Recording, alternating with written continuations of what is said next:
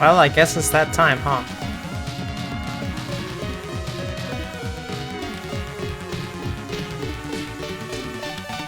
Is the audio still, like, good?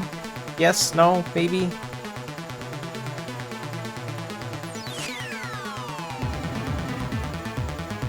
Sounds good, sounds pretty fine. Okay. A little loud? I can turn down the music a titch.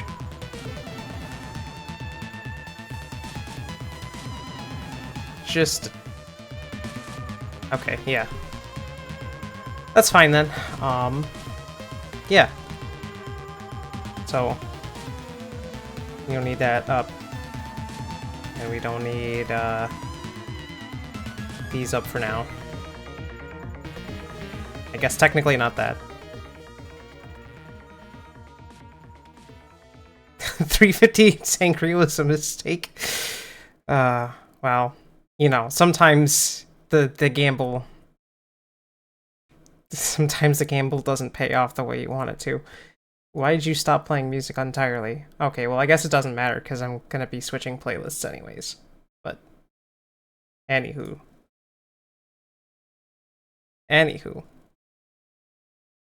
Alright, it's time to reveal the thing. The thing that I've been working on for way too much time. Way more time than I should have ever put into it, but... Put into it anyways.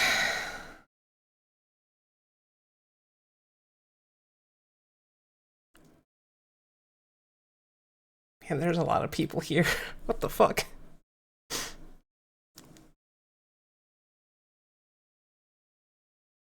Time well spent. Well, yes, I guess.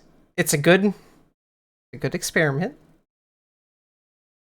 It's a good use of me stretching my my art abilities because yeah. Anyways. Hello.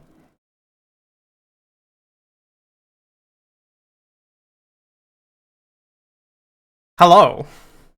Here I am.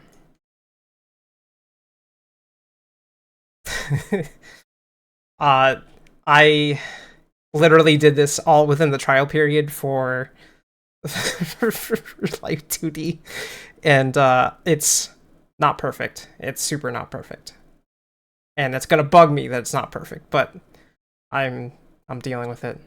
Gonna deal with it. I'm gonna deal with it, one way or another. But yes, hello.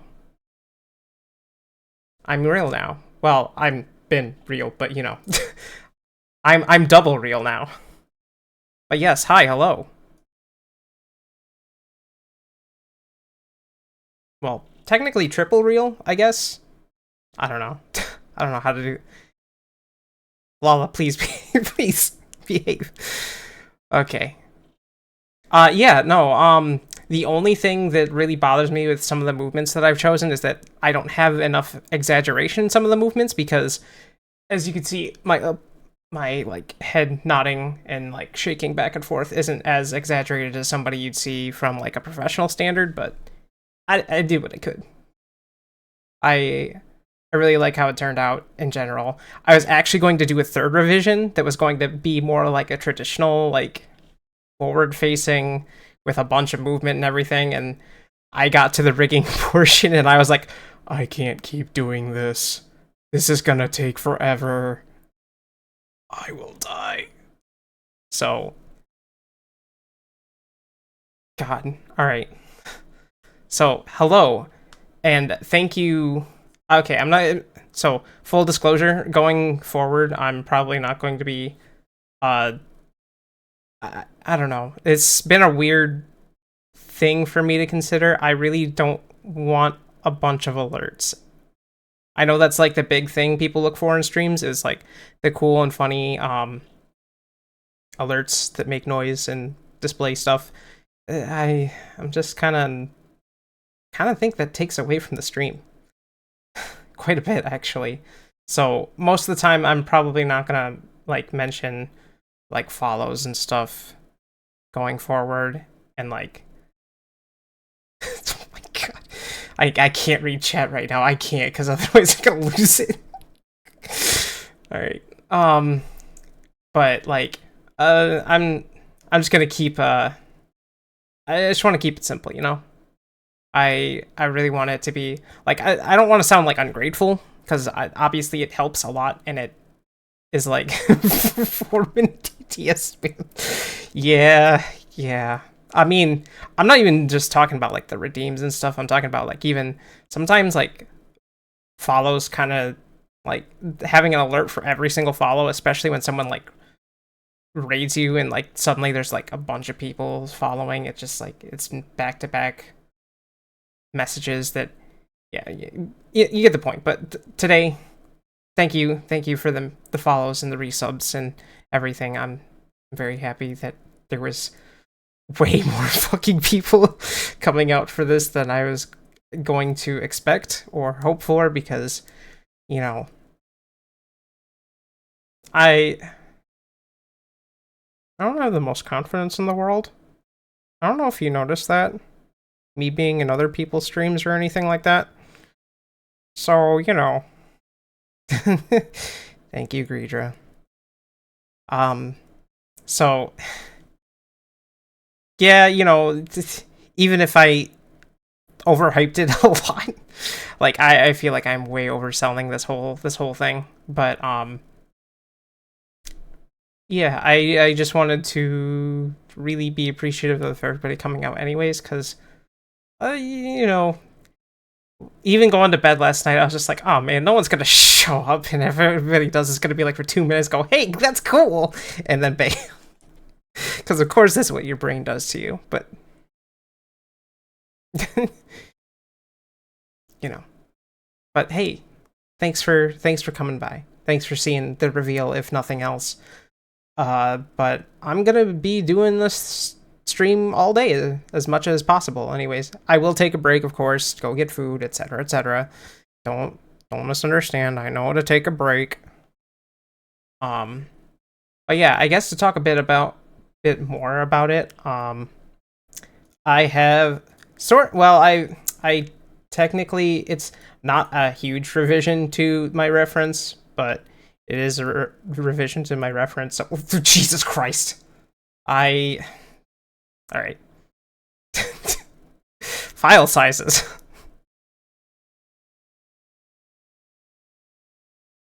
Yeah, hydrate and stretches, you know.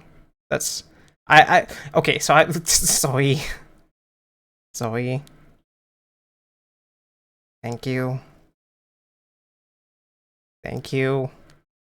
But yes, there is a now bigger difference in the reference sheet. It is maybe a little apparent, but yes, is the thing. I've basically, because I'm a stubborn old goat. Well, not old. Well, kind of old. Kind of goat. Sometimes a goat. I want to be, I guess. I've done all this myself, from the backgrounds to the clouds to the model, of course. Everything. The only thing I didn't do by myself was, funnily enough, the chat box. And you know what? I have several people I could shout out at once at the moment. But some of the biggest help, in fact, was from, well, full command, please. There we go. Does this work? Yeah, there we go. Zoe technically helped me out a lot with the chat box. So did my friends Demo and Dizzy. They also helped with a good chunk to start with, and then Zoe really helped hammer home the rest of the actual script. So very big thank you. Y'all rule. And I really do appreciate the help. I'm bad at asking for help. I'm really bad at asking for help for things. So if you see me asking for anything in particular, you know I'm desperate. But yeah, man, I don't know how to like. Well, I mean, I guess I do know how, but brain isn't working right now because I'm a little tiny bit overwhelmed. I can't imagine why, you know. Especially considering the fact that I keep forgetting I can't tilt my head too far this way, otherwise it starts thinking I'm closing my eye. Because then I get a lazy eye like this. But you know, that's beside the point.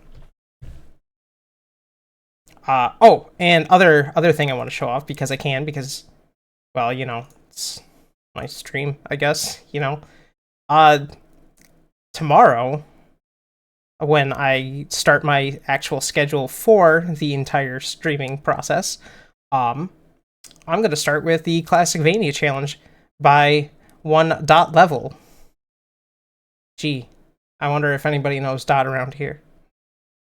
But to celebrate, I kind of made myself a little thing to start with because yeah, I'm excited. I'm excited to play Rondo on the Wii Virtual Console version. But I made this so that I could have a better picture for my hunter's license because I need to. Come on. Because I need to. Also because that's a really silly pose, specifically from a PC fan magazine of Richter. I don't know why I found that one in particular, but it's the one that I figured looked the best for me to actually you know, take a pose from. And then I figured, you know, well, I might as well dress up as Richter as well, because, you know, Richter's cool. I mean, Maria's cooler, but, you know, Richter's cool. Yes, the Wii of all things. That means I get to play it with a GameCube controller. Could you imagine that? Rondo with a GameCube controller. It's a fun time. Anyways, get that out of here. God, I haven't even been able to, like, welcome in everybody. I'm like got too many things going on through my head, and also just chats going by like fucking crazy. But yeah, the sub badges, the Stardust, all this stuff's made by me. You know, let's just move over to the other scene, even though there's nothing displaying for me to, you know, I should actually just have this stuff up so I can at least show the shoo. There we go. Transitions, those are fun. Yeah, welcome to everyone. That's the easiest way to say it, I guess, right now, considering the scale of things suddenly happening. Is welcome to the stream. Anyways, I'll get music up in a second because we're going to be playing a special game. Because the thing I'm going to be starting off with is a weird list that I wouldn't have put together if it wasn't for the fact that I tried to make it a little bit more interesting. I am taking a few cues from, you know, some other people and who did their 100 games. Most people are doing like top 100s. I have a hard time choosing favorites. Anybody that knows me knows that I'm got a really hard time choosing favorites. So instead, what I came up with is 100 games that did a thing to me. Now, that doesn't mean they're good, doesn't mean they're bad. Doesn't mean I actually have completed any of them. There's going to be a good handful of them that I've never actually like either played or like actually finished. But they've still affected me in some way that is memorable to me. That's kind of what this whole thing is. But on top of that, wait, I thought I resized this so that it's not being covered by chat. Hold on. Wait a second. Nope, that's the wrong thing. Don't do that. You didn't see that. You didn't see that. No. Oh, there we go. There we go. Now everything fits. Hopefully that's legible. Yeah, see what? Exactly. Thank you, Eltriak. Shut up, Cole. Shut up, Cole. Anyways, so yeah, 100 games that have done something to me, have imprinted something on me in some way, shape, or form. We are starting. We're gonna start, and we're gonna do it in a little bit of a unique way. I'm not tracking points for this because Zoe tried to do that when they did their 100 games, and it got out of hand. I'm just doing this as I'm going to play like a sound a like soundtrack piece from the game, and you guys get to guess what it is. Some of these are going to be really hard. Yeah, anyways, but yeah, I'm gonna do that, and then I'll obviously kind of discuss the game. But I guess do note that like everything from like the 50s up are a little bit more important than other games to me for a number of different reasons. I could have rearranged this at any point that I wanted to, but I already finalized it like midway through September, and I really didn't want to mess with the files again because it took me a while. It took me a while. But let's get started. So, wow, man, did you know that talking a whole bunch for like almost 30 minutes straight really dries out your throat?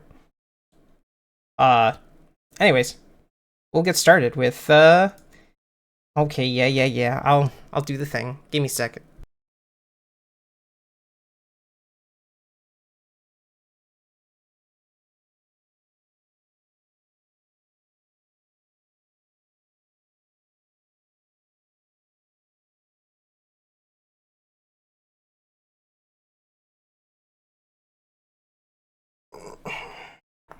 Okay, there.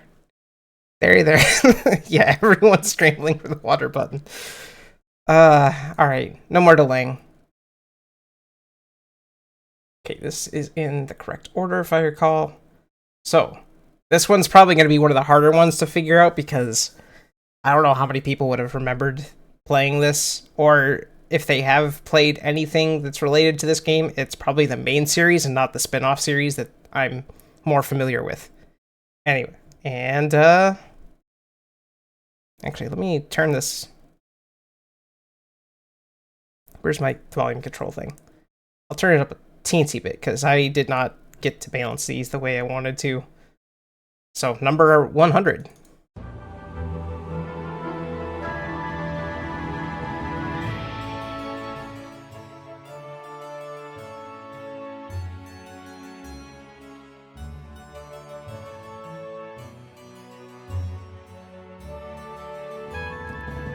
Wow. Okay, Amos. Show off. Yes, the first game on this list, or rather the last game on this list, Heroes of Might and Magic 3. And the reason this is on the list is because this is one of those games that I played a lot as a kid for a number of different reasons. This is probably one of the few like PC only games that I have ever actually Yeah, you know what? I should have expected that from the strategy RPG master of all time. But yeah, we owned this and the DLC, or okay, the expansion packs. They were called expansion packs back in the day. For such a long time. It was something that me and my brother would play. We would never play the campaigns. We would only play the map maker. You'd play the map maker or like a random game. And it was cool. It was a really cool game. It also irreparably damaged what the meaning of the word artifact meant in my vocabulary. Because, you know, in this game it's like artifacts are these like equipable things that just like have set bonuses and shit. And it's just like, no, that's not what an artifact is. But, you know, this was really, really when I was quite a youngling that I had played this game. I still think about like trying to get it to work on modern PCs again, but you know, the setup for it's probably not as intuitive as I'd like it to be. Because I remember, in fact, actually, I remember specifically that there was like a HD re-release thing or whatever, like they tried to do with like Civilizations and shit, and like the original Civilizations or whatever, and it made everything really tiny. It was why do JPEGs get more equivalents? It's a good question. Good question.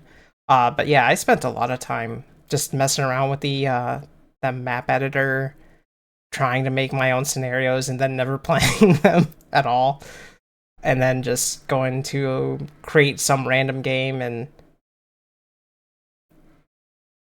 I think I mostly played like the Necropolis area, just because, you know, I was the kid who really liked skeletons and like Dark Knights and shit. So, you know, the that's just what my calling was. Okay, well, the next game. This one. Wait a minute. Is that really the next one? I thought I had something else for the next one, but you know. So this one's gonna be harder because, spoilers, I've actually never listened to any of the background tracks to this game in the first place. And it's also not really a game that I have the best experience with, but if it's even audible. Forget that this starts out really quiet.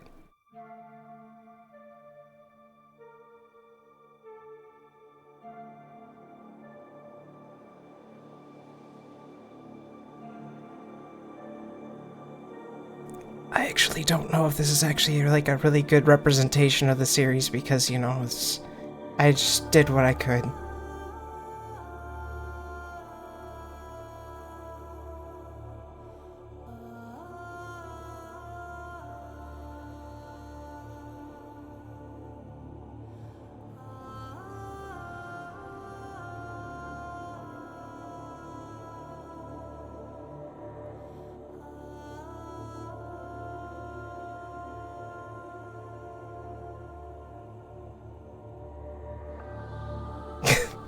I figured if anybody was gonna know anything about it, it would be Dizzy, but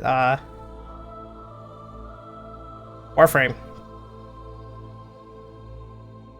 And the reason why this game has stuck out to me isn't always for the best reasons. At number, oh yeah, speaking of which, yeah, for the number 98th game, it's Warframe. It stuck out to me because it's a fun game. It was yeah, I played the music muted too.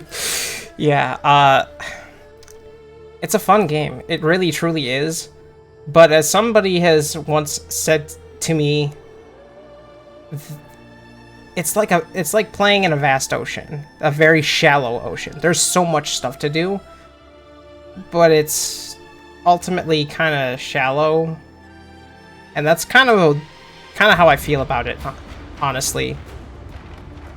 Is that it's a very vast game that is ultimately really shallow, and it's kind of unfortunate because it's really cool. It's got really cool design elements to it. It's got really fun like weapons. It's got a lot of things going for it that are great. No, it's okay. It's a fun joke. I like the double 98s. But yeah, it's a game that stuck with me. It's a game that I think about quite a bit. It's a game I think about playing and then realizing, I don't really want to like sit there and forge whatever fucking thing I'm doing for like 8 million hours. It will also delete like 1,000 hours for you. Yeah. But you know, that's the only reason it's really on here is it's kind of left a permanent stain on my brain somewhere. I've also not played in 2 months. Hey, I haven't played in like a year and I still think about it.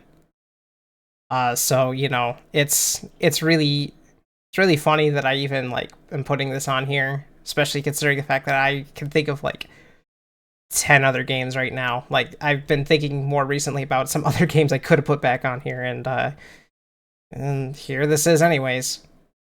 Oops. Okay, but like that one was kind of okay as an actual song, but I wanted to like have like a main theme to go with, you know? But you know. The next one, this next one is actually going to be a game that actually means something, but maybe not in the way that people would expect. So, next game.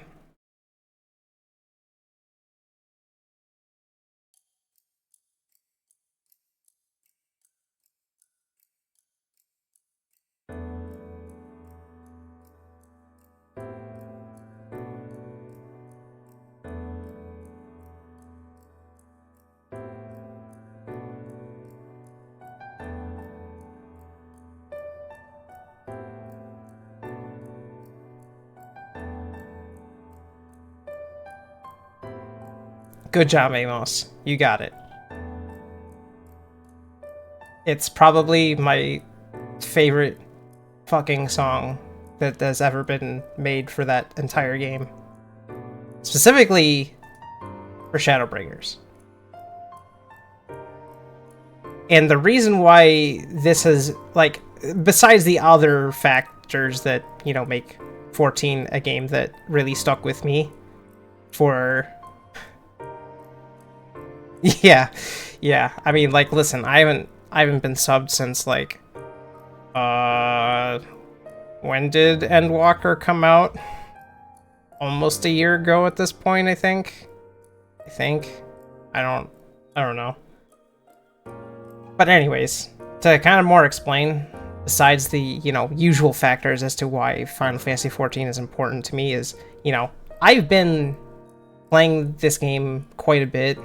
I've gone through at least 2 different major friend groups that has ultimately made me stop playing the game because, you know, when those friend groups kind of push you out, you know, you don't really want to go back to the thing you guys used to do a lot.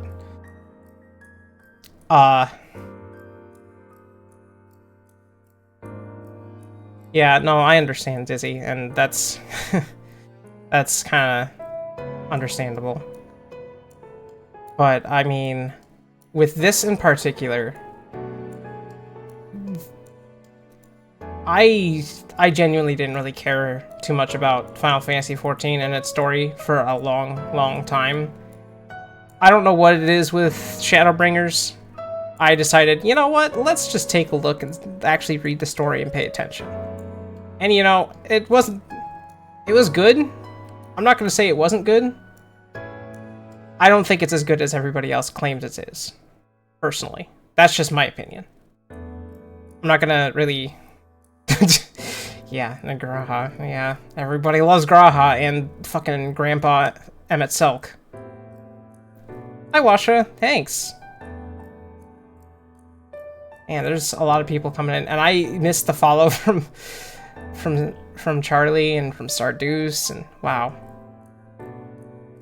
Jeez, and Sophia and Camping Luna even, and Digi and Neo Zero. Wow, man, I'm like blindsided at this point. Yeah, hi. Which, by the way, Snout Sprout did a lot, pretty much almost all of the emotes that I have available at the moment. So, shoutouts to, actually, in fact, let's do the actual proper shoutout, you know. Shoutout. Ew. I can spell worth a damn. There we go. Especially considering the fact that, it's Charlie's birthday today. You should wish them a happy birthday. Just so you know.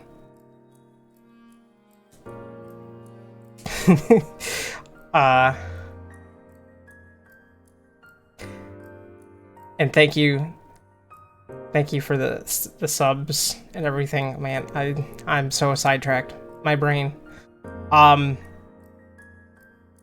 was going to explain. Okay, so yeah, no, I don't really care much for the entire story of Shadowbringers.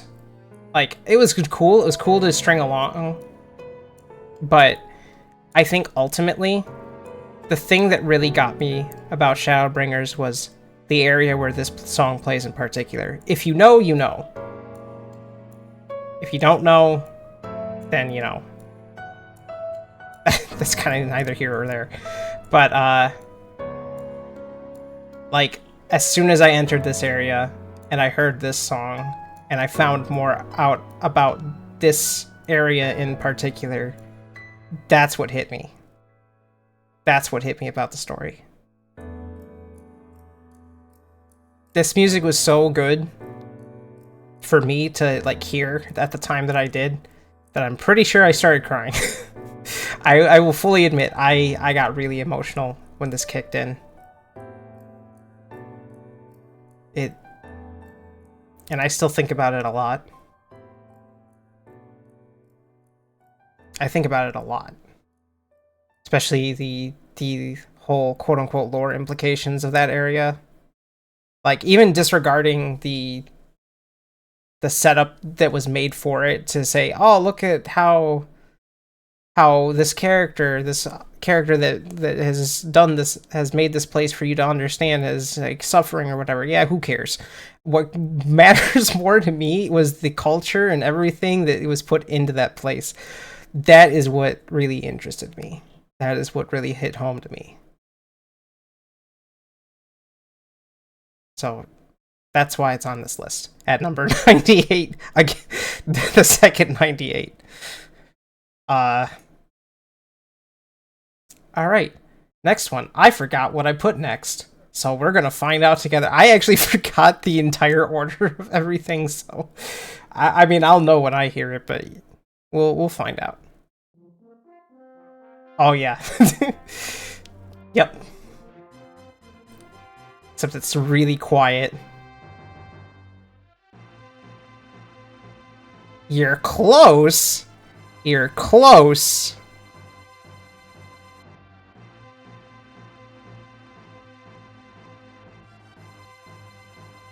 You're just missing a singular thing off that answer. There you go. ActRaiser 2. ActRaiser 2 whips so fucking hard.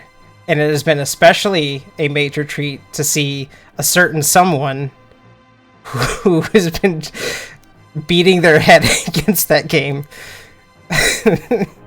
Yes, Washa playing ActRaiser 2 has been like the most entertaining stream for me every single time it comes around.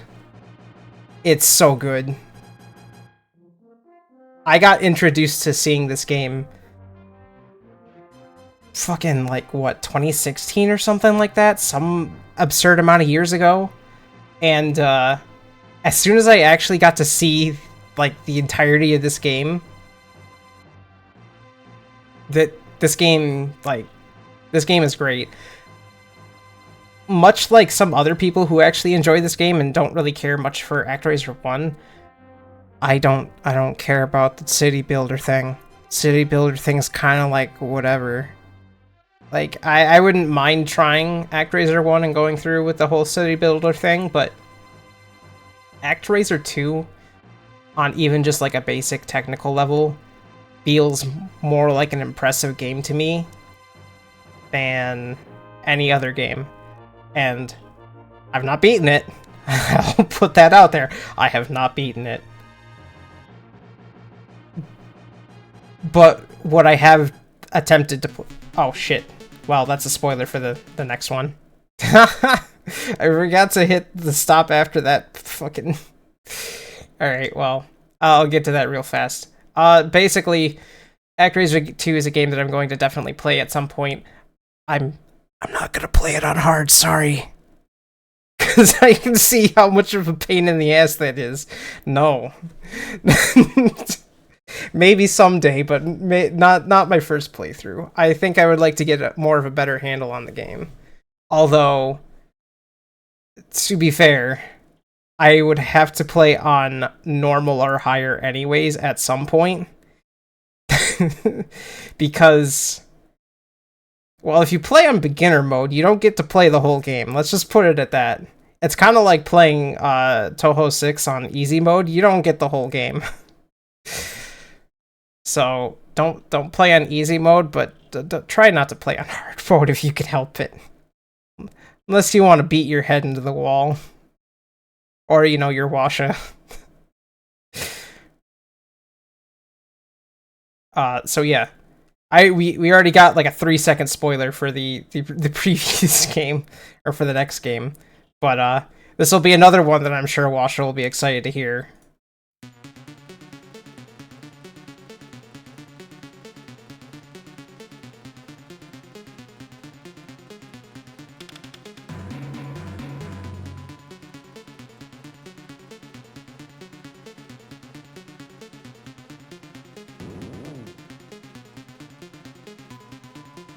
Oh, you know what? Maybe I should. Any guesses? Anyone?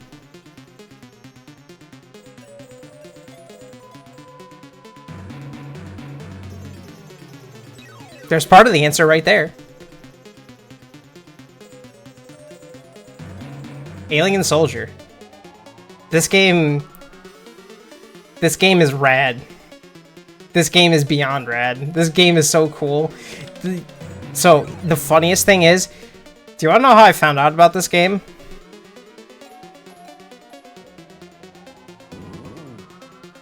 I found out about this game because I was looking up a bunch of tasks. I found the tasks for Alien Soldier and watched it once. I was like, I need to play this game. This game looks like it fucking rules. And goddamn does it. And I have not finished this game either. Yes, it's a treasure game. It is one of the many very, very boss-heavy boss rush treasure games. And I've gotten to basically the final boss of the third act, and there's only 4 acts in the game. I would like to conquer this game at some point. Granted, the last time I played this was also on like the Sega Mega Drive or whatever, like, collection on Steam, which is probably not like accurate. I don't know. But the cool thing is is that there's actually a 6-button hack for it, for like the 6-button Genesis controllers. So what I would like to do at some point is get a... Oh my god, there's so many subs and shit. Holy fuck. Dude, you guys are being too nice. You guys are being too nice to me. You're gonna make me cry. Stop it.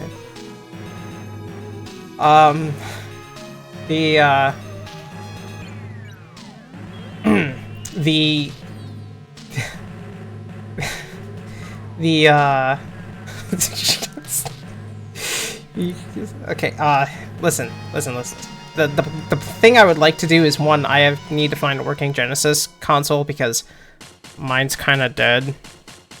But on top of that, I'd like to get like a flash cart for the Genesis so I can in fact play that version of the game on stream, because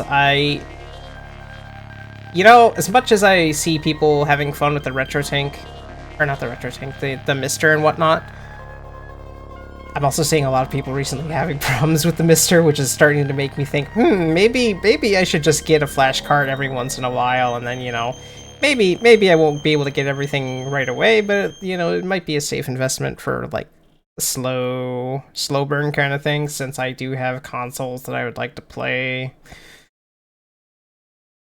Yeah, I can. It's useful. It's just. Oh no, I'm not talking about the Mega Drive in particular. I just mean in general. I've been seeing some problems. It's fine. I've still got time to decide like what I'm gonna ultimately do, because I need to save up money for either way. So, you know. Gotta go? Okay. Well, thanks for stopping by and checking it out. Have a good day, Greedra. Yeah. So,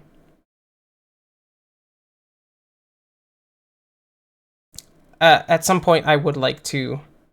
Oh, and yeah, no problem, Charlie. Have a good birthday. But ultimately, I just do want to, like, use either actual original hardware or at least the Mister or something, depending on what my finances end up being and what I want to do as to, you know, what I'm gonna stream. Obviously, I'm gonna skirt by with what I can for the time being. Again, still looking forward to that playthrough of Rondo with the Wii Virtual Console version. There's some funny things about the Wii Virtual Console version. Some funny, you know, Nintendo of America changes. Let's put it at that. But anyways, moving on to 95. 95, which is a game that again, this is going to be another one of those games where I played it. God, is it not something that my brain knows how to parse at the moment, because yeah, I'll just let you. Well, wait, no, this is the wrong song. What? Wait a minute. We skipped it. Music B, why are you making me look bad? That's not number 95, by the way. We need to go back to number 95. There we go. There's number 95. This one's going to be harder for people to guess what number 94 was after that.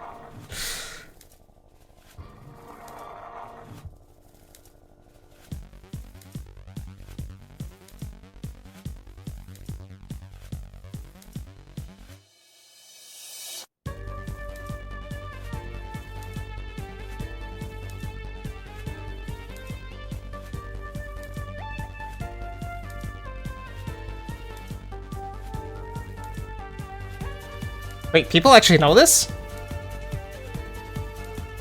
Do people actually know this? I'm gonna be so happy if somebody actually says it.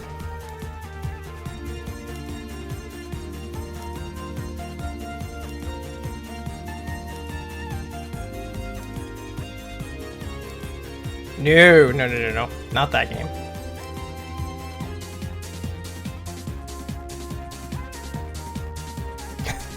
No. Nope.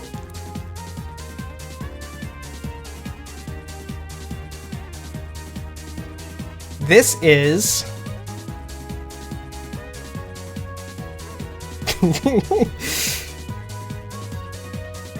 Thunder Force 6, actually.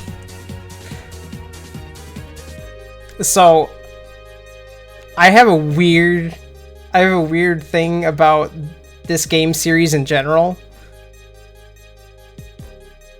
I discovered it solely by listening to, like, the soundtrack to the fucking Thunder Force 4.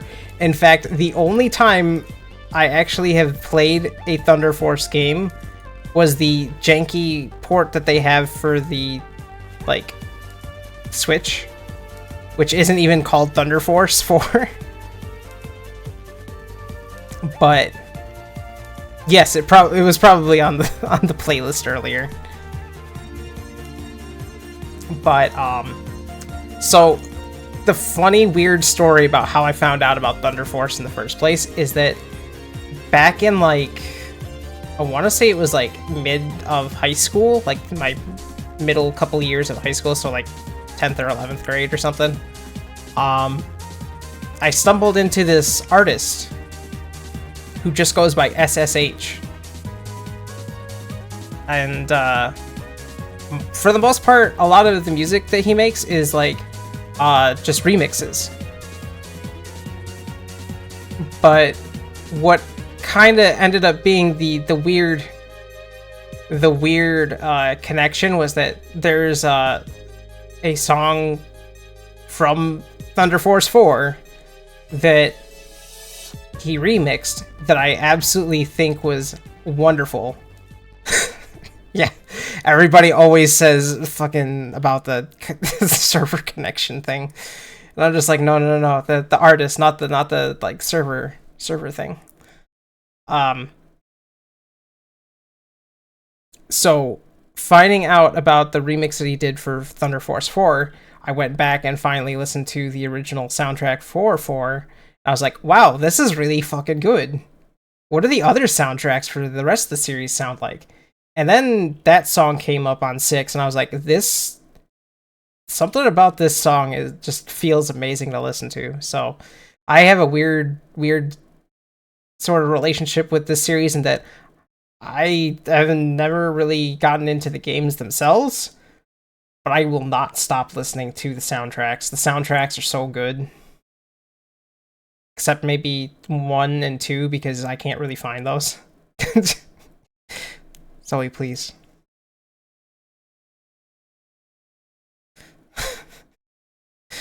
But it's definitely a game series that I do want to go through and eventually I at least want to clear some of them.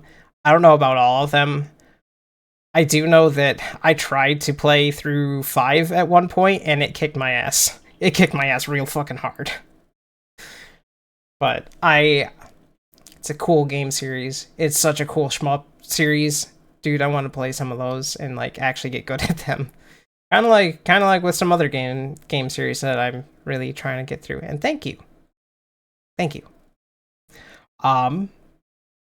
So the next one, you already heard a couple seconds of it, and anybody who's literally been on the title screen for this, or the menu screen for this, will already know what it is anyways, but, you know. This won't take long for somebody to guess. Yeah, yep, right there. It's Exerd. So, Exerd has cemented itself as being a game in my brain simply because I actually probably started out playing the worst version of Guilty Gear most people would say probably ever, which is the PSP version of XX Accent Core, specifically. Which I already know pretty much almost any like major like player of XX hates Accent Core. I'm just like, oh, but I leaned into it because of. Okay, listen, I actually did play the Wii version at one point. It was funny. It was really funny. The Wii version is so funny, but to get to Exerd proper, I ended up kind of intermingling with somebody else's like community or whatever, and out of the blue, they decided to hold a tournament, and a casuals tournament at that, because they were actually really big into being like not only a competitive player, wanted to be a competitive player, like a top level competitive player, but also commentate. And that was kind of the idea, was that do a casual tournament, have more practice into doing the commentating part of it, and it was a fun time. It was a really fun time, and for me in particular, it was a really funny experience. So the story goes is the current room that I'm living in, it used to be basically twice as big as it was, and we were deciding to downsize it because otherwise, because this is a room that doesn't have like a proper heater in it or like central air or anything, so any sort of like portable unit to heat or cool really struggled to keep this room at like a decent temperature. And 3 of the 4 walls are made out of cement, so that makes it really rough during the summer and the winters. We were putting up the wall on the same day as the tournament, and I completely forgot about the tournament. So what ended up happening was the weekend of the tournament came around, and all that construction was going on, and I forgot I even signed up for the tournament. So I'm like, oh shit, I gotta boot up this game and like go into the practice room for like a couple minutes or something. I don't know how I did it. I ended up getting second place in that entire tournament. Like I lost my first, I think I lost my first or second set of matches, and then clawed my way through losers bracket all the way to the finals, and then lost to a Biken because my brain couldn't wrap around fighting Biken. But I was also I pocket pick played Slayer to try and compensate, and I did get a couple rounds off. It was really funny. And even more than that, I was like so into it that I decided to, oh shit, that's super huge again. Fuck. This was such a fun time that I eventually ended up making this whole yes, big number 3, thank you. This, which yeah, it's just this was the old design, and I was like, I'm just me cosplaying Soul. How what could go wrong? And that ended up with this. I was gonna also do a Dragon install version at some point, and I didn't because my brain decided to stop working. But the thing that really highlight was like kind of the highlights for me with that tournament was I every single time I hit Dragon install, I basically won the match. It was so good. Yeah, I know. So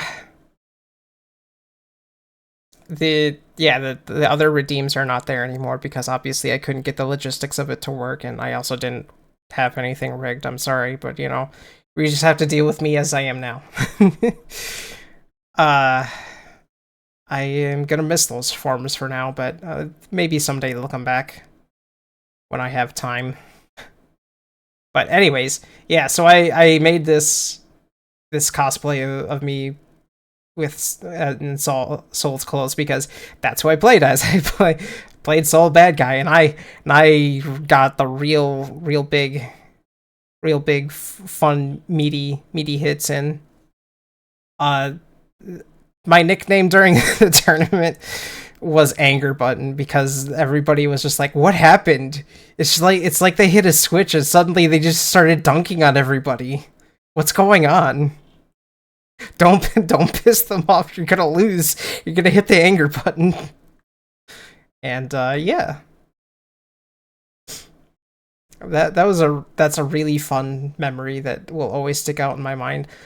Unfortunately, I'm not really part of that community anymore for a number of different reasons, including the fact that there was maybe a particular individual that may or may not have had a pretty negative experience in my life that may or may not have ended up kind of ruining some of that memory.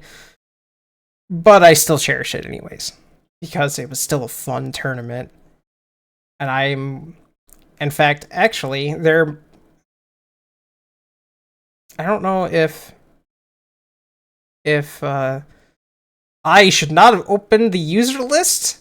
Why are there so many fucking people here? Holy shit. Okay, anyways, I was thinking somebody might be here that was part of that tournament actually and might actually remember a little bit. But yes, hello. It was a fun time. Oh my god, it's been an hour and we're only at 94. Holy fuck.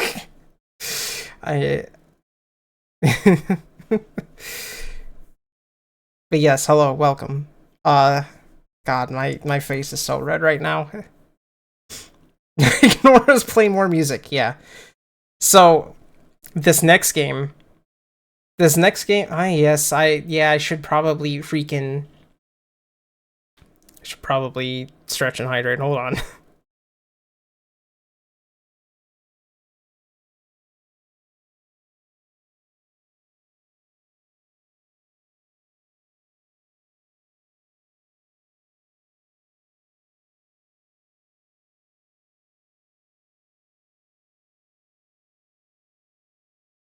Hey Zoe, what's that? Is that a pun you just made? Or like a me joke that you just made? Ugh. Goodness. Oh.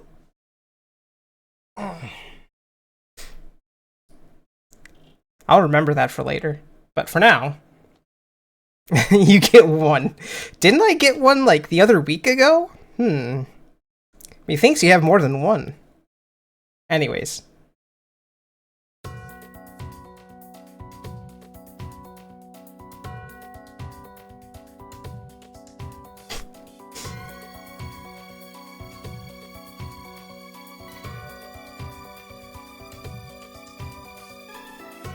This is a very specific game. That's for sure. If anybody might know it off the top of their heads, it's probably Demo.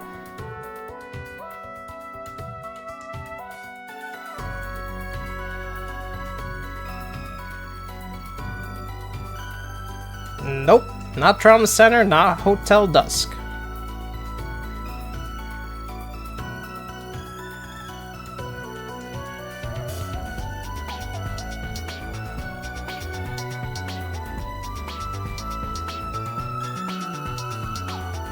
Really?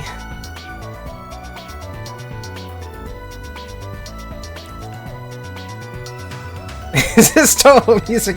Well, yes, correct. Specifically, it is Toho 12.5 Isoten Soku. Basically, the game that introduced me to Toho in general. Had it not been for this game, I probably would have been just completely blind on what Toho even was. Forever.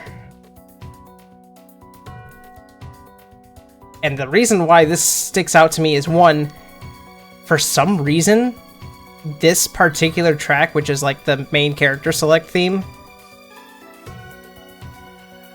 like the minute that I heard it, back when I started getting back into freaking Toho in the first place, was like it teleported me back to 2010 when I first discovered this game. Like it straight up just like sent me back in time for like a brief moment.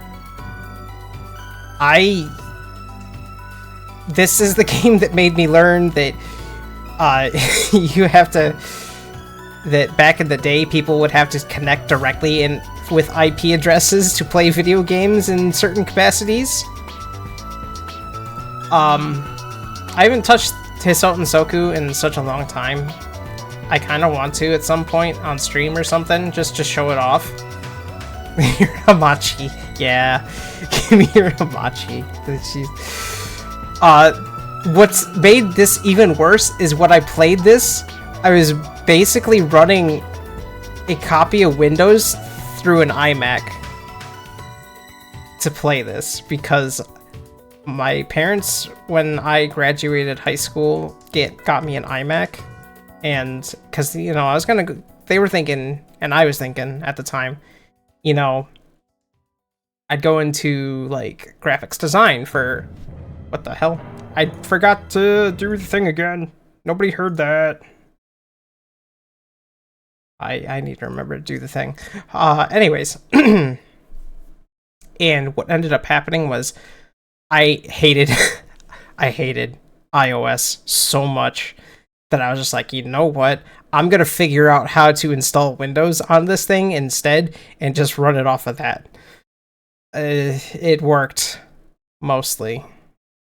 It wasn't perfect, and there were some really weird compatibility issues.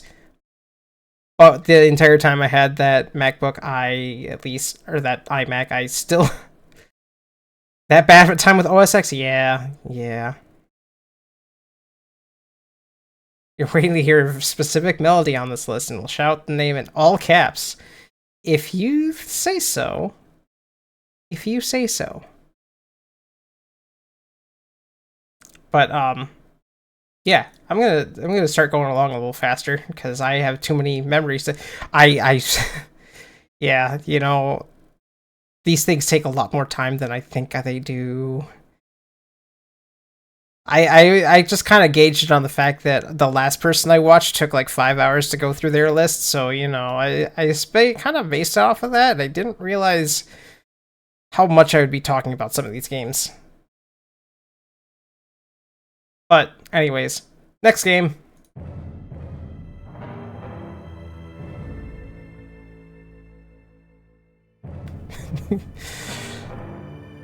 This one might be a hard one to guess, just based off of this one, but I couldn't really find a specific song that would make it any more, like, immediately recognizable.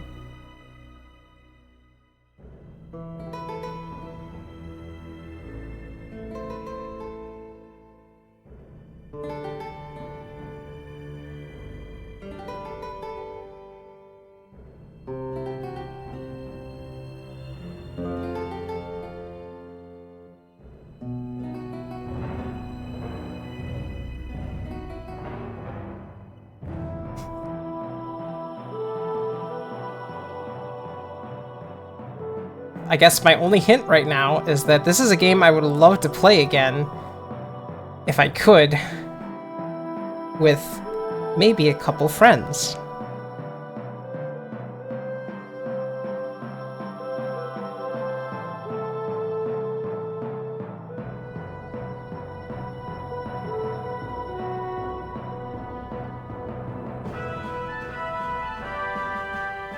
I knew Zoe would perk up at that. Elden Ring. No, it's not Elden Ring. Gauntlet Dark Legacy. Specifically Dark Legacy.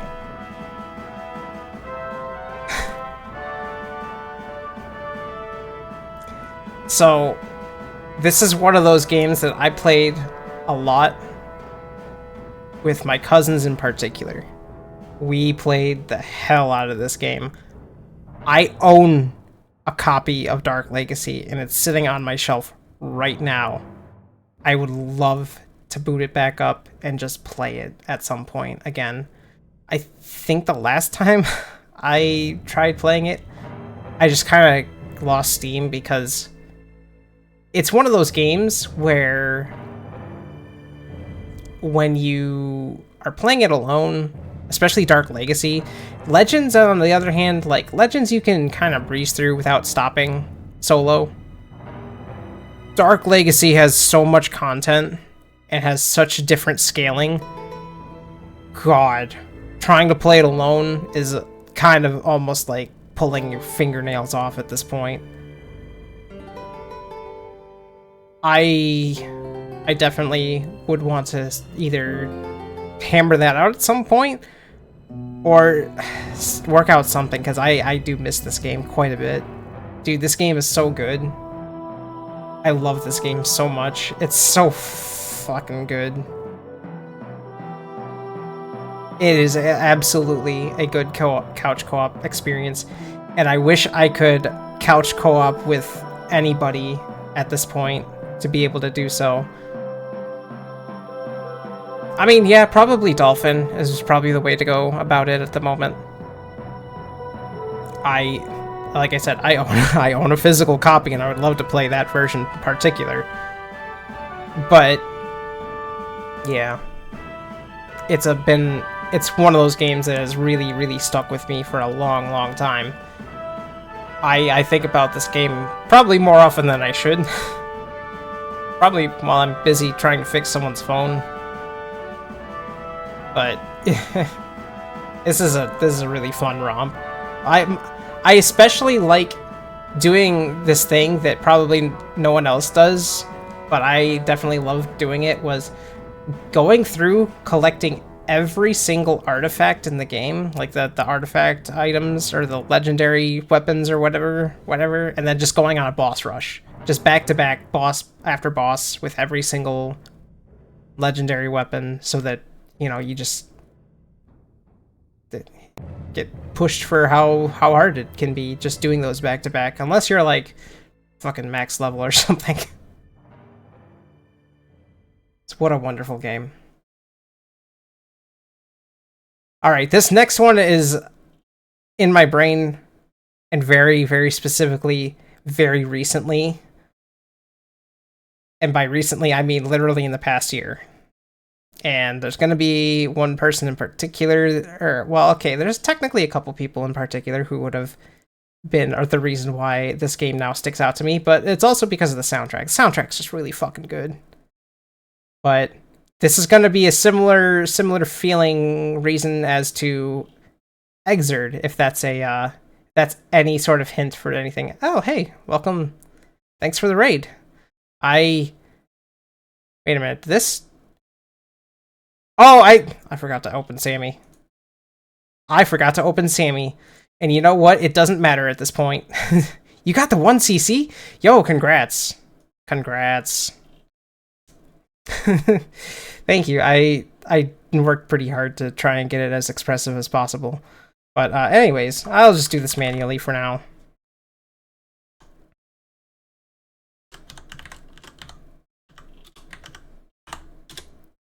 There we go. Yeah, Gauntlet Dark Legacy in the top 100. But for the next game, this one's going to be a very specific one. But like I said, there'll be some similar reasons as to why it's on here that Exert is. And oh yeah, demo, if you could do that, that'd be helpful. Yeah, just that's my only hint, is that there'll be similar reasons as to why I'll enjoy this game as much as I do, because of this, for similar reasons that I enjoyed Exert as much as I do. But music.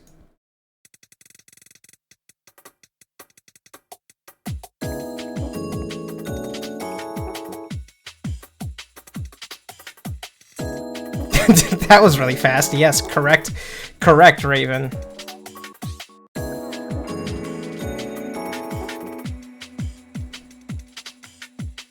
I didn't even really have that much time with it, but the time that I did have playing Melty Blood, which I'm definitely gonna go back to at some point, I haven't had time to really like relax and play like fighting games with people. I don't know if, you know, me freaking out about the past like couple months is any indication as to why I haven't had time. But when I was hanging out with Graphite Hello and some other folk, you know, Melty Blood came up at some point, and you know, I was just like, you know what, fuck it, I'll try it. And I had way more fun with it than I ever expected to.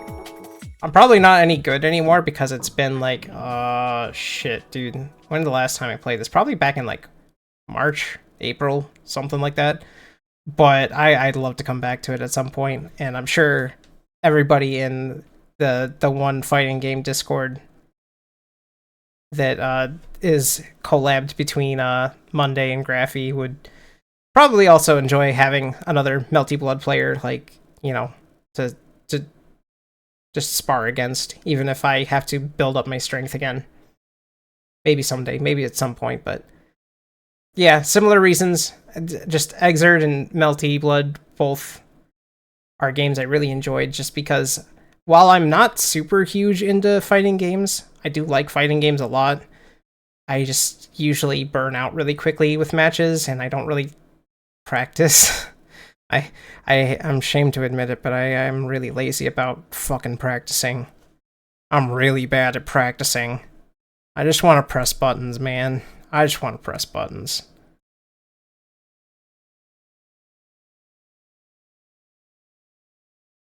Anyways, moving on. Next game. This one may be hard, may not be hard, depends.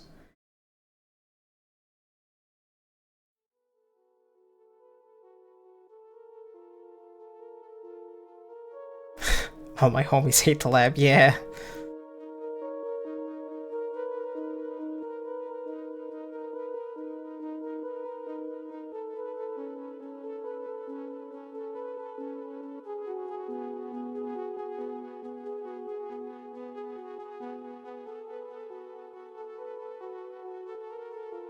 The only thing I can really hint at is that this is a very early age Kickstarter game. This is one of the first games I ever backed. Ever. And I'm so glad that I did.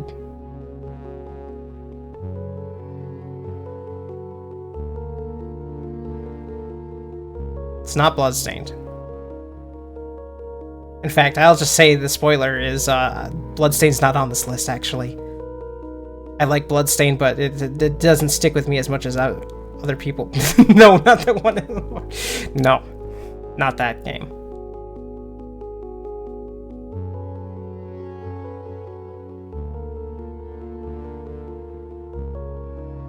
This dev went on to make a couple other games. I haven't really heard too much on it. I haven't really seen much of the other games yet. But this one in particular definitely hit something special for me the minute that I saw the trailer. What? Wait a minute, that's the wrong order. What the fuck? That's not Monster Hunter. There it is. It's Hyper Light Drifter.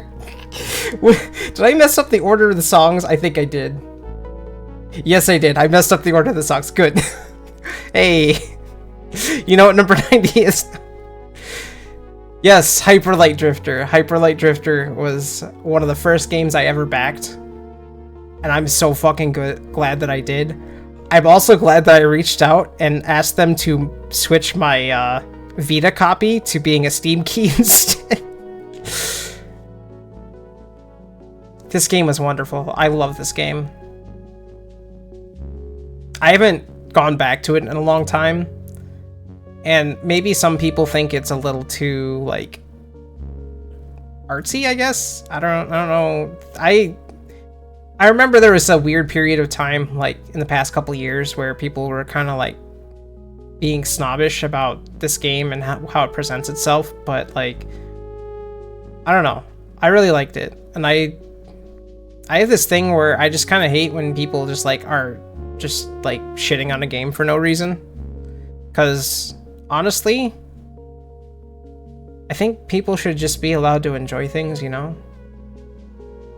I genuinely think that it would just be better if people just praised games that they enjoy and leave it at that and not be like, yo, this game sucks.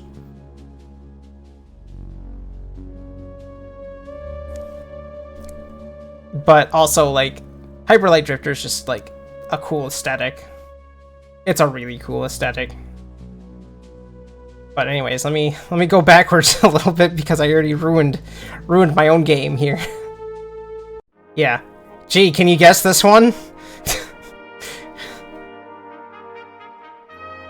Hey, what do you know? It's Monster Hunter. Very specifically, Monster Hunter the original. I'm not talking about the recent ones. I'm talking about PS2 Monster Hunter. With the fucked up combat. With the... There isn't a button to press to swing your weapon. You use the right analog stick to use your weapon. God, what a wonderful, wonderful experiment of a game that ended up launching into the major franchise that it is. Hellish Bullfango days, yes. Bullfango were the, like, fucking worst thing you could ever experience, and now it's Conchu. Fucking Conchu. Damn fucking bugs. But, yeah. The original Monster Hunter. What? No! No! You're skipping! No! Stop! Stop! Fucking... Damn, dude. I need to be way more on top of this stupid fucking playlist thing. Anyways. Well, that's also ruined now. Anyways, yeah, no, so... Monster Hunter, a lot of cool things came of it. Maybe I'm not the biggest fan of the grindfest that it is nowadays. And how you just don't stop grinding. And you just don't stop grinding. And you just don't stop grinding. But I still like Monster Hunter. It's cool. It's a good game. It's a good game series, even if you don't really want to, like, go for the grinding. Even if you just want to finish the main story. It's so fun. It's so fun. Even the original, I think, is still worth playing. Even if only to just experience how messed up the controls are. Because I think it would have been novel to somehow keep the right analog stick controls, but because they moved to a PSP, obviously they weren't able to. Yeah, fucking having to fish up Plesioth. God, no, okay, listen. If there's one thing that is for the better, it's the fact that Plesioth has been nerfed only in the fact that you don't have to fucking fish for it. That's so fucking stupid. What an idea for a fight. Holy shit. Anyways. Damage control time. Anyways, next game. You only have 30 seconds.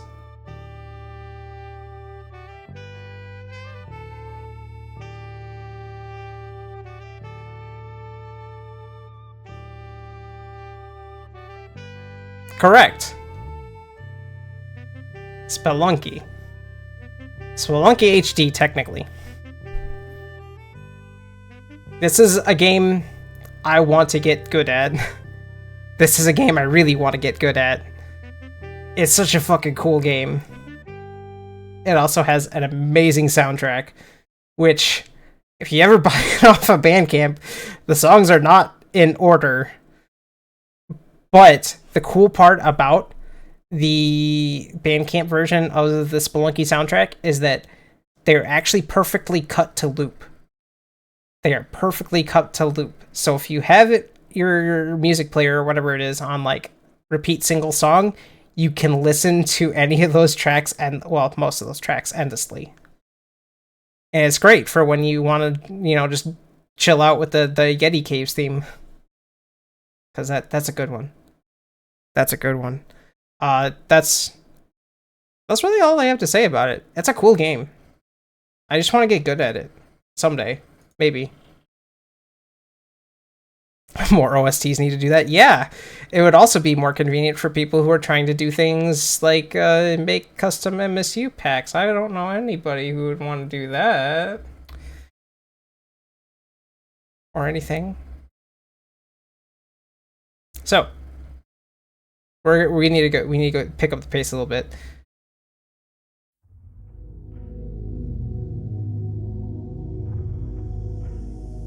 This one might be a little hard to figure out.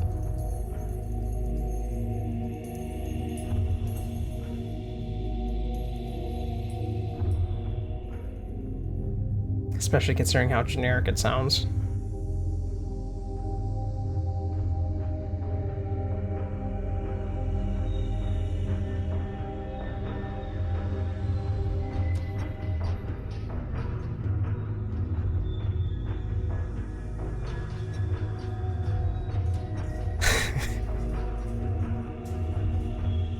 Resident Evil 5, actually. Specifically, this is the item management screen. Yeah, this is the item management screen in Resident Evil 5.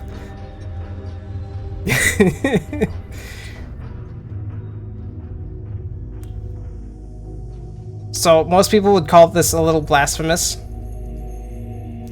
but I love Resident Evil 5. I love Resident Evil 5 a lot. Now, granted, my memories with this game unfortunately also came with, again, more terrible memories that... terrible memories of playing this a lot with a person I called my friend. He was not my friend. He was kind of a shithead. But I still ended up playing a lot of this with him, especially on launch. And we honestly blew through this game in like a weekend. And it was still a good enough time to the point where I went back to it even like a year or two or so, however long later. I played this at some point on Xbox 360. Yes, I had an Xbox 360. For the professional difficulty, solo, which people say is probably the worst experience you could probably ever have with a Resident Evil game. I don't really agree with that, but that's maybe because I got so used to the AI of the computer player that I did everything in my power to mitigate it. Even down to the point where I'm pretty sure a lot of my strategy involved straight up just removing everything from their inventory so that they couldn't waste shit. I either gave them specifically a handgun and then loaded them up with all the other bullet varieties so that when I ran out, they just handed it to me. But I could be wrong. I don't remember. I don't remember specifically what I did, but I did somehow manage to get through professional by myself. I don't know if I'll ever do it again, but it'd be a cool thing to maybe try to workshop at some point. Maybe. Gosh. But... Alright. Yeah, stretch hydrate, sure. Okay. I normally mute the mic so that you don't have to hear me rattling my freaking anything, but whatever.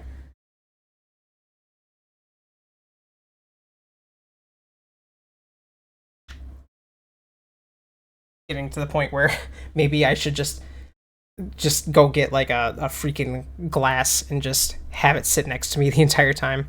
But yeah, no, it's a good co-op game. It's a fantastic co-op game. It's just I mostly experienced it solo, and I thought it was still really good solo. And that's why I get kind of like, maybe if you guys like took a bit of time, you'd understand that it's also a pretty good game that's solo. But also, maybe that's just me. I don't know. Next game.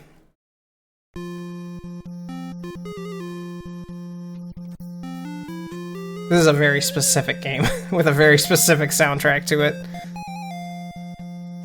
Oh, I always played as Sheva because she was left-handed. Fun fact, I'm left-handed. Did you know? Into the skull game. That's sort of an answer, I guess.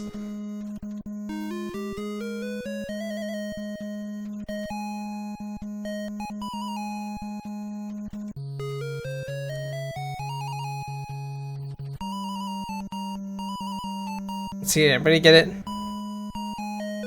There you go, that's the title. Uninvited. Yes. Uninvited is a weird game that lives in my head for some reason. I couldn't tell you why. I really couldn't tell you why. I guess it's just because it's a really neat point-and-click adventure game that is just... It's a little spooky, but then reviewing it again, after watching a couple other people play through it very recently, my brain's like, wait a minute, this game isn't really that scary. It's just kind of goofy. So I think it's a game that more people should check out because honestly, it's still really cool. Oh yeah, you should have. You really should have. I would have suggested if it wasn't for the fact that my brain was in like 5 different places last night. I couldn't imagine why or anything, you know. There might have been a thing or two on my mind. I don't know.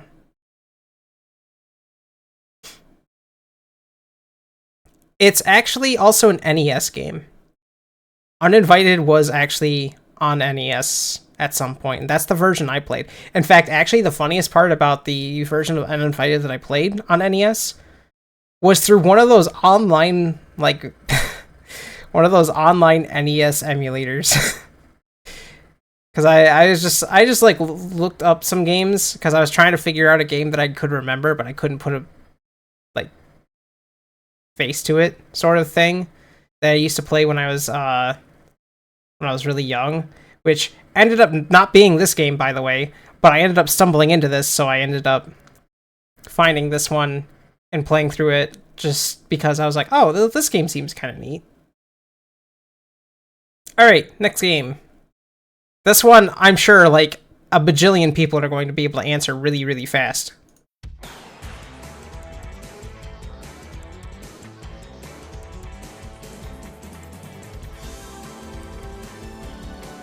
Or maybe not.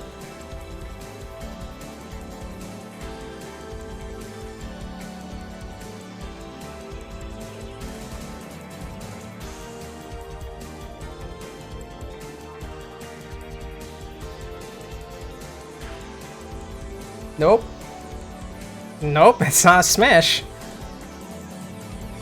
But you know what? It is Hal. There you go, Air Ride. There, that's what it is. Yes, it is Kirby's Air Ride. Actually, it's not even Kirby's Air Ride. It's just Kirby Air Ride. There is no apostrophe S on Kirby. Kirby's fucking pissed. This one is an interesting one for me, not just because it's a good Kirby game, that's a good multiplayer game as well. Specifically, a lot of them, the memories that I have of this game in particular are with, again, me playing with my cousins. We would do the city trial mode, but on free mode, so there wasn't like a timer or anything, and we just mess around with the vehicles. We would specifically play that and just continuously fuck around with the vehicles. And one of us would be like pretending to be like a parking valet or whatever. It was just one of those things we just did as kids because we just make up a whole bunch of shit. But Kirby's Air Ride is such a good game. It is a fucking fantastic game, and probably still holds up very well to this day. Give us a Switch version with online. Give us a Switch version with online. Please, for the love of God. Alright. This next game's a little weird as to why it's on this list. But I'm gonna play the soundtrack, and it's gonna be probably too loud. And I don't know if anyone is gonna get this one right. Nope, not Soul Calibur 2. It's not a Soul Calibur at all, in fact.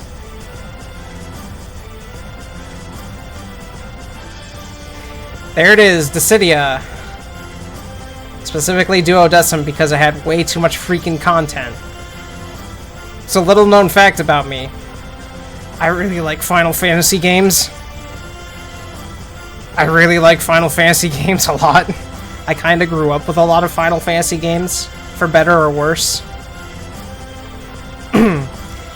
And when Duodecim came out, I played way too much of this. I lost so much time to, like, just doing everything in this game. I even specifically just, like, went through and did 100% of the fights for the story mode.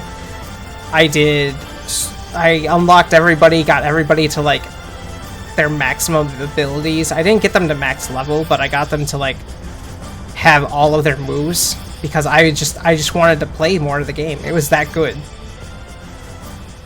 Do I like Final Fantasy games? Yeah, you know, just a little bit. Just a tiny bit. I didn't get to play the multiplayer a lot. In fact, actually, when I did play the multiplayer, it was with one cousin in particular. He doesn't know how to deal with X-Death, so I kind of fucking kicked his ass.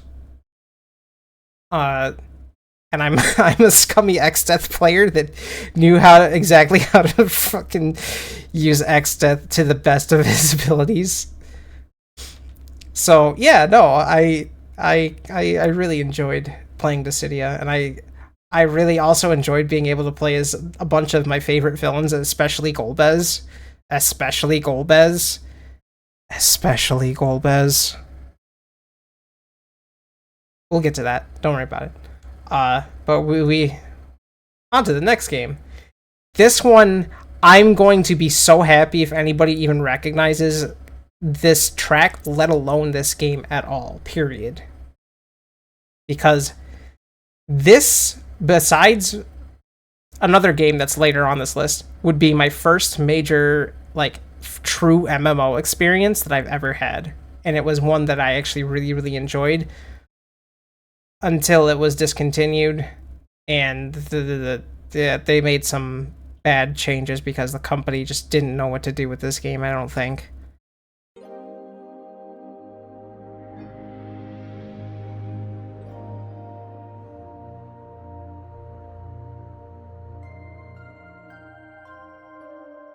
So many MMOs. Yeah, that's true. That's true.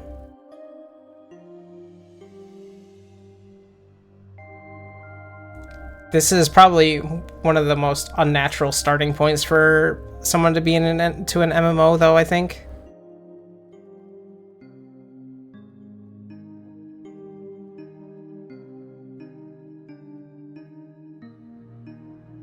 No, it's not Imagine.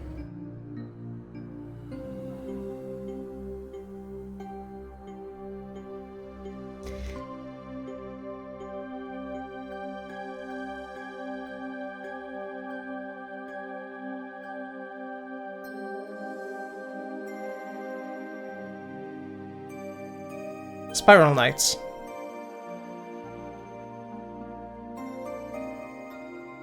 I miss Spiral Knights so much. I miss the aesthetics, I miss the art direction. I had a lot of different memories with this game with a couple people that I don't really get to talk to a lot anymore or at all. But this game was really good. This game was so good. I love this game a lot. I don't know what happened to, like, kind of... Wait, they're... What? Really? Huh. That's kind of neat, actually. But, yes. Long story short, I love Spiral Knights. I played a lot of hours into it. In fact, actually, when Steam reworked all of their, like, layouts and stuff, and I went back to the, like, items category for your Steam account, all my stuff from Spiral Knights was still there. And I wish I could have that stuff back. Didn't they shut down, like, the servers too? Like, I don't want to say it was a couple years ago. I think it might have been longer than a couple years ago. I just remember hearing the news about that and then knowing that, you know, Spiral Knights really never grew and just feeling sad about it because this game was really cool and it had a beautiful, wonderful art style to it. If it's still around, that's good, but I get the feeling that it's probably not going to be in the best condition, especially considering the fact that it's a Sega game. I would imagine that official support for it has been long gone. Still around right now? Well, that's good. Recent tweets about it, even. Maybe something's been happening and I just haven't had my ear to the ground about it. I think the last time I played Spiral Knights was like... Christ, it was probably like 2014-ish? Maybe 2015-ish? I don't know. It's been a long time, though.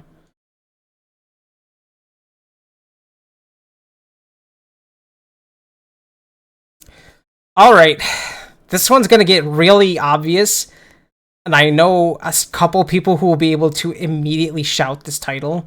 In fact, I'm pretty sure if Dot in particular was here, she'd be able to shout it out immediately.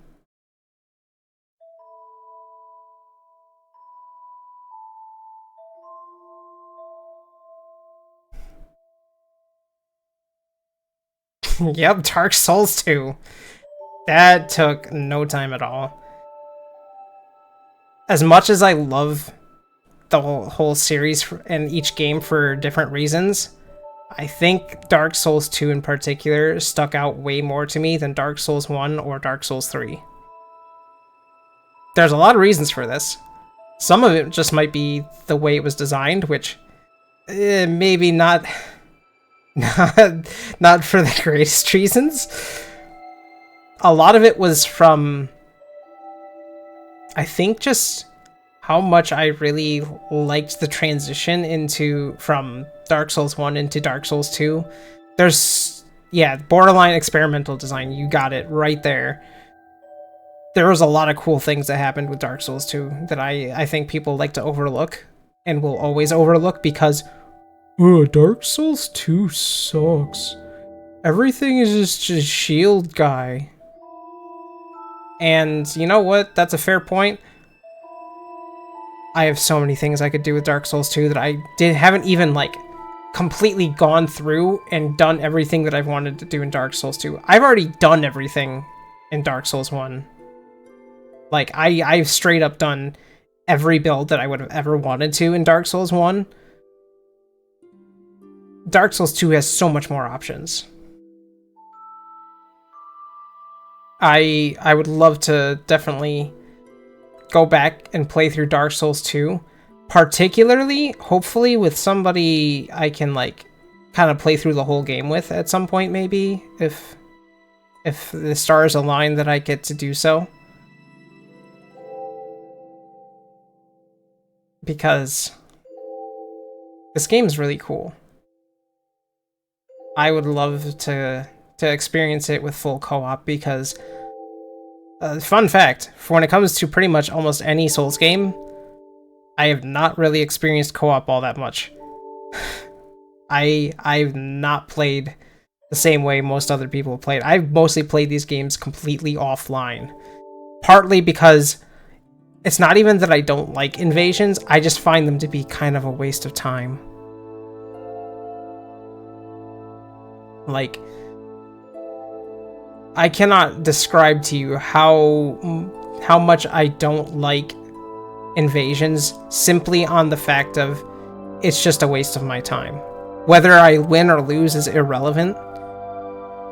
It's the time sunken into trying to kill the invader or trying to find the invader, trying not to die, either dying or winning, either way, just wastes a whole bunch of resources. I just want to play the game, dude.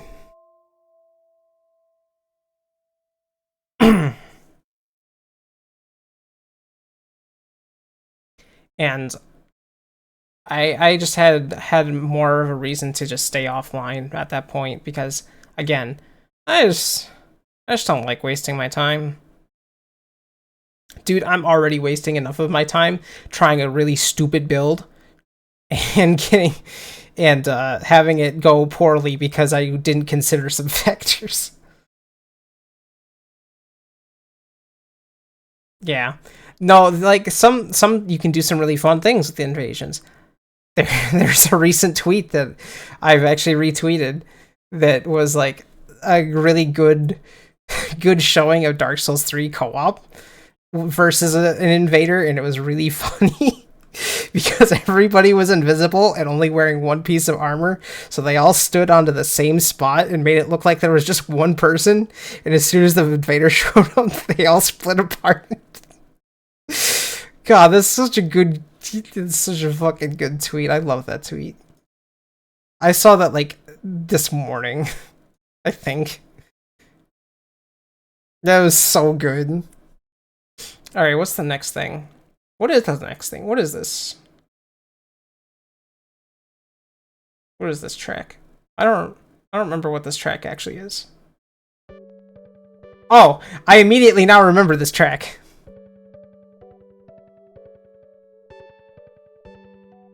This one's gonna be a hard one for people to place, probably.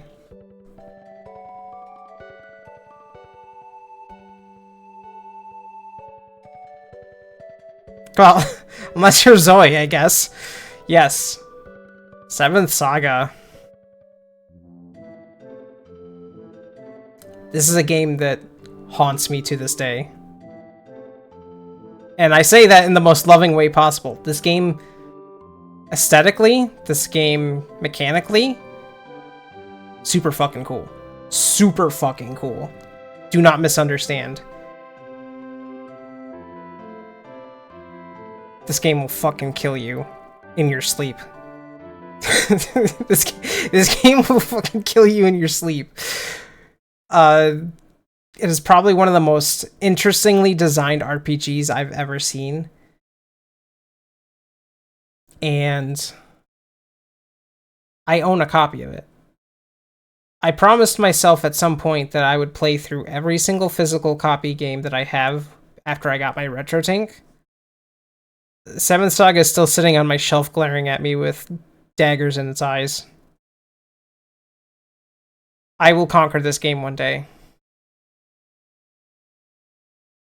You have to understand, this game is really good. The music's great, the art style's great, the world building is, while minimal, very interesting.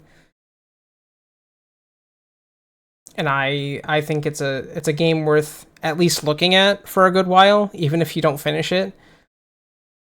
Because it is so good. Such a weird SNES game that really just kind of didn't really see a whole lot of action. I only discovered this game for similar reasons that I ended up finding ActRaiser 2. Only enough by someone speedrunning it. That speedrun was still 10 hours long. And it was a lot of punching brains. Because brains give a lot of experience. Who knew? And I've been kind of smitten with it ever since, and then I tried to play it myself, and I realized, oh, they weren't kidding when they said this game's fucked up, huh? And yeah, it's a rude game, but it's a cool rude game. It's a very cool rude game, I say. Next game.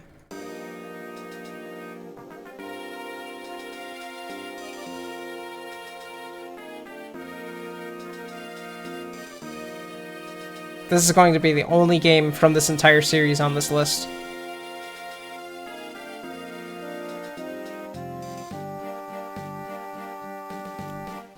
We have, in fact, entered the crunchy handheld zone, correct.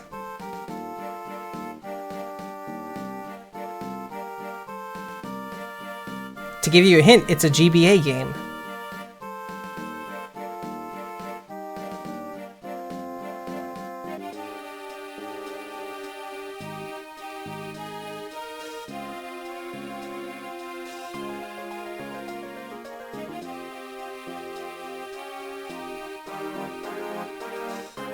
No, it's not Pokemon. We're not there yet. I mean, spoilers. Fire Emblem. Sacred Stones in particular.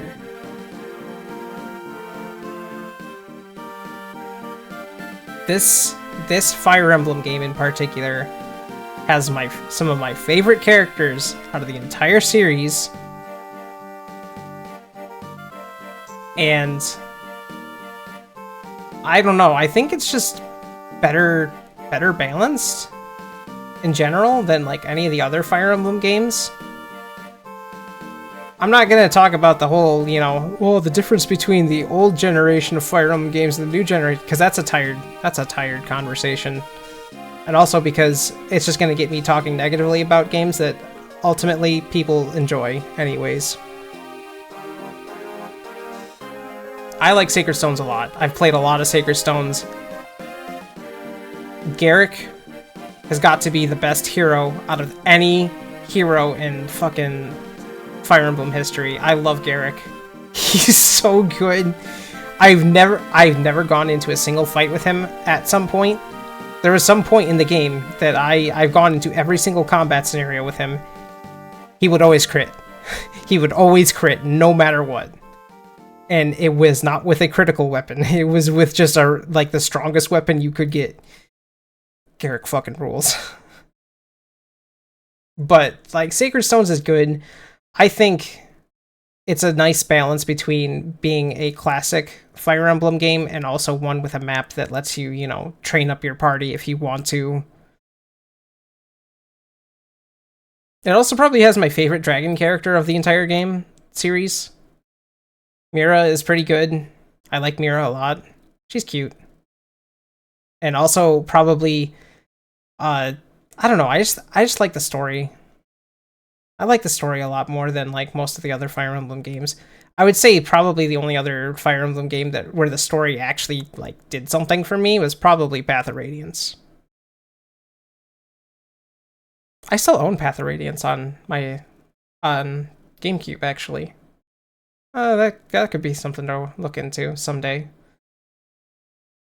Yes, stretch hydrate. Yes, correct. My throat is dying slowly but surely.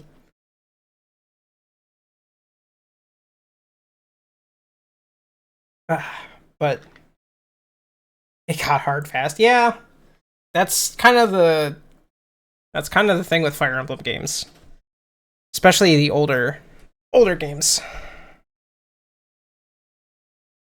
But moving along. So anybody that's played this game is going to instantly know this music because of what it is. But I'll just play it.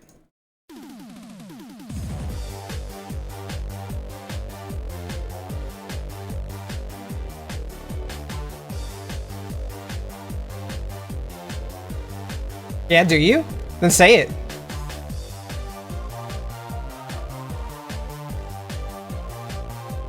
A lot of people have been playing this game lately too, which is really funny to me.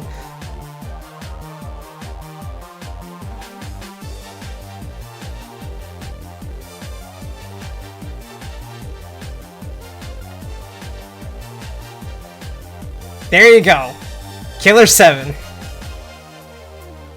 Killer 7 is such a fucking cool game. It is so strange and mysterious of a game too. Yes, it's just in a single hallway, but it's the most memorable song in the game because because listen, you go through this game and there's not much but ambient like music for the most part, and then you get to the hallway and then this starts fucking blasting and it's just the best time in the world. This game is really fucking cool.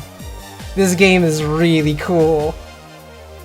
I haven't played it in such a long time, but that's another one of those. I'm gonna put it on the list of things to do at some point. I've known a couple people that have gone through it really recently too, and that really, really got me into the mood of I really need to play this again. This was the first game that I ever completed back in the day. Like, I think I played this back in like 2008 or something like that. I completed it, and the first thing I did was go, what the fuck just happened? And immediately went to GameFAQs to look up a story synopsis. And who's your favorite Smith? It's gotta be Mask. If you don't love Masks, then what are you even doing? Like, come on. Mask the Smith is the best. He is absolutely the best. There's no mincing words. Okay, Dan's pretty good too, that's true. But I think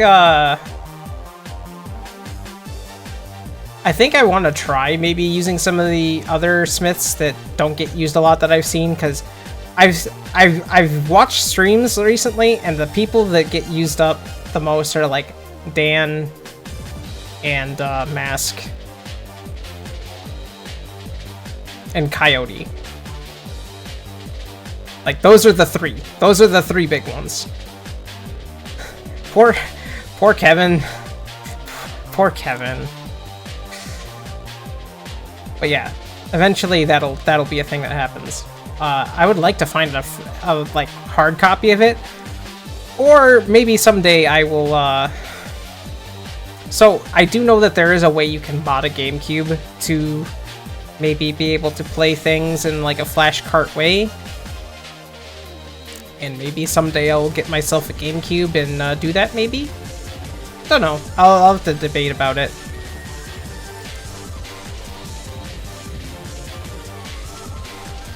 But anyways, we'll move on to the next game, because, yeah, it's been 2 hours already. And I'm not even halfway through my list. This should be an easy one for a lot of people.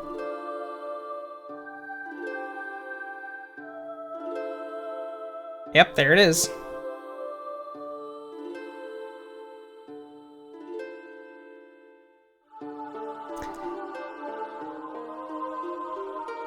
This game pains me in some ways. This game pains me in the fact that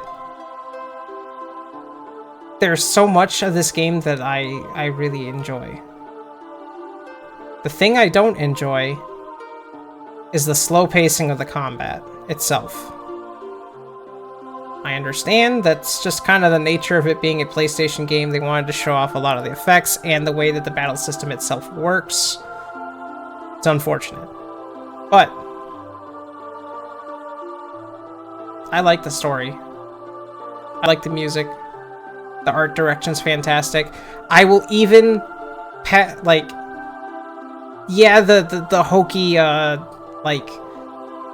giving like characters generic lines that just have like accents on them. is kind of an unfortunate thing, but I think it's fine. I think it's more fine than people will give it credit for. I was like kind of middling on this game for a long time until I saw a particular point that I'm not going to say because that's spoilers. If you know what that point is, shut up. But there's a particular point in a really annoyingly accessed area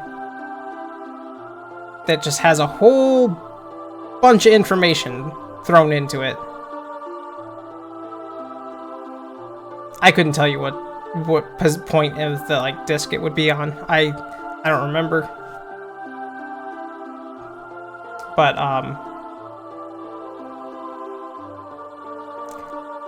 there's a point in the game where it starts dumping a lot of information at you as to what's going on with the world entirely. And I think that's what really kind of made it sink its hooks into me in particular. Because I think that's the point that should have clued people in, like, hey, this thing is definitely its own game.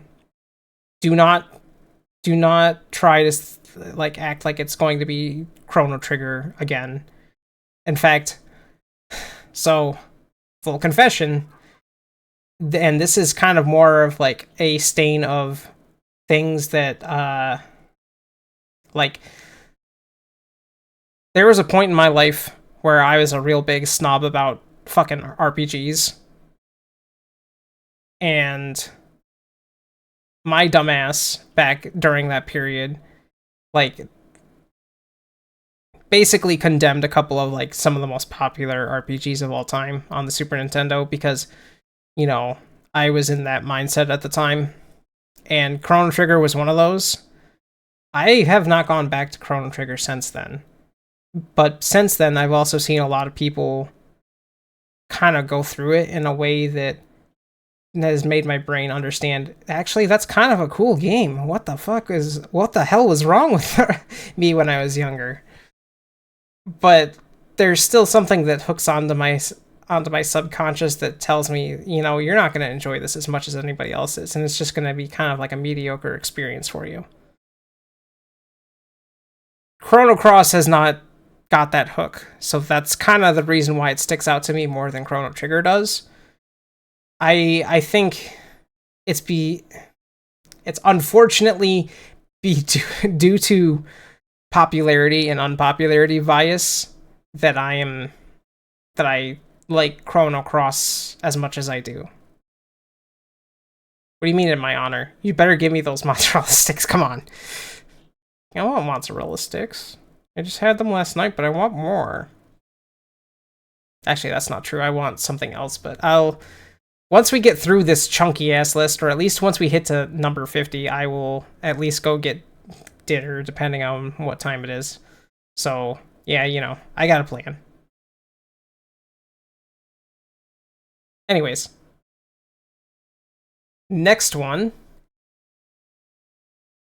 Ironically, this is probably the more popular one of the franchise that people will be able to tell very quickly. But it's probably one of the lesser popular songs.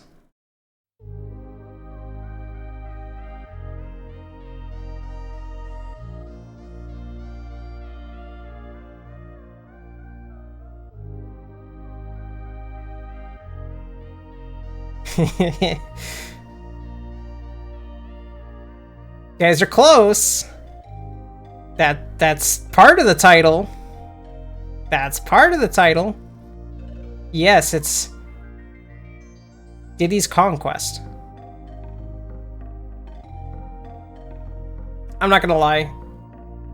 As much as I love the other two games, which, let me tell you, I like Donkey Kong Country 3.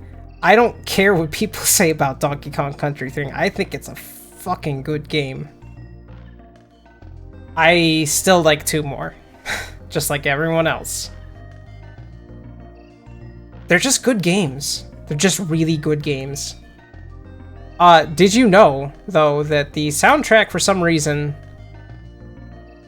does not include my favorite song of the entire Donkey Kong Country 2 anyways. This is like my second favorite song of the entire game. My first favorite song is actually the mine song with the clanking of pickaxes in the background. I love that song a lot. That's my favorite song. But for some reason in the soundtracks, that every single soundtrack I try to go and find for this game, it's not there.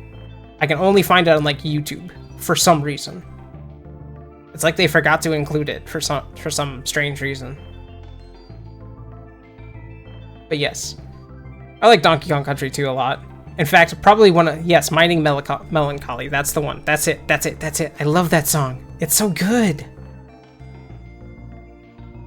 I think my most favorite memory of this is I used to work the Sunday shift with at FedEx. And back in the Z-SNES days, yes, back in when Z-SNES was the emulator to use, I actually had it on a flash drive and brought it with me to work, and we would have like 2 hours of downtime to just do whatever because we were waiting on a single plane that we just load.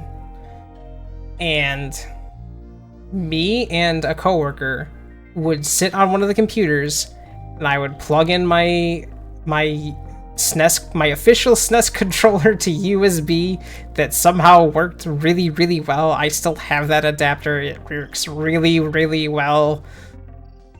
And we would play Donkey Kong Country 2 together. We didn't 100% it, but we had a fun time. Next game.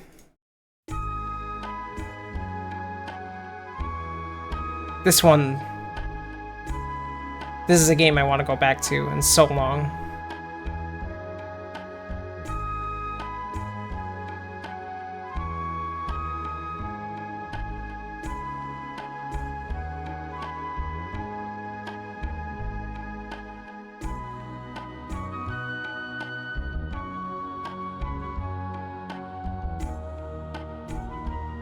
It is a PS1 RPG, I guess?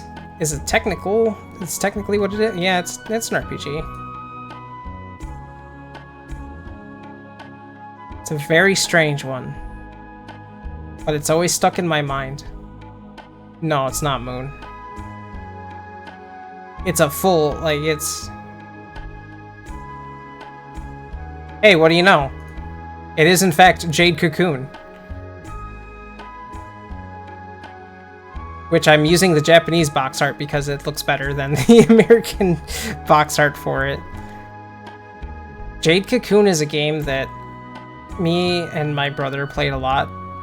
That was a really fun game. The Ghibli Pokemon, yeah, that's basically what it is. We never finished this game. This game... It's very strange. Yeah, instead of a weird CG bug. I've always thought about this game growing up, and I never came back to it, and I don't know why. Like, I legitimately don't know why. I've just never returned to this game. Despite knowing I could just pick it up at any point and play it again. But Jade Cocoon is definitely one of those games that it's just, like, ingrained in my childhood for so long that I kind of really think about it quite often. Now, given I haven't listened to the soundtrack in a long time, but some of it does stick with me, or did stick with me a little bit. I definitely want to play this game again. But it's just a very strange game. I don't think I understood everything that was going on when I used to play it when I was younger, but I mean, that's kind of, you know, the nature of being a young kid playing an RPG.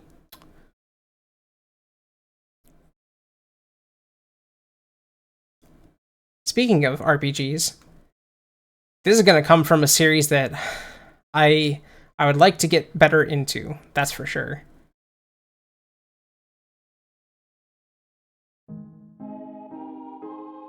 This is probably the weirdest song I could have picked for this. But only real big fans of the franchise would maybe know this one at all.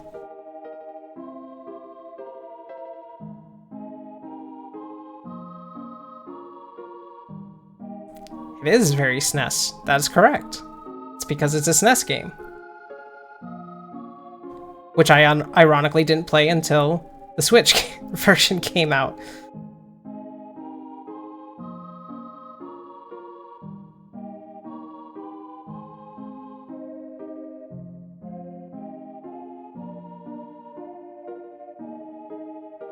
Romancing Saga 2. The thing with Romancing Saga, or the Saga series in general, is that they're very weird and esoteric. And, like, probably the best way possible, honestly.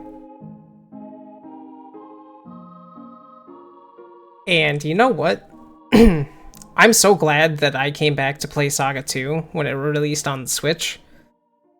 Because there are not many games I can think of where you can be openly exploring the world. And you go through a cave, and one of the 7 main antagonists can just be there and kick your ass. Fuck you, Dantarg. You stupid centaur bastard. But Saga games have always been, like, in my radar. I really want to learn how they work. I really want to get more into them. I almost completed Saga 2, or Romancing Saga 2. I never did because it ended up being one of those situations where I put it down for like a couple more days than I intended and then never came back to it. And I'm pretty sure I was in one of those areas where if you make a save, you're kind of locked into the dungeon that you're into until you beat it, which could mean you could be soft locked. And yeah. It's a really cool game. It's got a really good system. I kind of want to learn more about the third game in particular, because the third game, like, stylistically interests me more in terms of its combat mechanics. 2, I only really liked because I knew about the story ahead of time before I even knew what this game was. And the story itself, just the premise, was really cool. It was so cool. And I just ended up picking it up, and I was just like, oh, this game actually is kind of hard. Oops. And then you realize you're not supposed to fight every single enemy that you encounter. Or, more rather, you should try not to get into every single encounter you see, even if it's by accident. You may want to reload that save and try not to get that battle rank up, just as an FYI.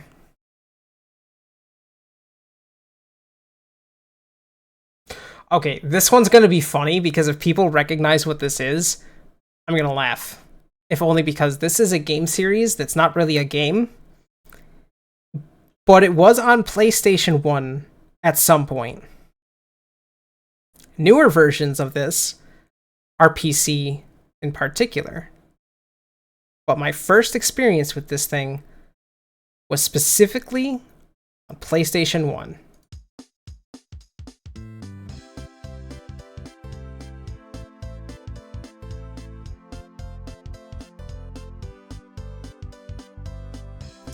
Oh my god. Yes, it's RPG Maker. I cannot tell you how many hours upon hours upon hours I dumped into this piece of software that shouldn't have been a game for a PlayStation console that I did. This was one of those, I have a very huge abundance of of creative energy and I need to output it somewhere. Okay, here's RPG Maker. Let me fuck around and make a bunch of maps and like spell effects and just like hobble together what I could. I didn't even like make anything official. I never finished any projects. I barely learned how to actually use the like actual like flagging system and trigger system into like an actual project. But boy, did I have a lot of fun fucking around with this thing. Yeah, RPG Maker is a fun time for anybody to mess around with. I actually casually brought it up once, hanging out with some other people, and the next day, someone told me about how they lost a bunch of time to messing around with I think it was like RPG Maker 98 or something for like PC. RPG Maker's good. More people need to use RPG Maker. I would love to actually look up and see if there are any like PlayStation 1 the PlayStation 1 RPG Maker in particular, if there's any projects that people have finished that are actually like good and well known. Oh yeah, no problem. Have a good rest. Sleep well. Because yeah, the original RPG Maker was hilariously like in depth for being a console RPG maker. I really want to see if there's any like good shit that could come of it. I really do.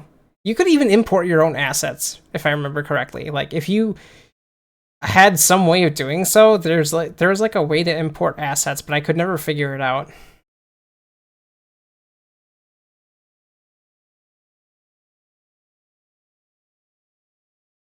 All right, next game. This one might sound a little generic.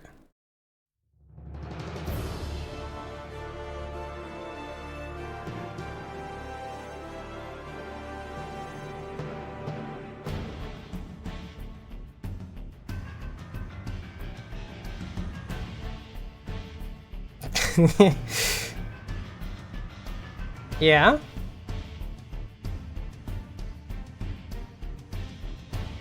Come on, you get it. You can get it. Maybe.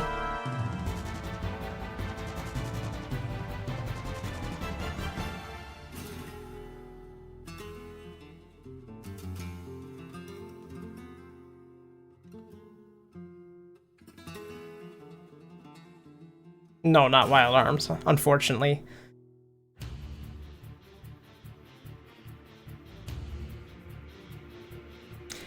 No, not Shadow Hearts from the New World.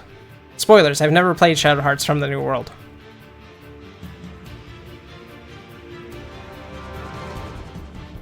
Soul Calibur 2. Particularly the GameCube version, and I don't think I have to explain why particularly the GameCube version. It's kind of obvious why the GameCube version.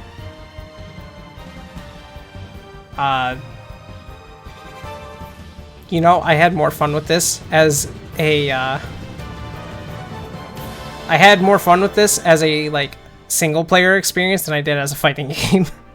Because the Swordmaster mode was so fucking funny and like good for the wrong reasons. I couldn't help it. That's what stuck out with me in this game.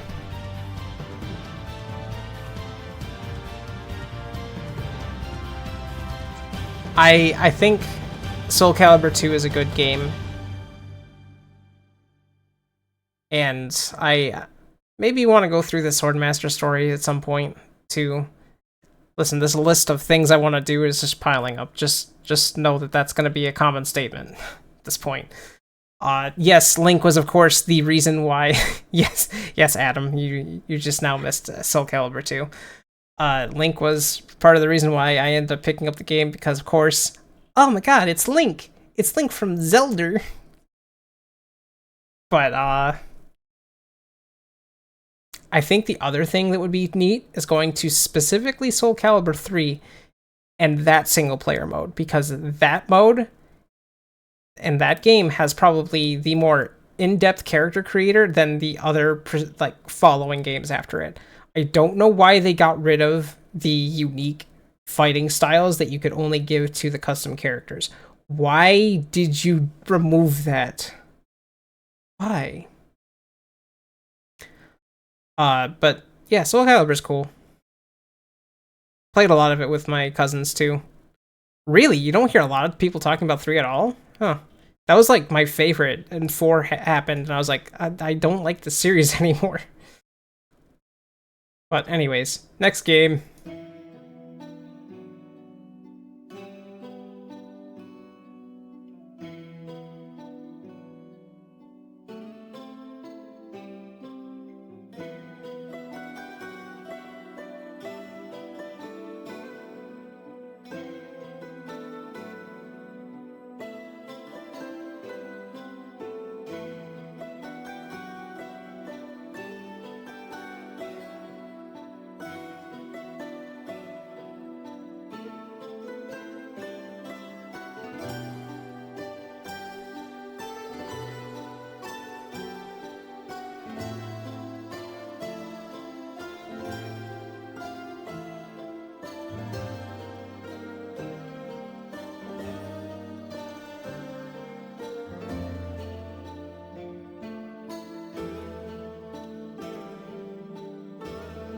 Anyone? No?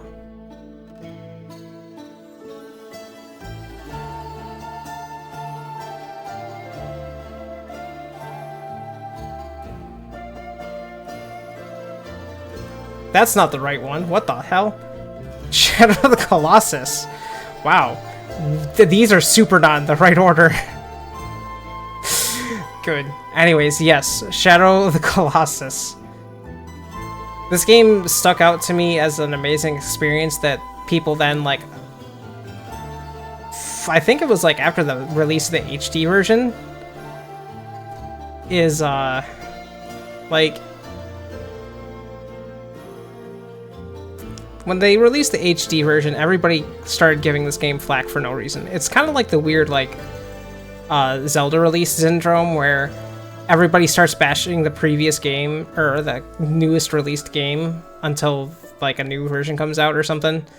But, I don't know, I really loved Shadow of the Colossus a lot.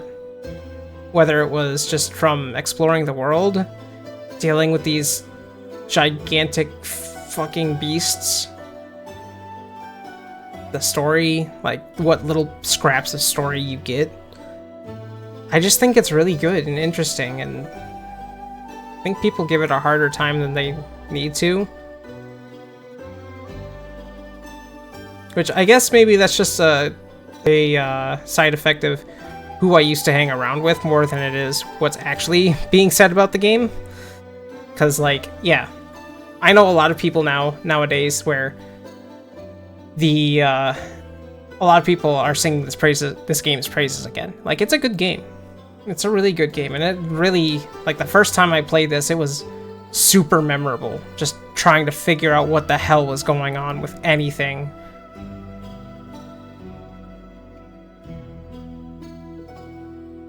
So, yeah, I don't know.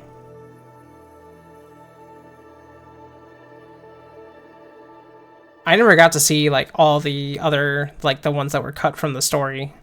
But I do know that the ones we got were already, like, incredible.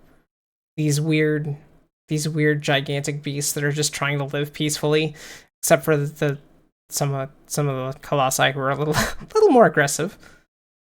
There were like 40 of them. Ah, yeah. Dude, just give me more of those, I guess. Also, did I...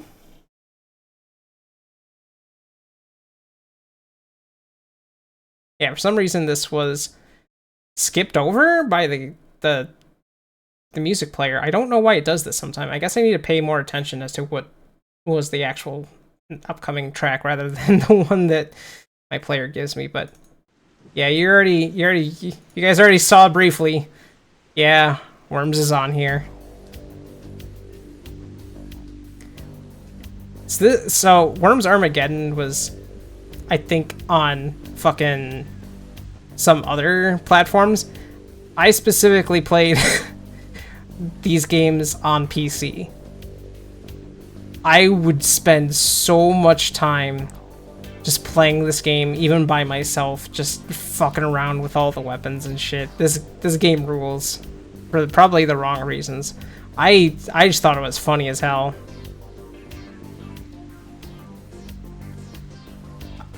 Yeah, stretch hydrate. Yeah. I don't really have a whole lot to say other than this was another one of those This was my childhood games.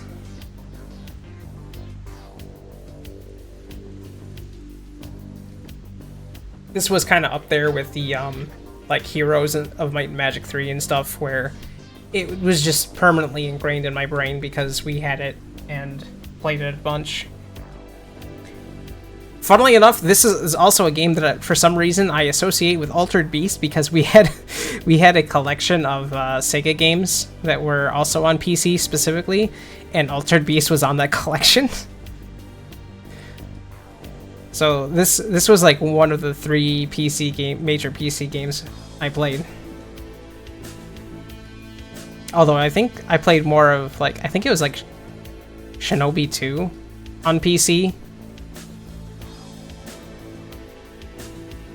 But yes. Worms. Worms is a funny haha game. Very funny haha game. Very funny haha game that I love to bits. Anyways, we're moving on, because I don't really have a whole lot to say about it otherwise.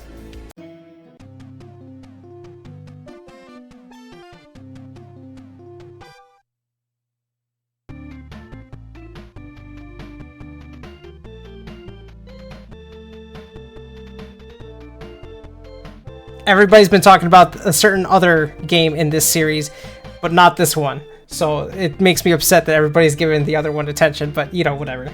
I like this game more. And I still need to play it, actually.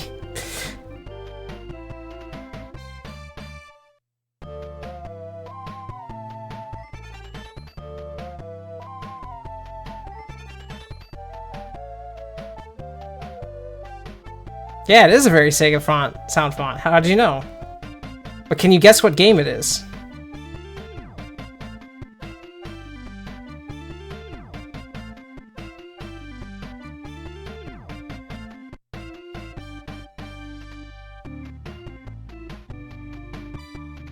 Super Highlight.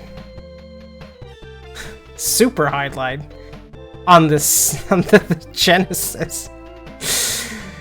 So everybody's been talking about virtual highlights so much, and I'm sitting here like, but what about super highlights? Super highlights fucking cool. I want to play super highlights so bad. I don't know what happened. I fell into liking this series for the dumbest reasons, and it's mostly just because I saw how painful it was for a certain YouTuber who I will not mention because he's kind of a scumbag now. Whose videos I used to watch. He was dunking on the series as much as he could.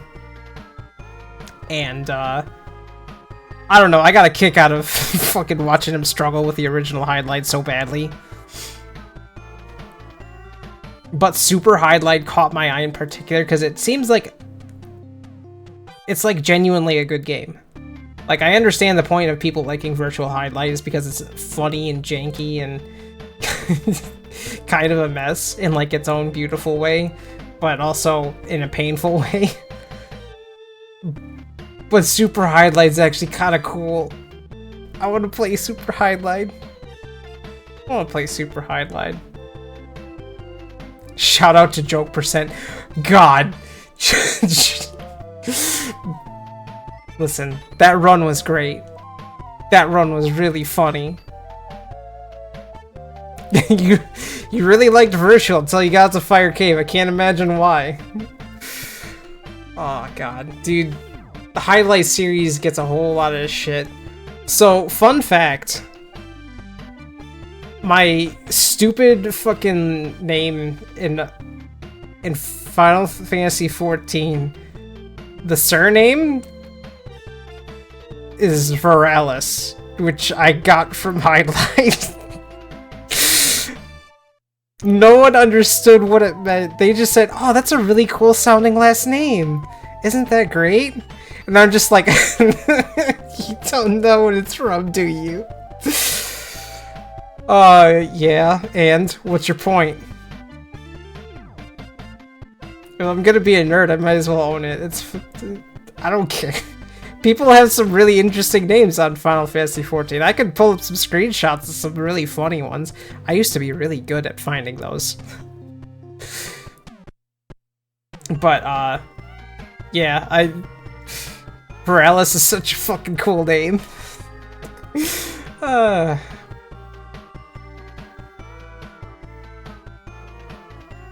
gonna play this game someday. I'm gonna play it and I'm going to suffer through it in the best way possible.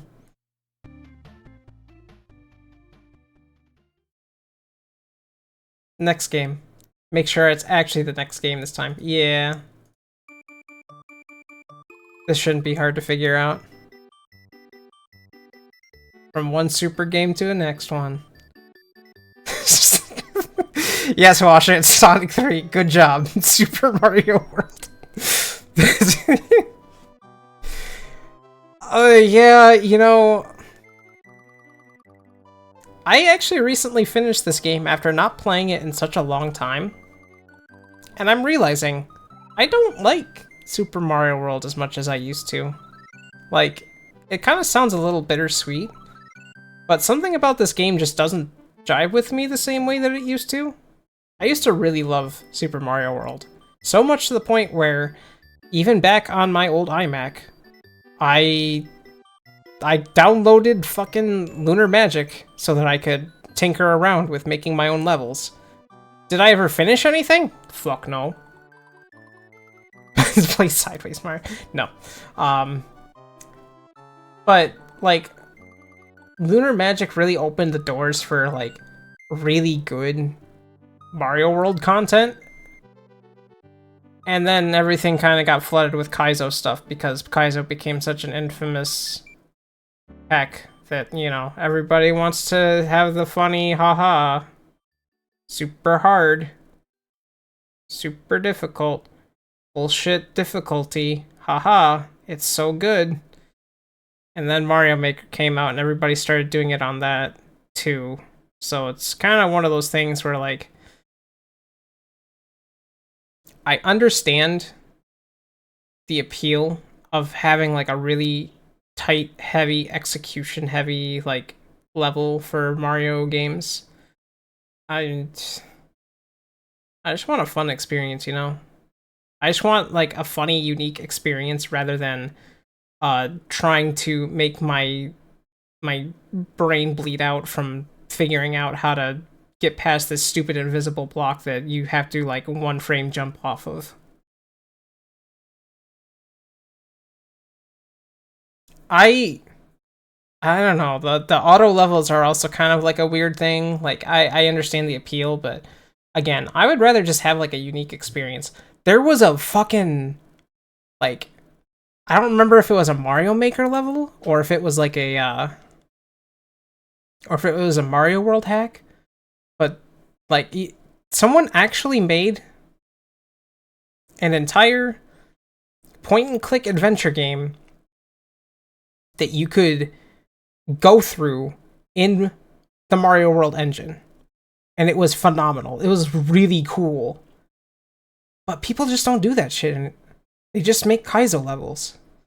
That's it. And it's like, but why? You have so much more tools. Anyways, Super Mario World's classic. Of course it's going to be on here. It was kind of, like, fated to happen. And of course it stuck along with me as much because I tinkered around with, like, Lunar Magic and stuff. Which, by the way, Lunar Magic is a good name for a program. Yeah, you know, it is what it is. Anyways, here's a game that absolutely no one is going to be able to guess because I don't know anybody that's played this game, like, at all, period. This is also maybe a little loud. Yes, I have seen that movie. I love that movie. I don't care if it's not Mario. It's a good movie.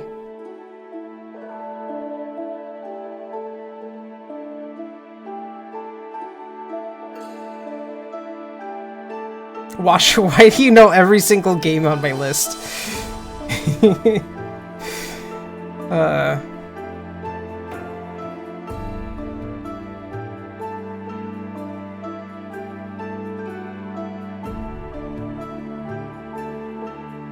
We have the set to stop it. Yeah, okay. It's not Journey.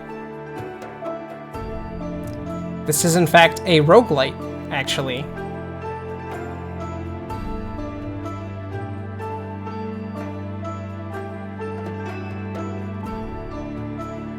Can you get it? Do you remember the name?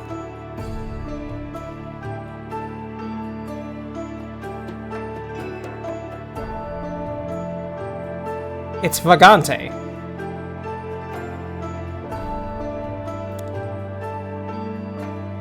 Vagante is a side-scrolling platformer roguelite. This game fucking is magical in its own way. It actually came out on Switch, I think, like last year or the year before or something. This game, it was just one of those things where I just stumbled into it somehow. This game is really good. Yeah, it's been on PC for much longer. I own it on PC. I actually own it because I played it all the way to the end of what they had for the current build, which excludes the actual final boss of the game. So I actually have not beaten this game, technically. But I was so overpowered where I left off that they let me keep my saves. I would have crushed that final boss within a heartbeat. It's a really cool game. It's got some really interesting physics. I love that it's like a side-scrolling platformer, but it also has like skill trees for each of these classes that you get to play as. And it just really makes for a unique experience. There is co-op. It's kind of not the best implemented, but it also could be better now. I don't know. But it's a game that stays in my heart as a really memorable experience.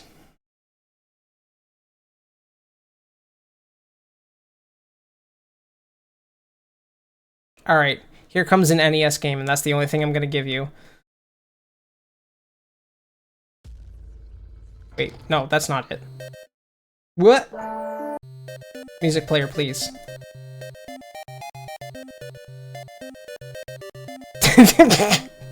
Yep. Yeah, Crystalis. Dude, this game is cool. This game is really cool. I think more people need to... Oh no, you played the GBC version. Crystalis is really neat. I like Crystalis. I need to re-experience it again. It's been a long time. But Crystalis is really cool. It also has like some really interesting music to it that actually sounds really good for it being... Like, don't get me wrong, I like NES soundtracks. There's not a lot of them that I would listen to like offhandedly though. Crystalis is like one of them. Literally every single Mega Man game also, but that's beside the point. Yeah, it can be kind of rough, but I think Crystalis is a cool game. Anyways, the next game is a game that I'm going to say has left an impression on me, and conceptually I like. I hate this game. I actually hate this game. I hate what they've done with it. I hate what it does to me. I can't even come back to this game, I don't think, anymore without it being like heavily modified in a way that makes it, that tries to make it fun. But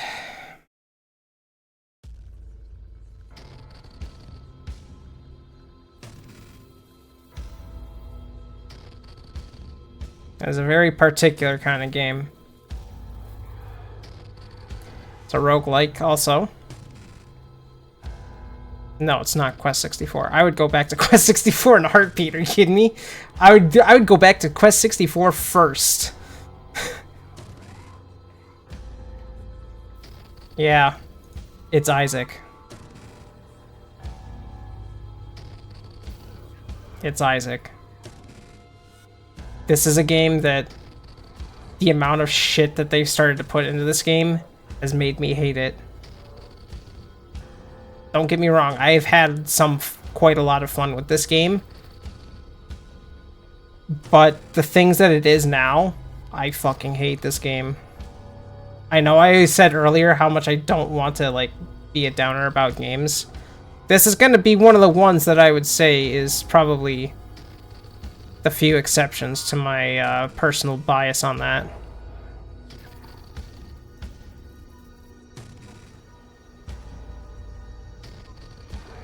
But actually, no. This is the dark room music.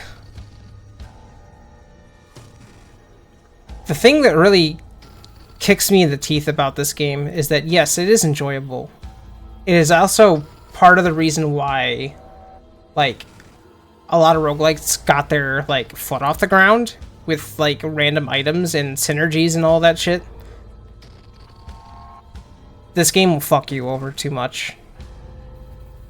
I think they've done a lot of bad things with this game that has made it severely unenjoyable. And, you know, you could argue, you could just go back to the earlier versions, or you could just remove the DLC.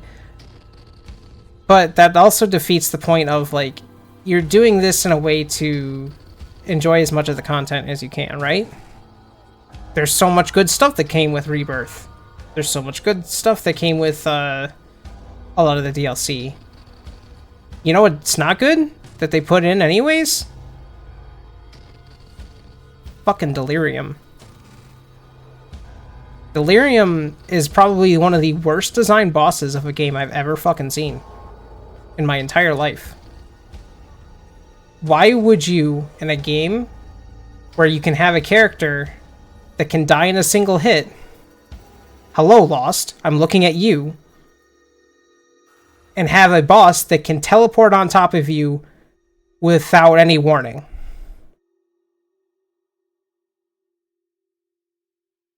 So it comes down to the fact that I have a very complicated relationship with this game. Because it is addictive, it is fun, but it also pisses me off to high hell because some of the things that exist in this game are just strictly anti-fun. And I don't mean that in the stupid mannerisms that, like, I don't know, like Game Grumps says or whatever, because fucking stupid. It's fucking Aaron and his stupid, oh, you're just waiting around. Yeah, that's kind of the point of some of these things. You're supposed to survive. That's the thing. But that even besides that, like, I will give Hush a pass.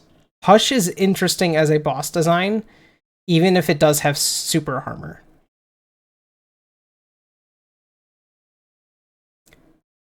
Delirium? Fuck Delirium.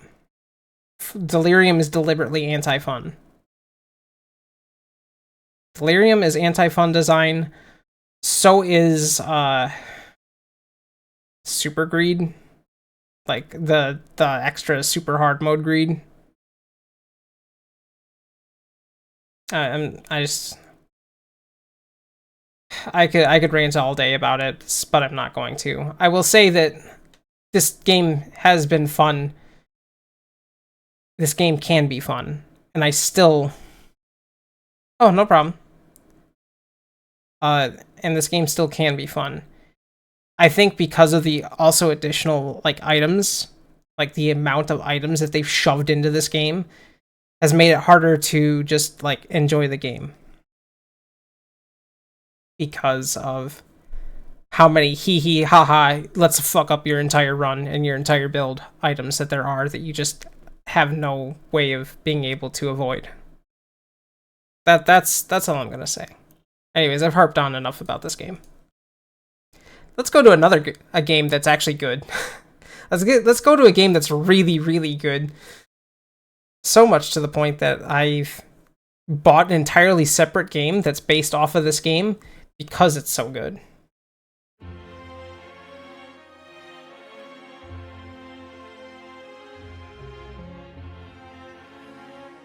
Yes, correct. Adam. Slay the Spire. Dude, this game, I don't care how much I get dunked in this game rules. And you know what? This is the reason this is here as opposed to the game that I actually prefer at the moment, which is Touhou Lost Branch, is because Touhou Lost Branch wouldn't exist if this game didn't exist. Dude, I love Defect. I love Defect. Defect is so good. I love Defect. I love how fucked up Defect can get.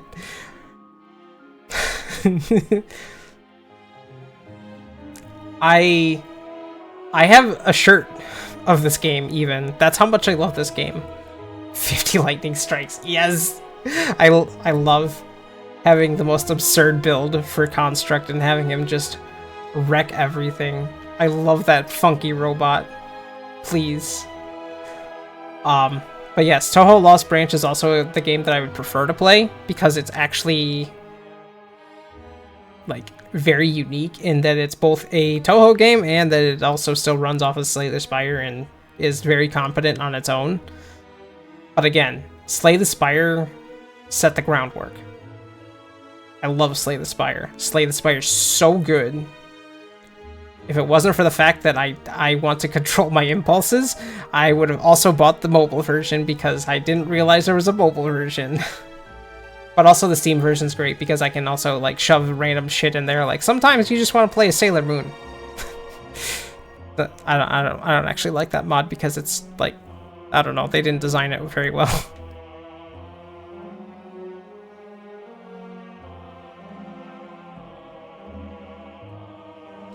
But yeah, Slay the Spire is cool. You guys should play it. And also, I just now realized that this like big, there's been a very big string of like roguelites on this list. Oops. But this next one is also a really important roguelite to me.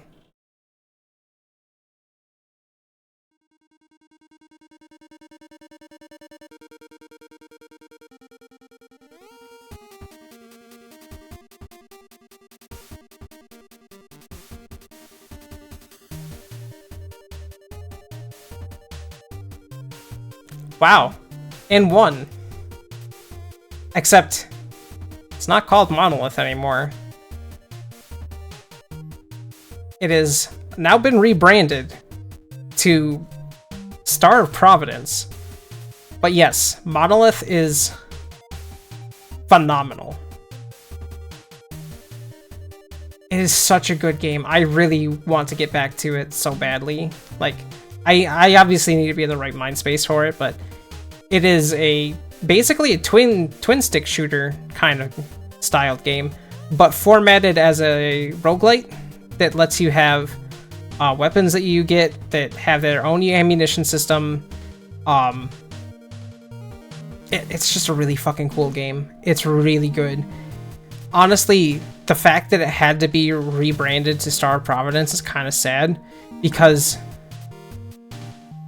like, Monolith was a good enough title, but they were getting literal trademark copyrights from, fucking... What's that one company called? I think Monolith Soft? Isn't that the Xeno people? The Xenogears people? Or the Xeno Saga people? Or whatever? Xenoblade people? There's two Monoliths? I can't remember. I just know that one of the like Monolith companies like tried to. They basically just. They kind of fucked over. Yeah, Monolith Soft. I'm pretty sure was the one that, you know, slapped them with this stupid trademark, and that's makes me sad. It also is kind of like another. Because like. Yeah, I don't know. But point is, that's not what we're here about. We're here about Monolith because, or Star of Providence because it's a good game. It's really fucking cute too. Like, hold on. Like, if you like, well, okay, it's weirdly cute. It's got one of those like very spooky looks to it when you actually get down to like some of the later levels and like whatnot. But The ships themselves are really cute. The fucking pause screen just has like your ship like dodging bullets to this really cute tune while they're like taking a drink out of a fucking juice box. It's great. I love this game. It's so good. I was never able to beat hard mode yet. I really want to. But it's fucking brutal. This game is good. And I can't wait to show it off one day. Maybe after I'm done fucking around with some other shmups, because I have a lot of shmups on the list of games that I want to play and like, you know, do well at.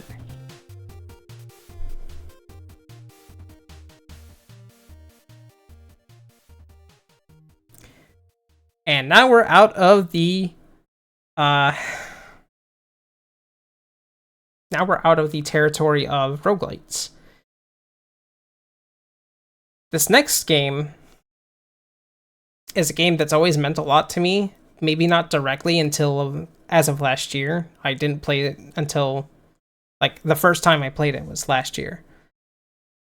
But the style of the game that it is and the presentation of it and just what the game is has been on my mind pretty much ever since I discovered it.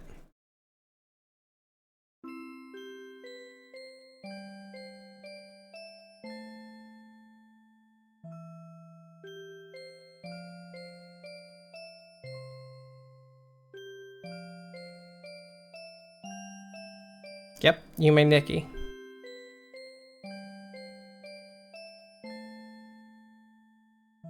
I have a lot of feelings about this game that I can't really describe. And I don't really know how else to put it, really. But it's definitely a game that sticks with you when you've experienced it.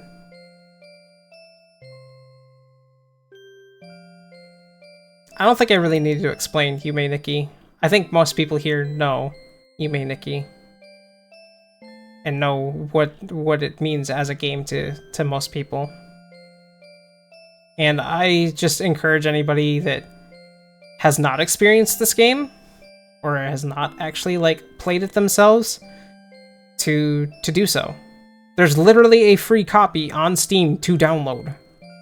Like from the developer, I'm pretty sure. So, yeah. That's all I got for it. Ah, yes, another game in which I've played this. I've not finished it. I've played it a lot as a kid.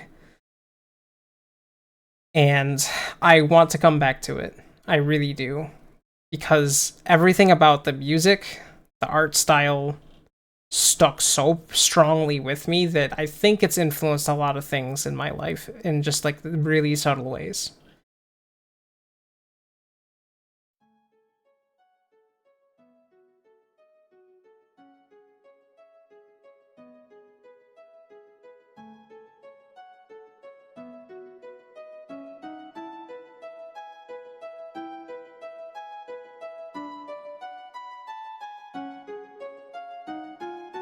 Yep.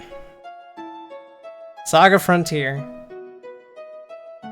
God, did me and my brother play this so much and not understand a single thing that was happening. Both in terms of the gameplay and the story.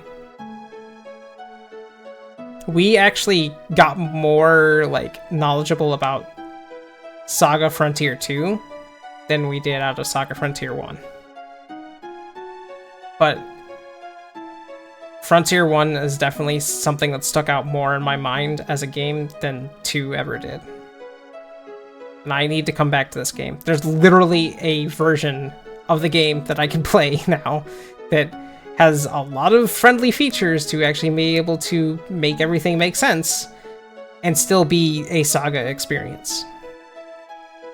And I want that. The music is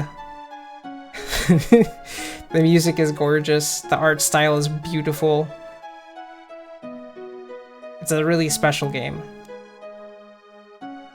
And I need to pay my past self some dues to be able to go back and do something about it.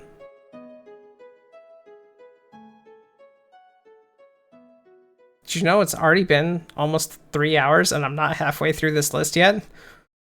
Oops. Oh my fucking god, dude. Stretch and hydrate. Alright, yeah. 100 games is a lot of list games, yes. Yeah. Those are words that were typed and I didn't just make up.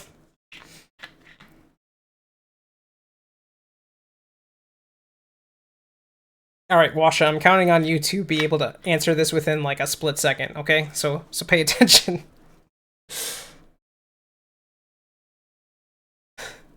You'll know it immediately, I promise you.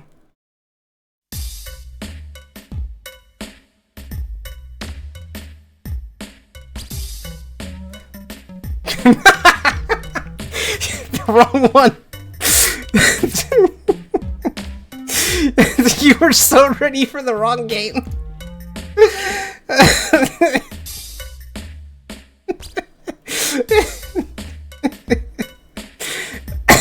Oh god. Oh my god. Wario World. Wario World, come on. Aww. I will never forget this game. There's no way I can forget this game. It just can't happen. Yeah, he just wanted to be funny, right? Yeah. I love Wario World. I also used to put it in my mind that like the game is a lot harder than it actually is. And I remember now going back to like when I streamed this last and did this in like 5 hours. This game isn't as hard as I remember it is. Or maybe I'm just that much better at video games. I don't know. The only thing that really sucks is getting that one thing in the ice level. Fuck that ice level. I redid that level like 5. Okay, actually it was more than 5 times. I don't remember how many times I warped all the way back to the beginning of that level. That fucking level sucks. But there's just something so magical and charming about Wario World, and then you fight the final boss and it's just eh. It's just eh. But that doesn't matter because the rest of the game is such a like fucking mind-blowing experience as a game. I like that game. I like that Wario fella. He might be a little indecent sometimes, but I think he's a better guy than you think he is. Next. Where the fuck am I? Where's my... Okay. Accidental hero, yep.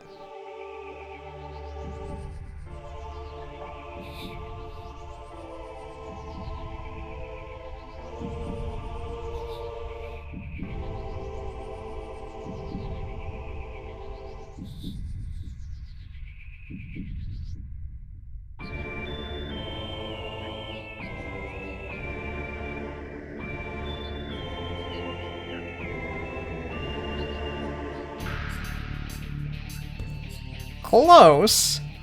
Very close. Yeah, there it is. Prime 2. And Prime 2 specifically. And you know why? Metroid Prime 3 was way too easy. I don't know what they were thinking with the phase-on suit power thing. But god, that game was a pushover. Two fucking rocks. I love 2. I love 2 for so many different reasons. I don't know if it was just like the experience of like exploring the world and going back and forth between the dark and light worlds. Maybe part of it is just the fact that It also reminds me a lot of Link to the Past, where you're going back and forth between the same world but different and like spookier. But Prime 2 was just really cool. I love Prime 2. Quite frankly, Prime and Prime 2 were like my first quote-unquote real FPS games. Holy shit! Hello! I don't have alerts for that. Hi, Murph! Thanks for the raid of 80 people, with 80 people no less. How's it going? What's up? What you do? What were you doing? I'm just going through a bunch of games that I've done in my life, I guess.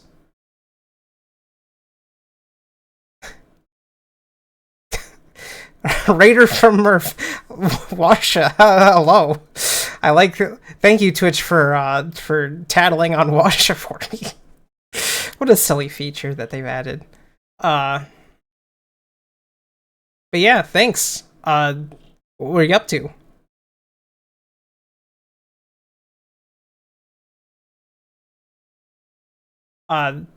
We're just I'm kind of playing somewhat of a little guessing game by playing like a little bit of a soundtrack before each game, just to kind of give people time to guess.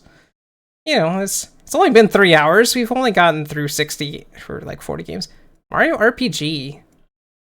Using the 2 characters you never use. Can I make a guess? Is it Malo and like probably Bowser? Oh, yeah, no worries. Enjoy your lunch.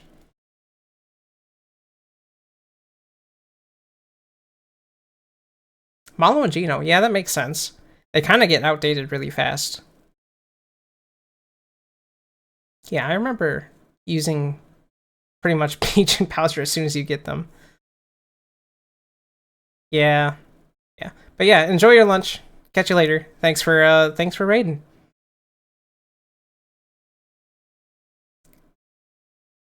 And on to the next game.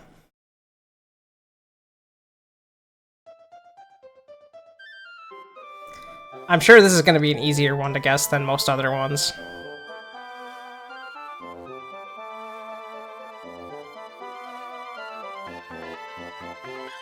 Yep. Okay, so technically it's the entirety of Gen 3. There's no there's no box art I could find that would be you know, representative of them all, but you know, Emerald does the job. So the reason why this game or this generation stuck out to me as much as it did, I forgot to pause the music. Shut up! Just no. Well, we already know what that one is. I'll get to that in a minute. So anyways, and I'm like, Generation 3 stuck out with me as much as it is because it's one of those games where it's obviously been around for as long as it has. People have done so much with Generation 3 that it's impossible to really not enjoy it. Well, okay, I can't say it's impossible not to enjoy it because, you know, you can just like not enjoy Pokemon. But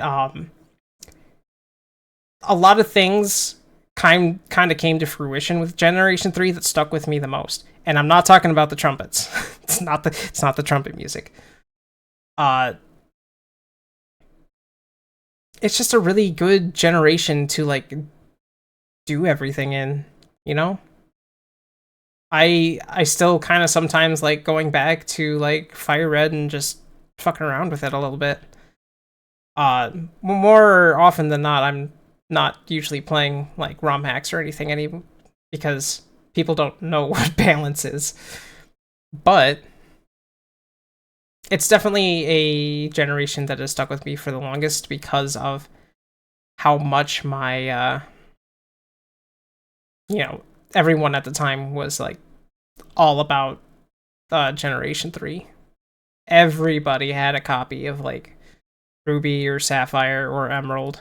I never had Emerald, I had Sapphire. And I actually only had Sapphire because when I was a kid, for Generation 1, when me and my brother had to pick, of course he chose Red version because he was the older brother, so he got to pick whatever he wanted first. And I ended up with blue version, so I was like, I guess I should stick with blues.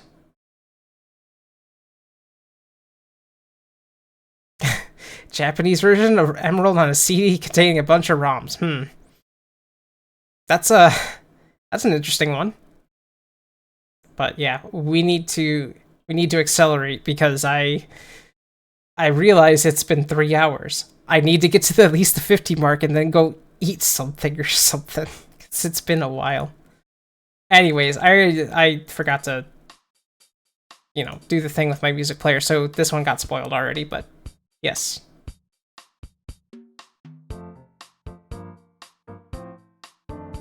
Animal Crossing.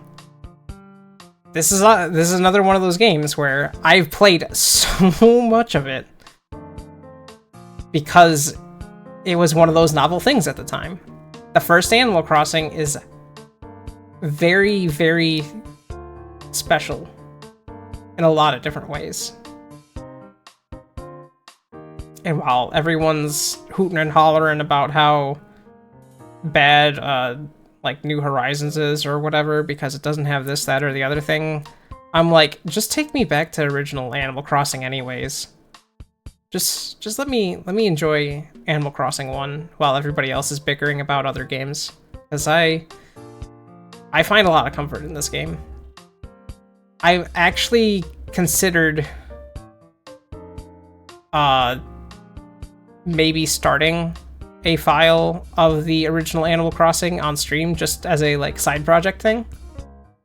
Maybe. Who knows? It's definitely not going to happen this month. I've got too much shit to do this month. Holy shit, do I have too much stuff to do on this month. My first experience with a game where you don't kill stuff. Yeah,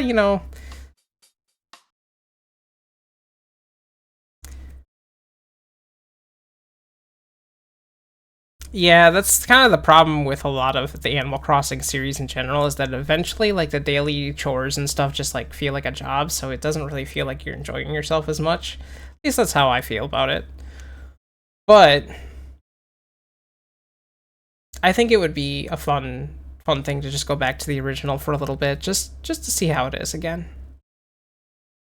I don't want to spend an hour picking your fruit. Yeah. Yeah. Alright, next game on the list.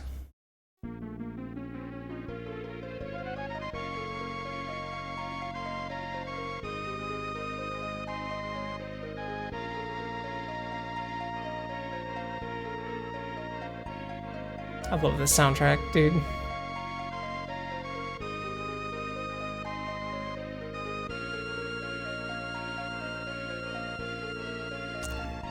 Back to the SNES, correct.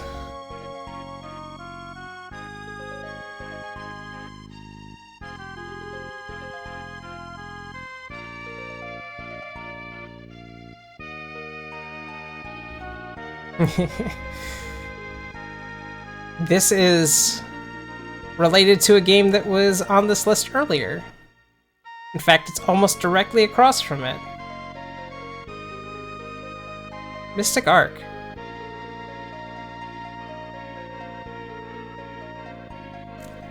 Mystic Arc is a very wonderful experience. It's technically not a sequel. There's probably some things you could glance at that could try to call it a sequel. It's technically its own standalone thing. The only thing that 7th Saga and Mystic Arc have in common is the fact that Lux is in there. And Lux is a fucking powerhouse. I do love Lux. Greatest robot of all time. I don't know. I remember people talking about it a lot whenever conversation of 7th Saga started coming up, so I ended up just looking into the soundtrack, listened to the whole thing, fell in love with the soundtrack, and then decided to just play the game myself, and I had never seen the game in my life.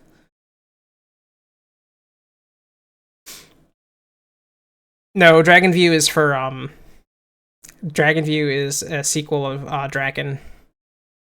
But Mystic Arc, it's a very special game to me now that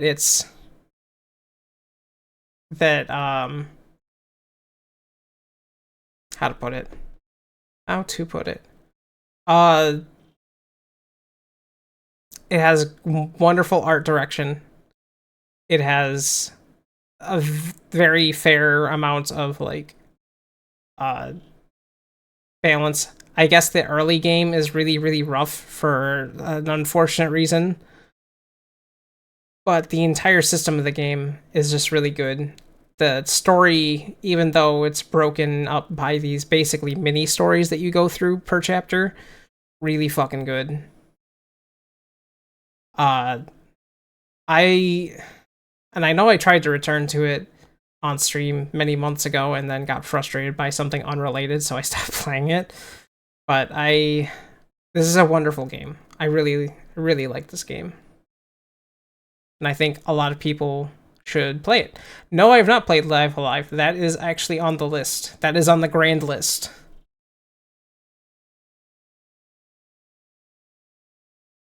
The grand list of many games that I still need to experience for myself. Now then, the next game. Oh.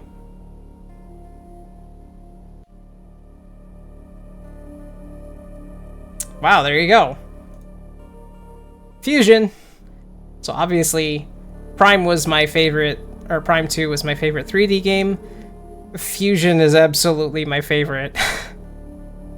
My favorite 2D Metroid. I probably don't really need to just talk too long about Fusion as to why it's so good.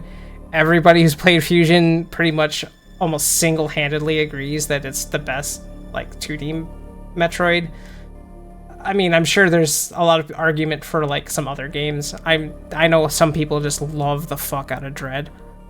I like Dread. I can't say I like it as much as I like Fusion.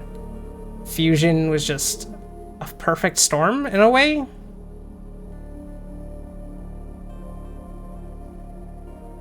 Fusion's great.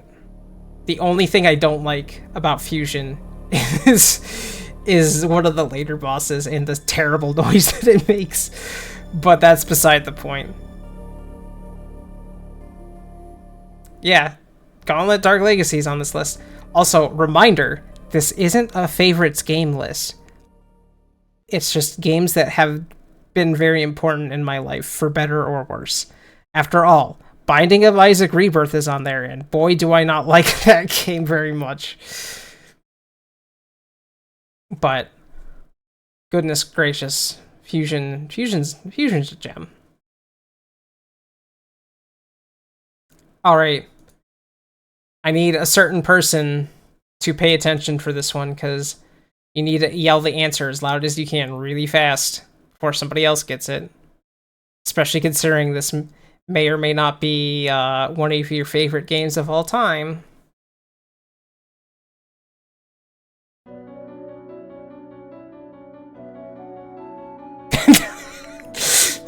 There you go. Yep. Very, very immediate. Good job. You did it, Zoe.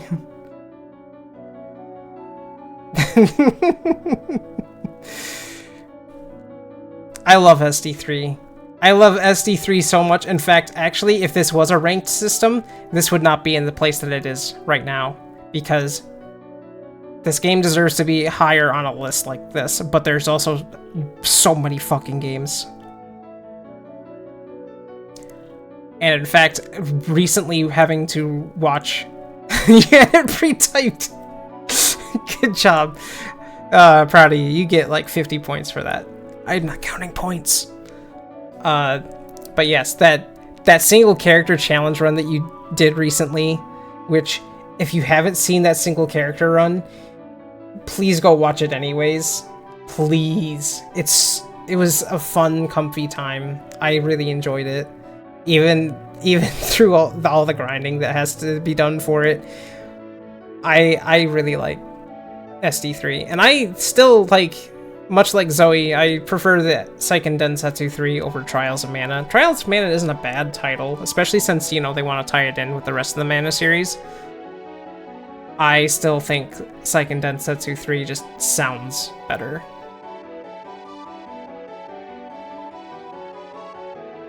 I almost kind of want to do a similar single character challenge at some point with this game. Maybe not in a single setting. Maybe not in a single setting. But I think it would be cool.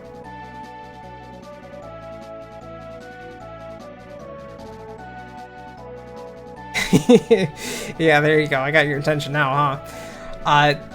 I don't know who I'd start with. Probably not Reese. I would probably start with an easier character to get through, to burn through the game with, like Kevin. Listen, I love Kevin. I love Kevin. I love Kevin. He's so good. Not even just that he's good. He's just a goofball. I love the silly wolf boy. But, we stay in Kevin in this chat. Listen, Reese is really good. I like Reese a lot too. In fact, the only characters that I like just don't really care for the most is like Duran, because he's just the tutorial character and personality, and Angela.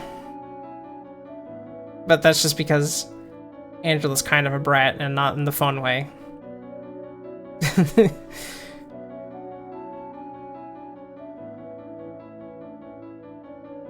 But yes, SD3 is definitely a well-loved game between a lot of people that I know, and I'm no exception. I really should play this game again. I really want to. But we're going on to the next one.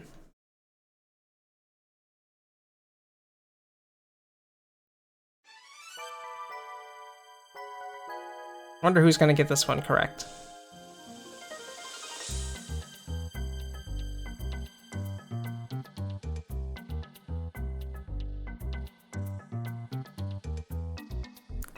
Yep, there it is. Alundra.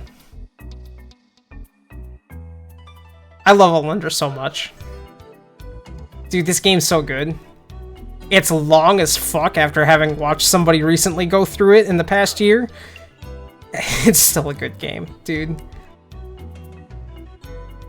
A wonderful game with a moody atmosphere, beautiful art, beautiful pixel art, dude. God, is everyone so depressed all the time in that game. It is such a cool game, though. No matter how much it frustrates me with some of its puzzles, or how much it, like, kicks my ass in ways that I don't like. I'm looking at the last time I played this game, which I was gonna be a playthrough on stream, but things happened.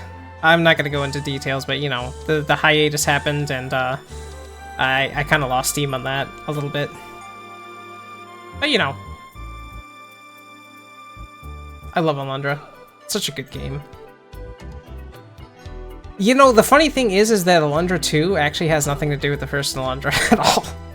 It's actually a completely unrelated game that they just called Alundra 2. So yeah, you know, that kind of happens. It's how marketing works sometimes. But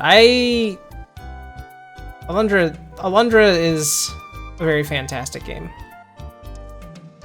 If you're gonna play it, please do yourself a little bit of a favor and do the Unworkings Designs patch, so that you're not playing the annoyingly, like, unnecessary amounts of HP that every single enemy has, thanks to working designs. Fucking assholes. Which, I mean, to be fair, that is the version that I've experienced, because I own the physical copy.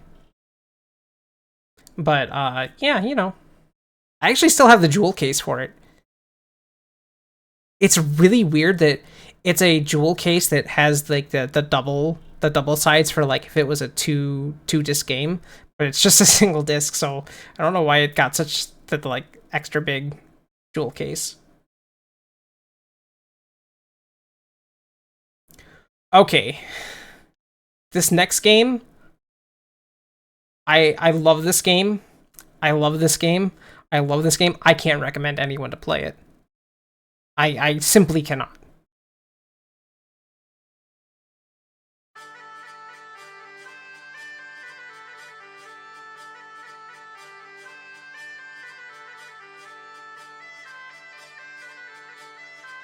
Correct.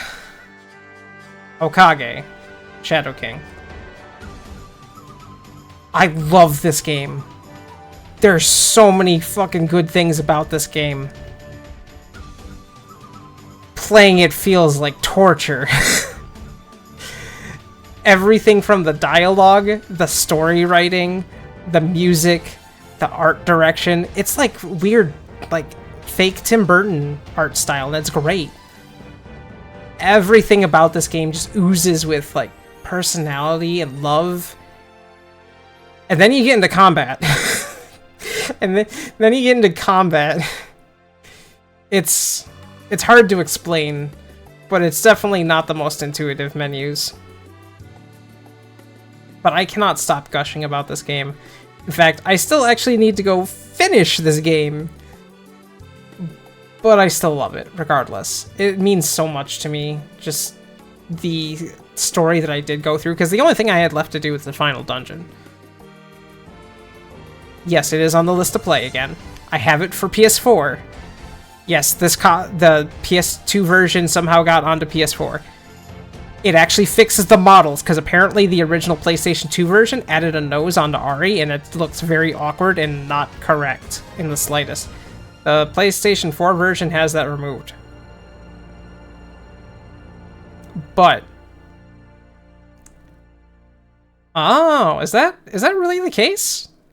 Maybe I should go find, like, a mod pack or something to, like, make that a little smoother, because, yeah. That game has some really weird, fucking difficulty spikes for no reason, and, I don't think that the, gameplay itself is really worth respecting, I guess. They doubled the final boss? Oh god. That's funny. That's funny.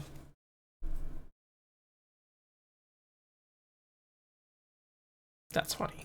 Okay, here comes a game that I would love to play on stream, but I cannot read the lines for this. If I do, it will kill my throat.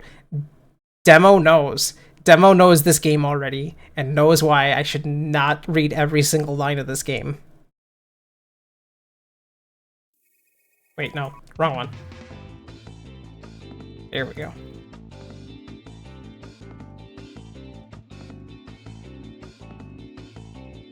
Yep.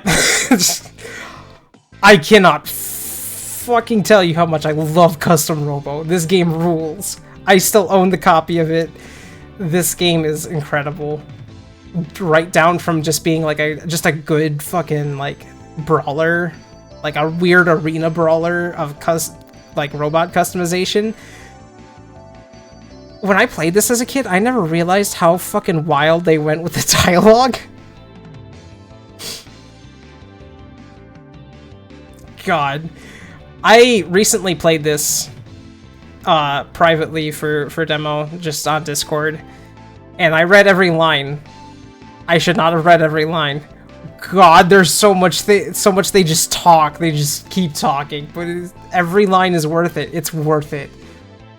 There's a fucking cutscene at the end of the game that has 2 saves in the middle of it because of how much everyone's talking. It's great. I love this game.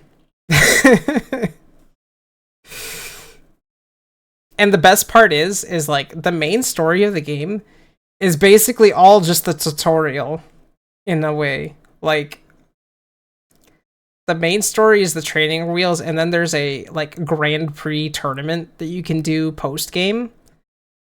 That's where the real game begins. The other fun thing is that you can randomize what parts you have equipped. So my challenge when I was playing last time was I have to do every fight with a randomized set of parts and just deal with it. Boy, was that a mistake when you have oil can unlocked. God, oil can is such a disaster piece. I love Custom Robo. It's such a good game. I want to also eventually go look at the N64 Custom Robo because there is a translation for it. And it's a much different game to my knowledge. And I would like to go experience that someday. Again, ever-growing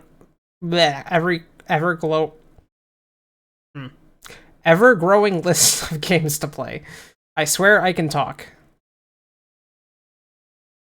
Alright, so you remember how I was talking about how Spiral Knights was like the first major MMO experience I ever had? Well, this next game is going to be the first major one, except I didn't experience it as an MMO. So...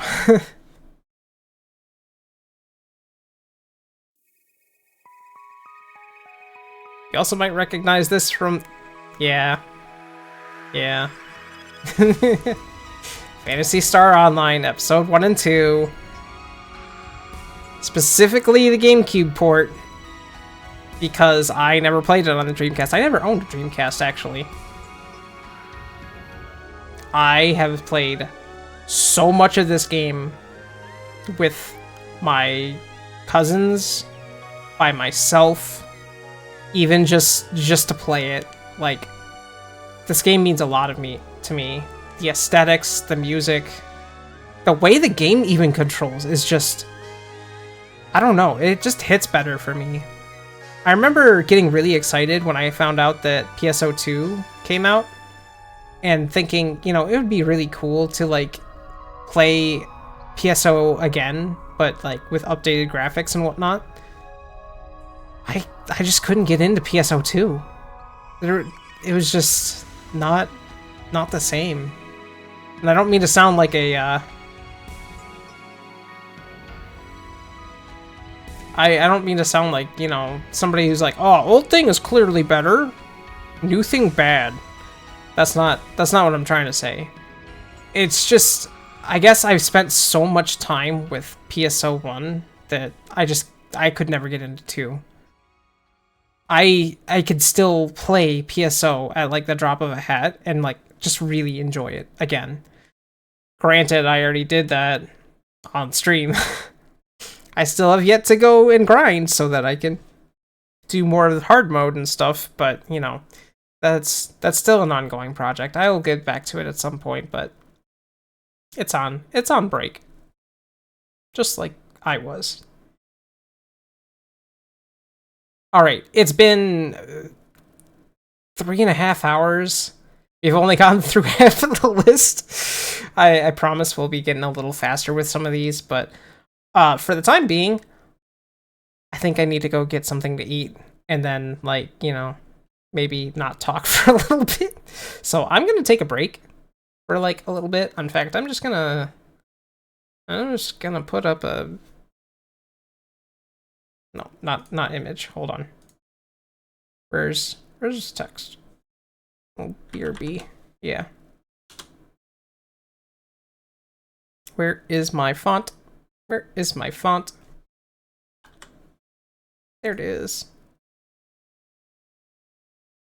Make sure I make these the right colors. I should have set this up ahead of time, but I didn't. You know, it happens. Do.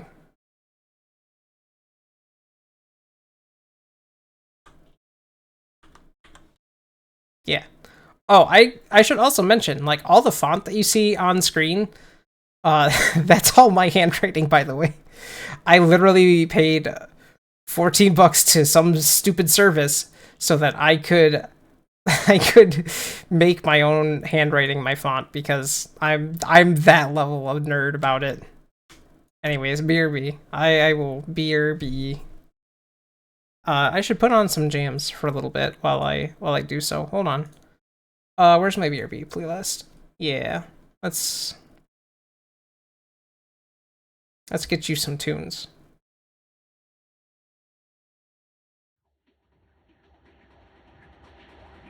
Okay, BRB.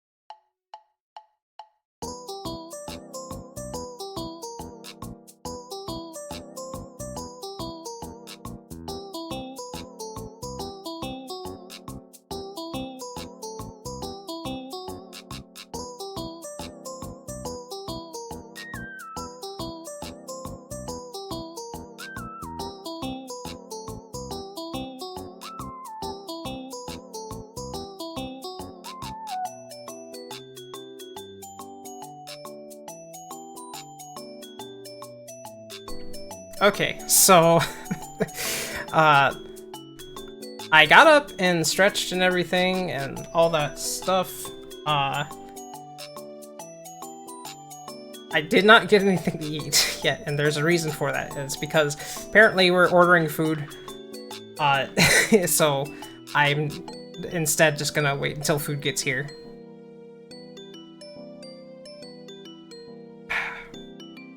So, you know.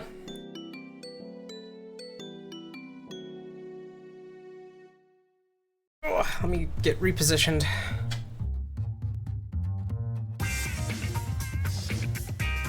Oh man, but this is a good song too.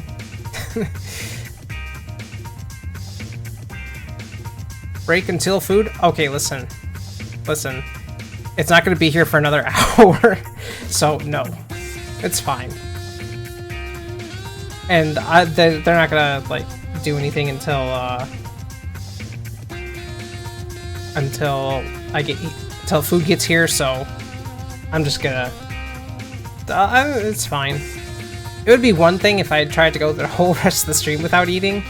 It's another hour, it's fine. That being said, let me pause this as much as I would rather not, because that's a good song.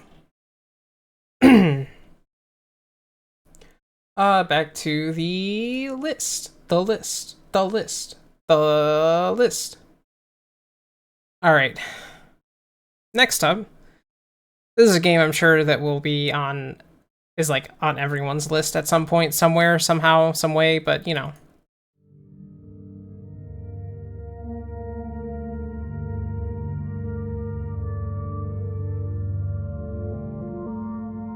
Yep, RE4. RE4 is a very interesting game that has been a weird thing in my life, because as much as everybody's like geeking out about the remake, and don't get me wrong, I like the remake. I don't love the remake though. It doesn't hit the same, and even though I still enjoyed my time with it, there's a reason why a lot of people cite it as being very its own thing, and I respect that, because the original Resident Evil 4 holds up very well. There's a lot of things that don't do so well in the original, but I love it. It's my first Resident Evil, much like a lot of other people's that didn't start directly with like the first game or Resident Evil 2. But Resident Evil 4 left a permanent memory in my brain, especially considering the fact that, I'll be honest, I was a weenie in high school. I used cheats a lot. My first experience playing Resident Evil 4, I was playing through with an action replay, and got really, really surprised when the chainsaw guy came up and still killed me. So, yeah.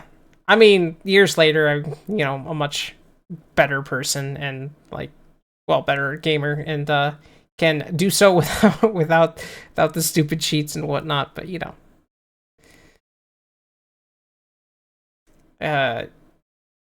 I'm definitely going to want to go back to original Resident Evil 4 at some point.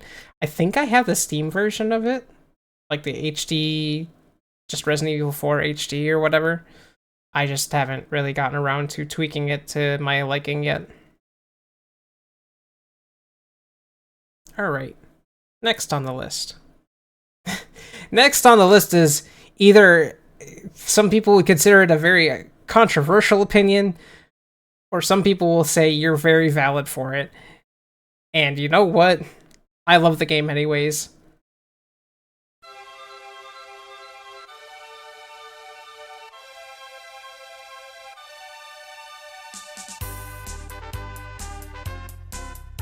Yup. Final Fantasy Mystic Quest. I love this game. This is the first Final Fantasy game I played and to completion on my own. Granted, we had that big-ass fucking manual with me. And, yeah. A lot of people will still narc on this game for being, you know, baby game or whatever. I don't fucking care. Dude, Mystic Quest rules so much. From the soundtrack to the general cool art to the unique enemy sprites as they get damaged. The weapons being like usable adventuring tools and everything. This game oozes so much personality. Did you like Phantasy Star 3? Alright, fair enough. But I don't know. I can't let go of Mystic Quest being just something special in my heart. It's such a good game to me. It's a little tedious at times, but I love this game. It's cool. I think, honestly,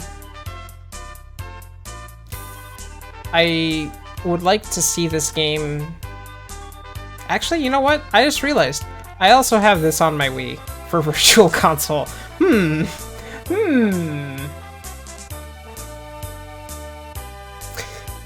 That can happen down the line, I guess.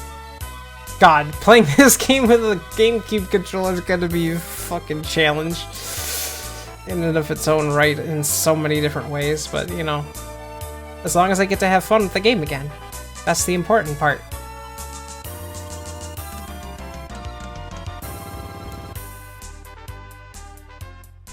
God, I have so many tracks in my music player that are just quote-unquote temporary. Like I just highlighted a whole bunch of files and just renamed the album to temporary so I could find them faster, so I don't even know what's next. Oh, never mind. Never mind. I know which one's the next now. Now I remember. So this one's gonna be another one everyone gets like in 2 seconds. Because I couldn't find a good song to be subtle about it. Yeah, it's Melee. Just like everyone else. Melee was a very big thing in my life, particularly because it meant I was playing with my cousins. That's pretty much the only reason, honestly. I would honestly be more into a lot of newer Smash if it wasn't for the fact that I just didn't have as many people to play the game with. That's my biggest problem, is that a lot of these multiplayer games I've not had people to play with. And like, people offer every now and again, and while I accept or want to accept, I just burn out really quickly, and I don't know why, and that makes me really sad because I just feel like I'm wasting people's time, so that's why I don't ask. But I would like to try and break that habit. I would like to just try and enjoy things with people again. It would be nice. But yeah, Melee in particular was a big thing for me because this was still in the era where games didn't tell you all the roster and you had to figure out a lot of stuff on your own, or, you know, look it up on GameFAQs or whatever. But Melee in particular, it was just so much fun to just play through a fresh file and just do everything. Just do everything. All the adventure modes for all the characters, target practice, just play through the game and just have a ball with it. No, Dizzy. No. There was no Sonic in Melee, you goober.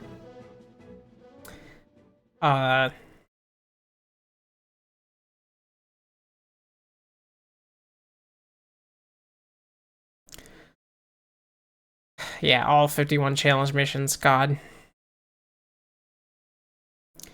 So, this next game is on a lot of people's list too. I think this game means something different for me than it does for some other people.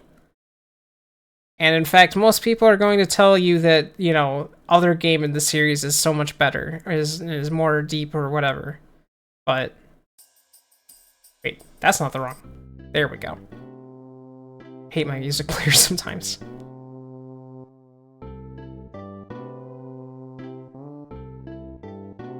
Yep. Oh, what? Wait, I had it backwards? No! I ruined it. I ruined it. Yes, Earthbound. I didn't get to play Earthbound. Yeah, spoilers, I don't have these marked as their names in OBS. I just have number 46 PNG. Oops.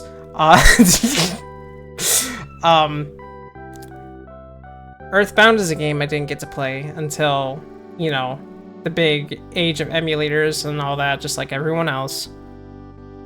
I bounced off this game the first time pretty hard. And understandably so. Most people have a really rough time when you're just trudging through on it by yourself. But when I came back to it, I loved every minute of it. I didn't know how to do a lot of the game, so I was just in the dark, just playing the game as it was. The only things I really ever needed guidance on was just like some of the story sequence triggers, because they get a little funny. But I think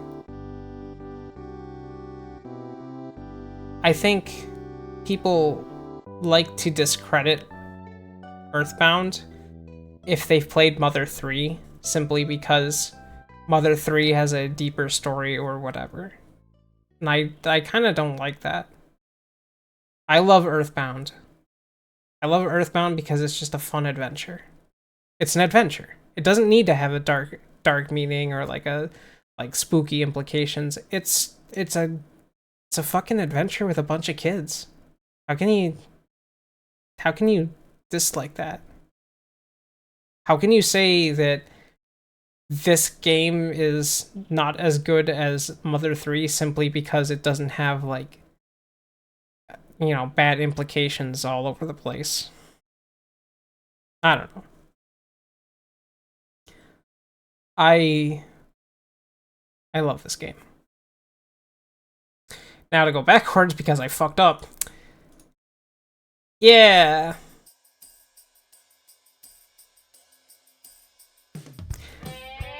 Hylics 2. Hylics 2 in particular. What a fucking funky game. What a funky game. Why did this stick out with me? Well, for one thing, the music. For the second thing, the animation, obviously. Like, everything about this game just oozes style. That is a banana. Hylics 2. I mean, yeah, his head's shaped like a banana, somewhat. But I think what sets it apart from Hylics 1 in particular for me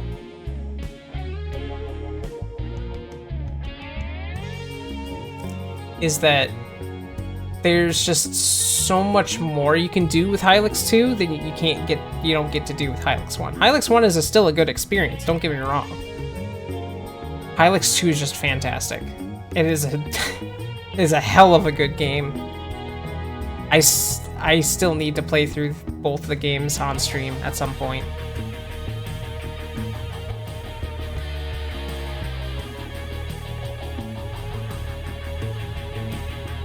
I don't really have much else to say. It's just a good game.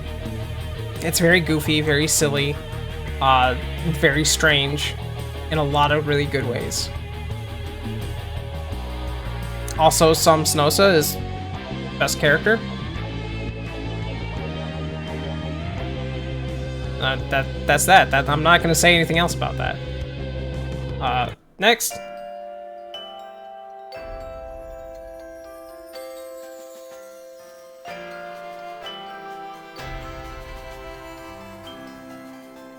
Correct.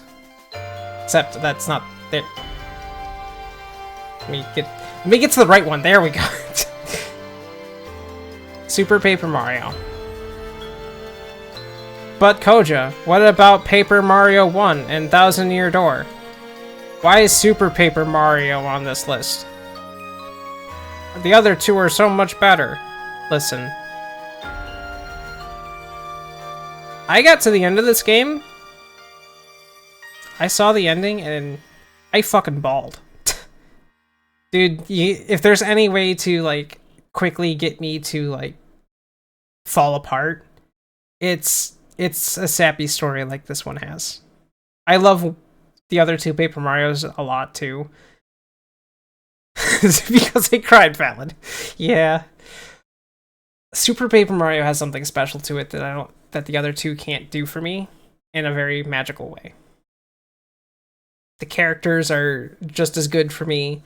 The gameplay is its own thing that I love. I love the fact that it is a side-scroller, 2D platformer that is also RPG coded. And then then there's the whole like, the 3D flipping isn't the best thing in the world. It's just a gimmick, but it was fun. But really what I think sold it to me overall is the fact that the story is as good as it is. Cause like you go through the other two games, the story's good, don't get me wrong. It's just they don't hit the same. You know? I love Tippy. Tippy's a good character. Tippy is a very good character. And I don't think anybody that's knows this game would argue against that fact at all.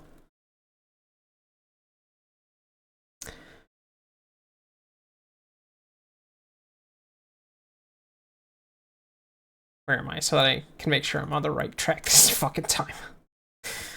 Alright. The next game. This one might be a little harder to place the specifics for it. I'll give you a hint. It is, in fact, a Toho game.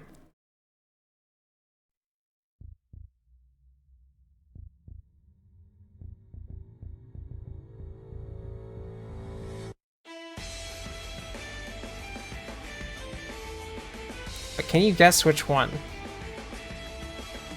Can you pinpoint which Toho game this is?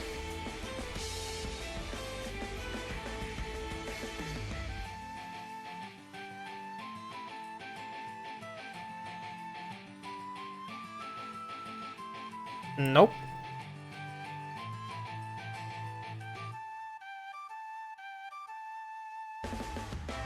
Nope, neither one of those. The star of the show in this one is Tenchi Hinanai.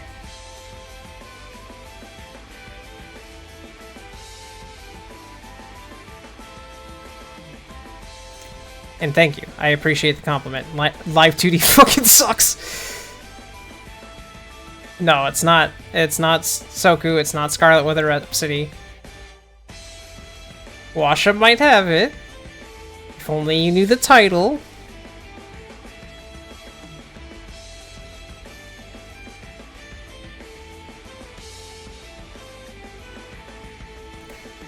Tempest of the Heavens and Earth.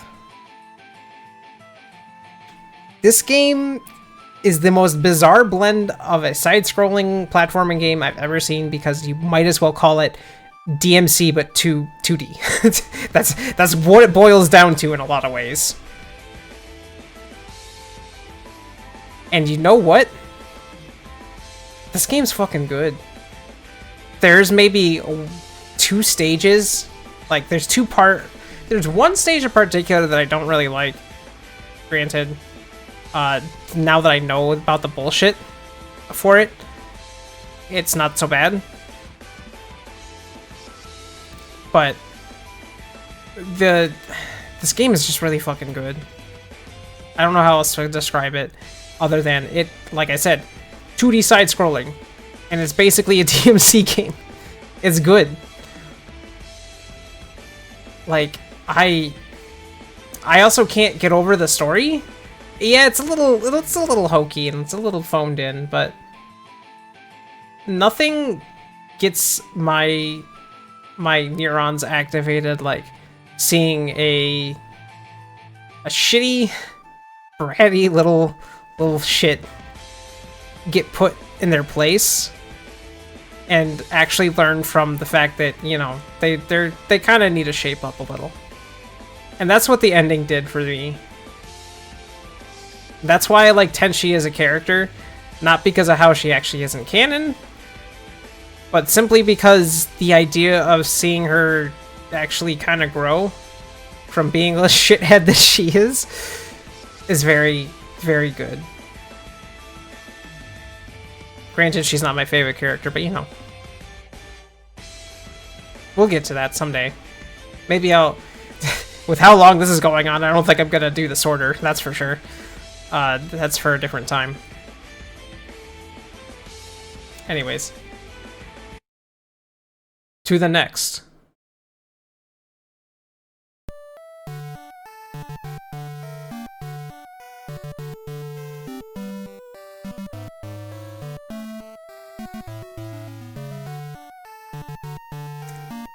Specifically gold.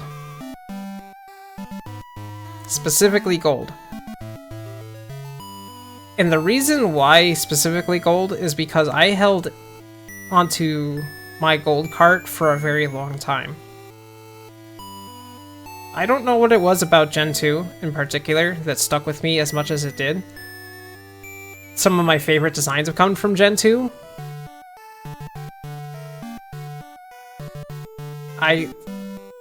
Pokemon Gold's just my one of my favorites. It's so much my favorite that I'm literally still playing through Fool's Gold, which is a ROM hack for the second generation of games. It's supposed to be for Crystal, but it might as well be a, you know, Gold specifically since, you know, Fool's Gold. Haha hee. The setting, the locations, the stuff that they added for Gen 2 is just great. I love Gen 2.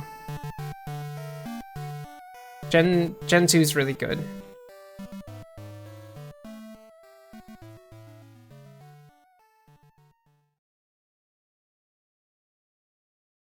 And honestly, I think Ho-Oh is probably one of my favorite legendaries. I can't explain why, but something about this silly phoenix bird with the weird hairdo is just really good. I've always liked the idea of like a firebird in general, but you know, something about Phoenix is really cool, and that makes Ho-Oh better in my opinion.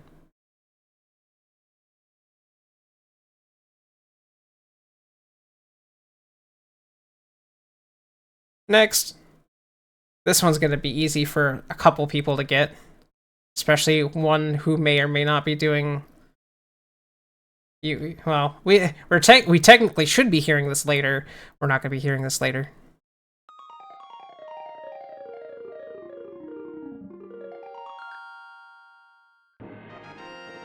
Yes, Link to the Past. Gee, I can't think of a reason why this game has been so cemented into my damn soul at this point. I don't know if maybe it's the amount of randomizers I've gone through. I don't know if it's because it was my first Zelda game. Who knows?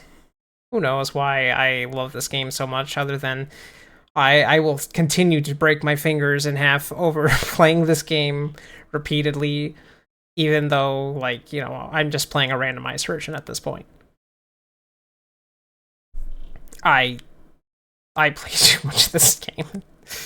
But, you know, there's just something magical about it at this point in my time. But that, you know, I really don't have much else to say about it than that.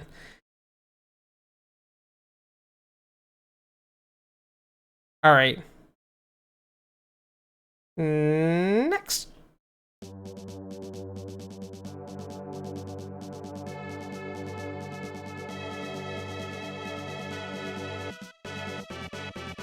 Yep. Washa got it. Soul Blazer.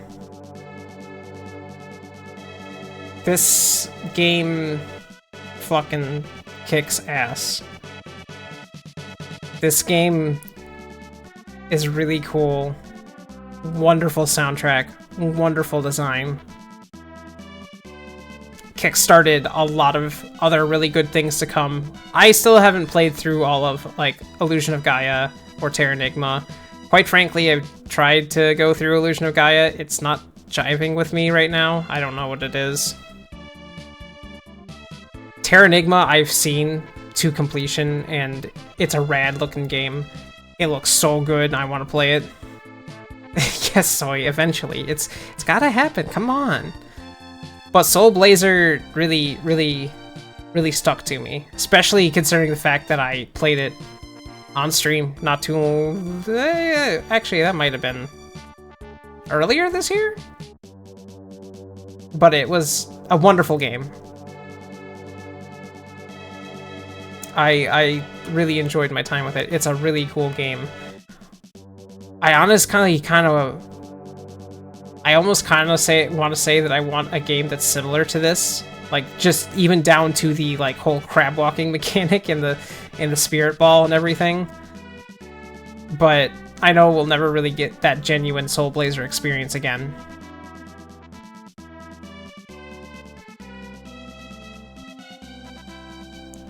I genuinely think it's a wonderful time.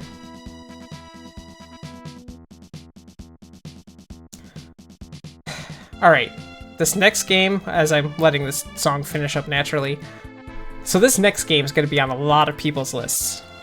Probably. Well, maybe not. Most people can see... The one thing I've noticed with these 100 games lists is usually... I've noticed people try to avoid the, like, you know, oh, everyone's gonna know about this game kind of thing. They want to introduce, you know, their favorites that are, like, kind of a little bit more obscure. That kind of thing. I mean, I kind of felt that way too, but it would be kind of a disservice if I didn't bring up how much I like some games, no matter how popular they are. It's not Chrono Trigger. I'm gonna give you the spoiler right now. Chrono Trigger's not on this list.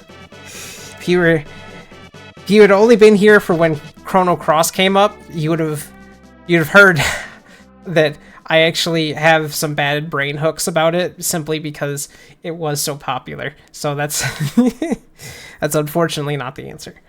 But I'll just play the song.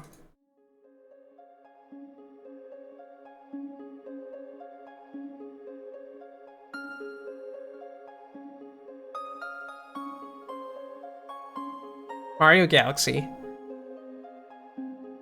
I love everything that Galaxy and Galaxy 2 did so much.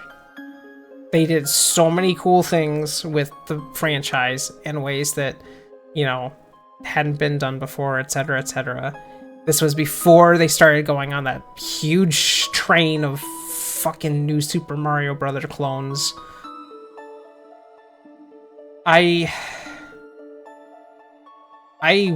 If there's a Mario game I could re-experience for the first time again, it would probably be this. This or Odyssey. Spoilers, Odyssey's not on this list, but it would probably share a spot with this. I think the amount of, like, good that both of those games do for the entire series is not... Well, okay, Galaxy, it's stated pretty often, actually. I don't think enough people give Odyssey credit for what it does. But I don't know. I think that's just again, another one of those. The people that I was hanging around at the time of Odyssey just wanted to bash it because it's a new thing, rather than it being, you know... Because I know Odyssey's, like, praised. But, you know, it's hard to hear that when you have...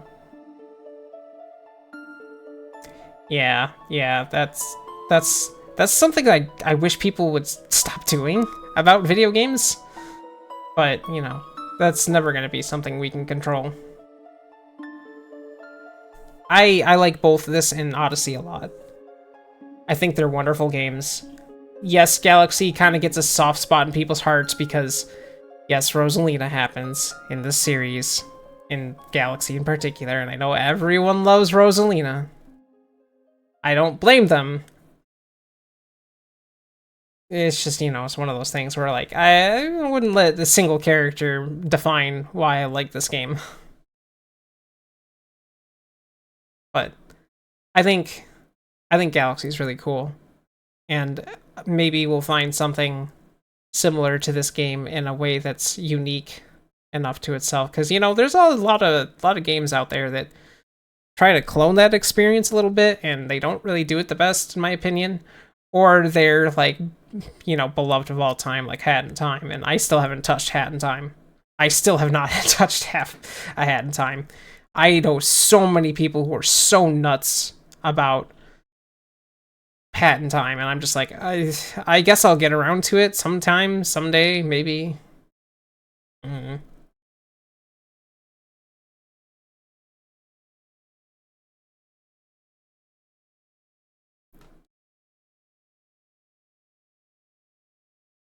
Anyways, so the next game, funnily enough, is going to be coming up next week. If you can guess which one, you get nothing for it, but hey, you'll be right. But it'll be an easy one to pick out if you've heard this track before.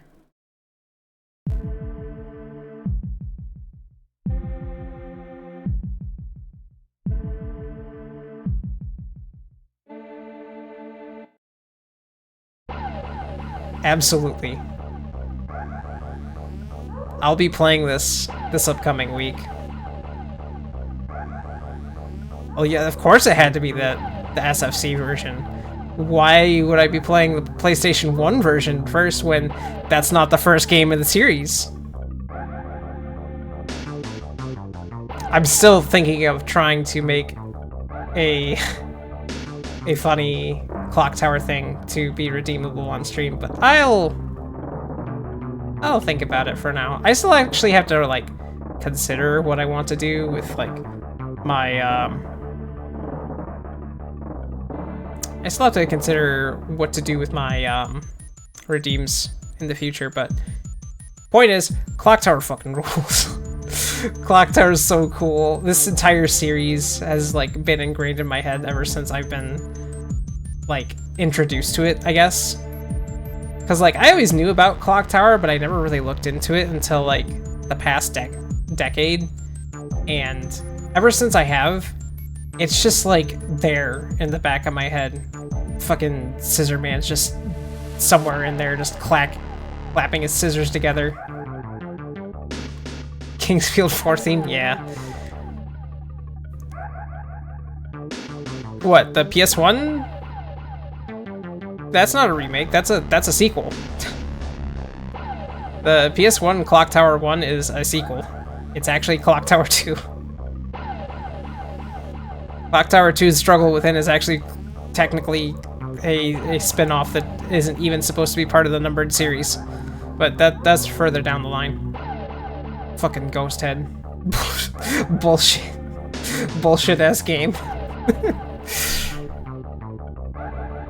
There is yeah, Clock Tower The First Fear is a remake for PS1, but typically Clock Tower 1 for PS1, which is the one people refer to, is actually technically Clock Tower 2. Anyways, yes, I know, your love for Bates is going to come out. We'll go off of this real quick. On to the next one.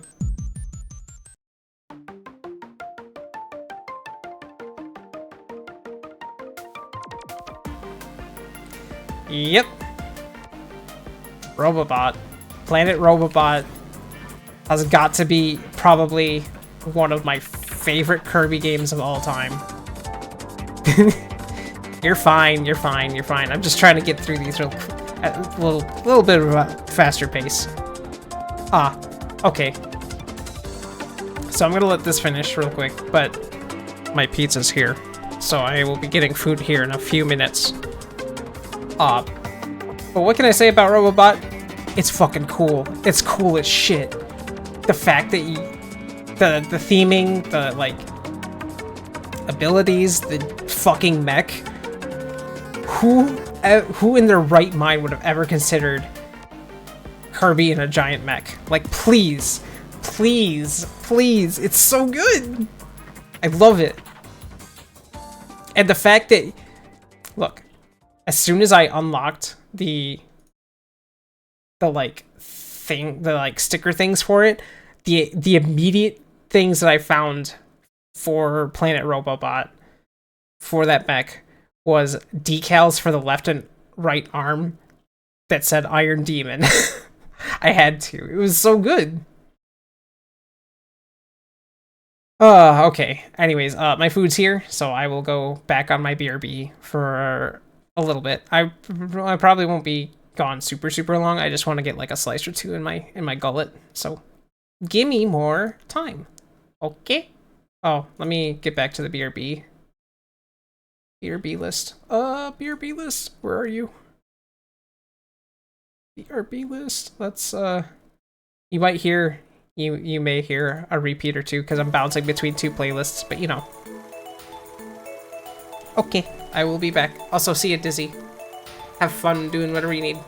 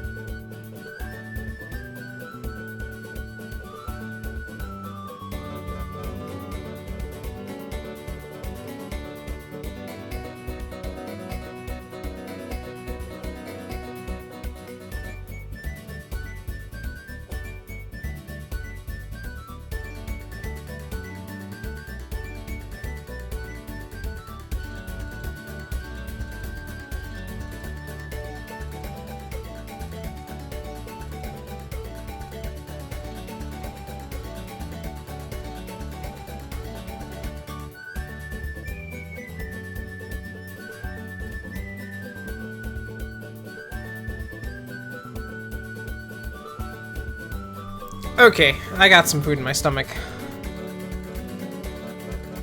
Oh, I will definitely be having more of that when I'm done.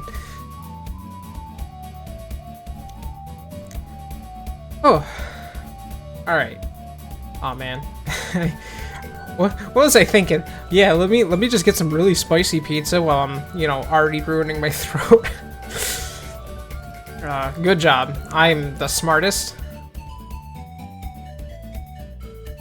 Oh, where are we at? Number 37. Yes, I already did that. Thank you, though. Thank you, demo. Yeah.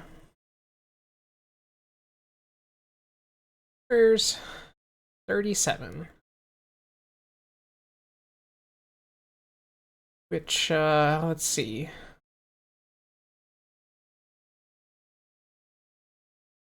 Where the fuck?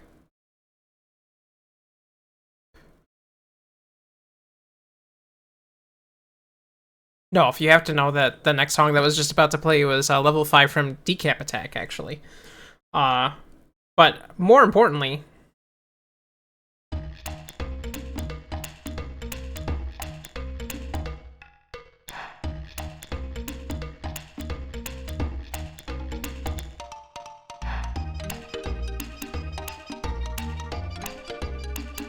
Tamba, yes. That's not Tamba. That's not Tamba. Alright. Well, alright. Good. I'm so prepared for all this. Holy shit. Yes. Tamba was next on the list. I love Tamba. Tamba's so fucking good. Tamba, even though I just finished it for the first time this past even half a year, I think. Ooh. Tamba's such a wonderful game.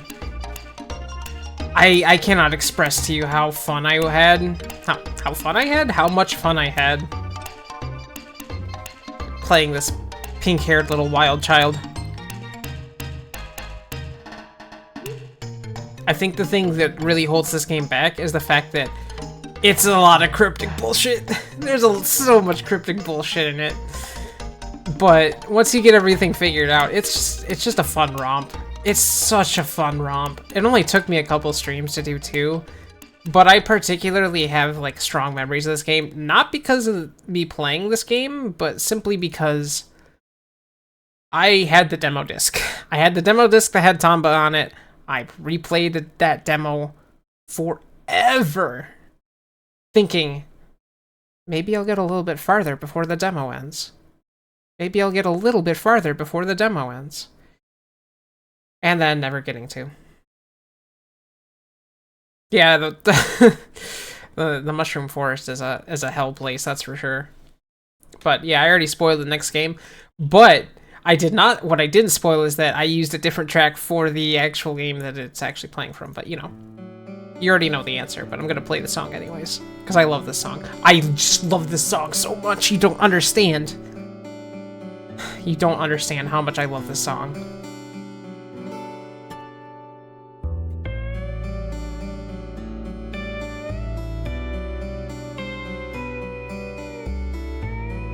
Like, if I need to calm down, if I really, really, really need to calm down, like, I'm, like, a wreck, or I'm, like, pissed off, or, like, work is too stressful, if this comes on, like, things kind of wash away pretty fast. This song has meant a lot after hearing it. And you know what? I might have only Shadow Hearts 1 on here as the game, but that's only because that is the one that I finished. Oh, lost tracking there for a second. But I think both this and Covenant are fantastic games. They're both very meaningful and well written games. I can't say anything about the New World. I never really played the New World. I've heard things about the New World and that people really kind of didn't care for it as much. But I think that it's a Shadow Hearts game. That means it's going to be good enough in my opinion. That being said, I still need to play it. Or see it in general. But Shadow Hearts 1 was a fantastic game to play through. Yeah, Kudelka is interesting looking. I'm just not sure about it. I don't think it'll hit the same for me the way that Shadow Hearts did, but I guess I have to play it still to figure that out for myself.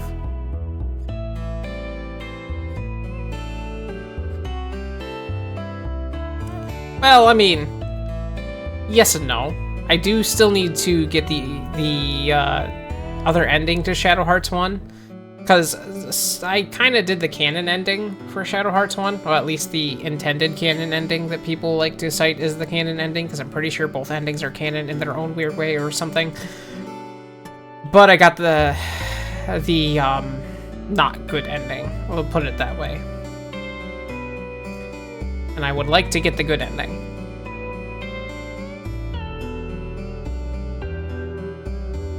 It's complicated, it sure is.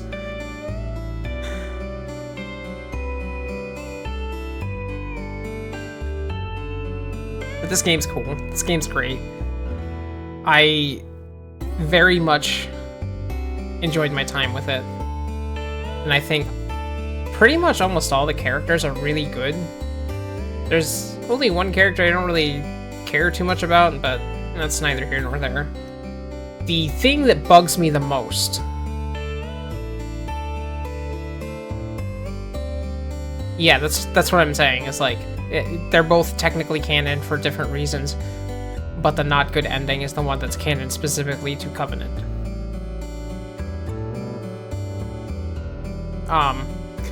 But I think the thing that bothers me about this game the most is that there's a single fight in the game, well, pair of fights that are kind of rude, and it's like midway into the game,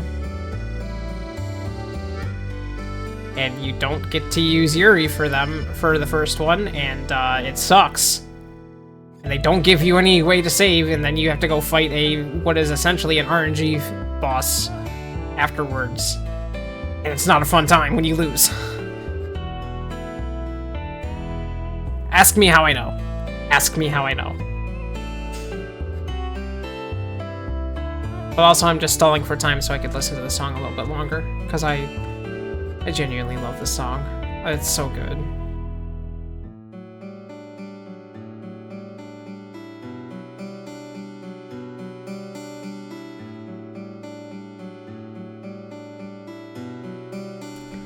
Okay, it's just about over. Just give me the little extra time.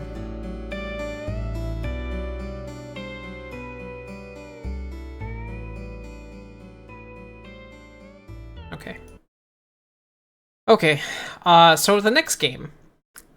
This next game is going to be a game either you've heard about and you know immediately what it is, or you've never heard of it, you've never heard the soundtrack to it, and you'll probably guess wrong as to what platform this is on.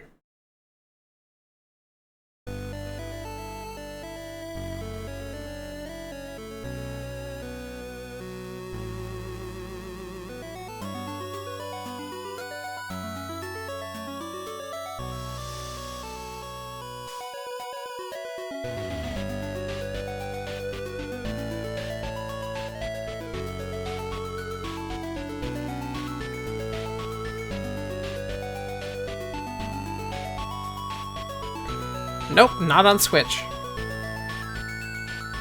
I mean, if it is on Switch, I don't know about it, actually. God, is it on Switch? I hope it is. I haven't played that game in fucking forever, dude.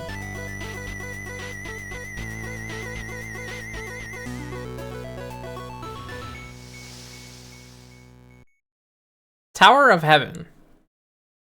Tower of Heaven is a Flash game, of all things.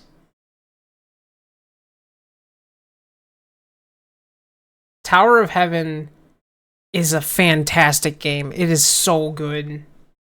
It has no reason to be as good as it is with what kind of game it is. It's just a Flash game that's kind of like a harder, like, precision platformer sort of thing. But God, is it so good. It's got the perfect, like, Game Boy colors to it. It's got a fantastic soundtrack, which that artist, or that like music person who makes music, yes, the artist still is making stuff. In fact, actually, I think the thing they did the most recently was actually for Rivals of Aether, of all things. But Flashy Goodness's magic with this soundtrack was phenomenal. I love this game. This game is wonderful, and for being just a freaking Flash game, beautiful, wonderful, love it, gotta love it. Stretch and hydrate. I mean, sure, I guess it has been enough time since the button has passed. So let me get some more liquid down my throat, which I probably need anyways.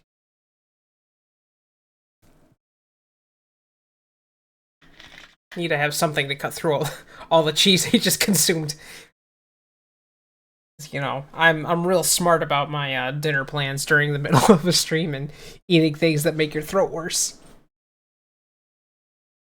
Yes, hi, hello, welcome in. We're still trawling through this 100 games list. Boy, do I still have more to go. Okay. Next game. Oh, next game. We're starting to get into the really good stuff.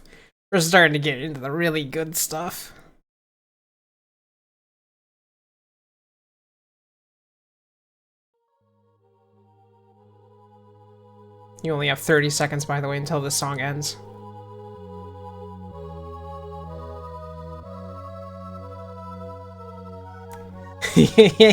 There's that answer.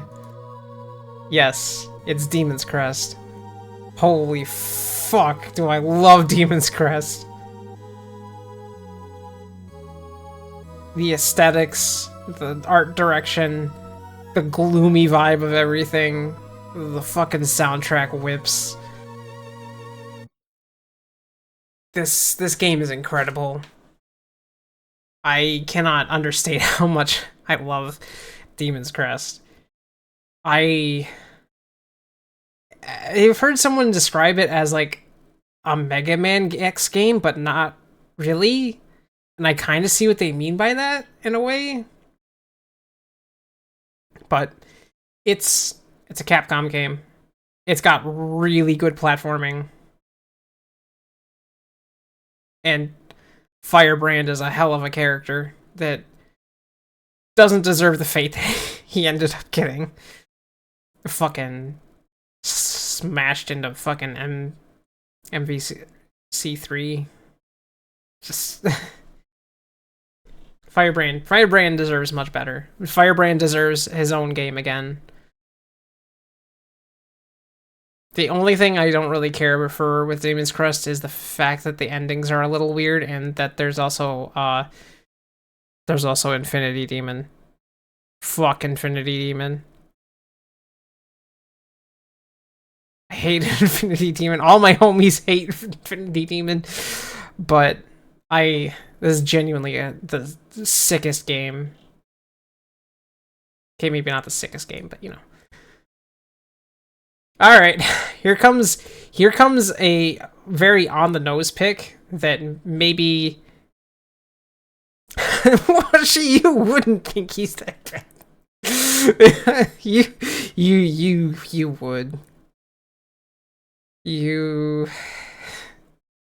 That's okay. All right. The next game is gonna be phoning it in a little bit, but I'll have my explanation after somebody guesses it right in like 2 seconds, or after this. I feel like it.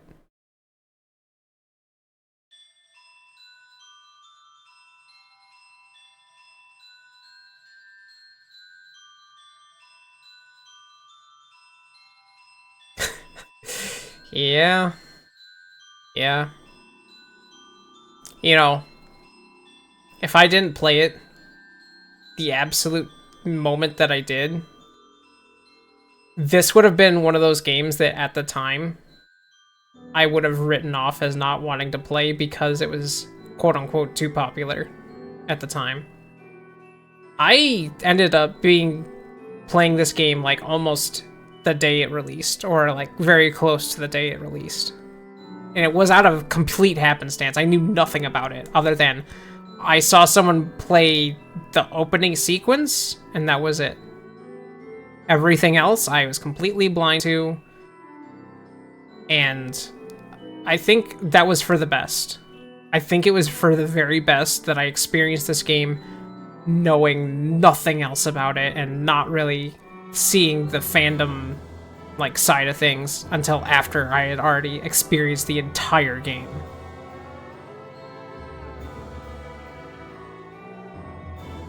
Because in the moment and in like experiencing it just raw without any other like influence really meant a lot. I feel like it's a weird position to be in with this game. Toby Fox is a genius for a lot of different reasons, and obviously has been very successful with Deltarune and everything. Which, by the way, I haven't played Deltarune at all yet, like at all. But I think it was the perfect time for me to experience this game without the extra influences at all, because I still can love this game the way that I do as its own thing, rather than after like I don't mean to sound like a downer about it, but I really kind of hate when people really lean into a bunch of the like really weird fandom stuff, like the really weird fandom stuff. The really weird fandom stuff and jokes and like I just like the game. I don't like the a lot of the people that get their rocks off about it. And I don't really like a lot of the theories put into it. I don't like all this other stuff. I just like the game. I like the game, I like the music, and I like how I felt about it.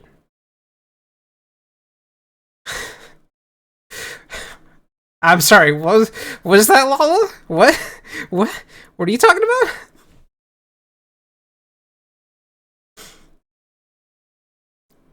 Behave over there, jeez.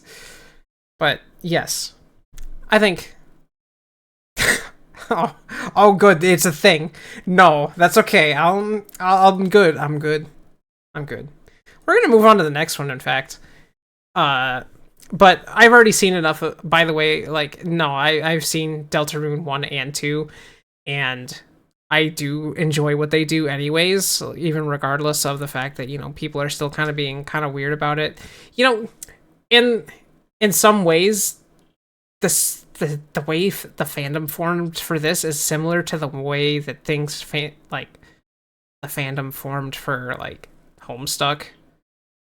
And the way that fandom ended up really made me like never want to look at Homestuck ever again, because I got to a point in reading that thing and I was like, this is not for me, and quit out of it. And I'm kind of glad that I did, because after seeing all the things that people get weird about for that is that's okay. I'll pass.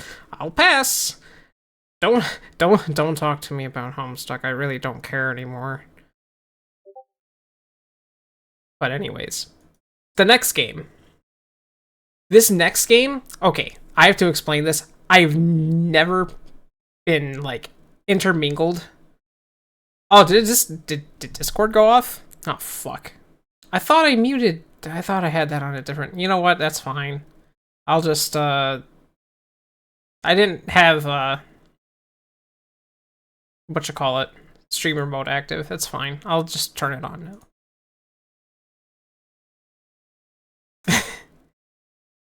Anyways,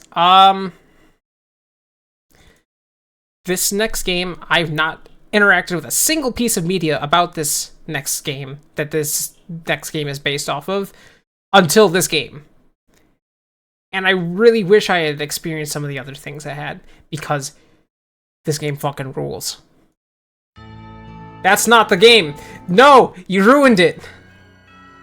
Damn it. Fuck. Why is my music player like this?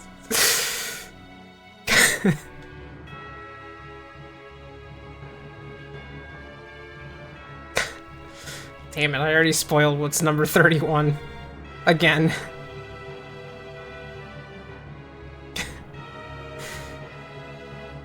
You know what, Neo Zero? Probably the alcohol from last night is starting to finally kick in. That's probably how my body works at this point in time. So you might not be wrong on that. Anyways.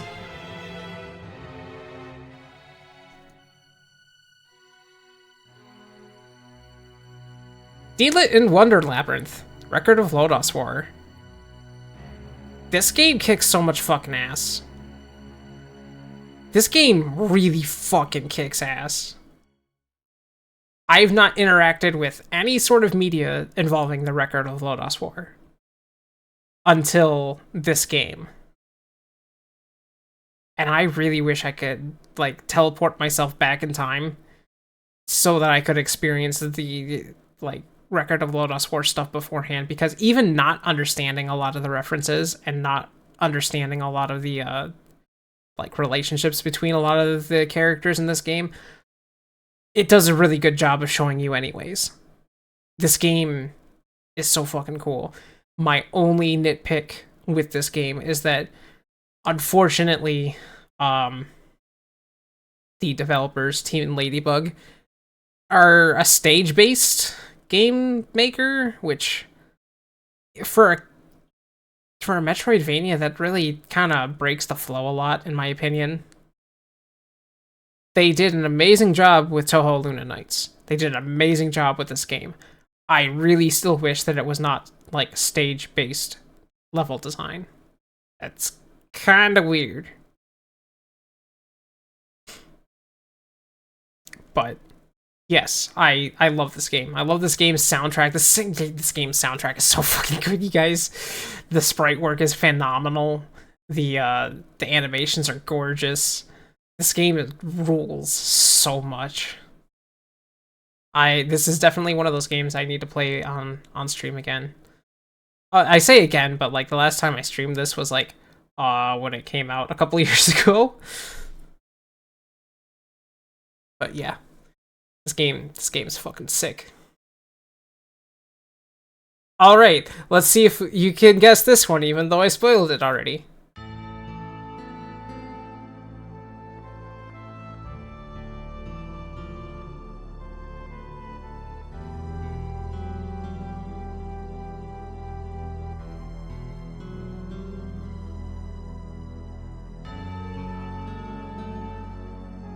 Come on, I know people know this one.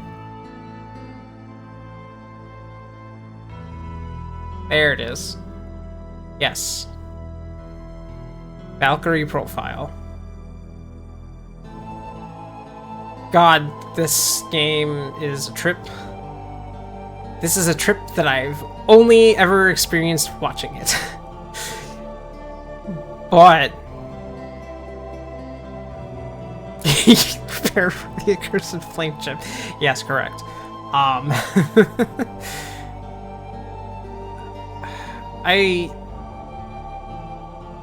I've still seen the entire story of this game. I know everything about this game except for the actual combat itself. Like, I kind of didn't pay attention much to the combat segments when I first saw this played, because I've watched this a long time ago. And while it's not a game that I've directly played myself, it's definitely stuck with me in a very meaningful way. Need someone to repair the accursed... Listen, Dot's not here right now. She can't repair the accursed flame gem. I think she removed that tag. Alright. But I can't really say much about it other than I do want to play it a lot.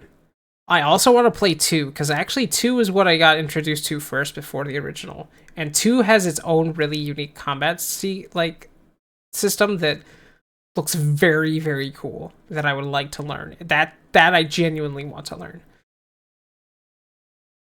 We're going on to another game. This is another game that will be played this week, I think. Do I have it on the schedule? I actually don't remember now. Did I put that on the schedule? Oh fuck. Oh fuck. Did I? Me having to look up my own schedule. Good job, me. I'm totally prepared. I'm not playing this week. Never mind. I'm a liar. Don't listen. Don't listen to me. But you'll either know this one or you won't.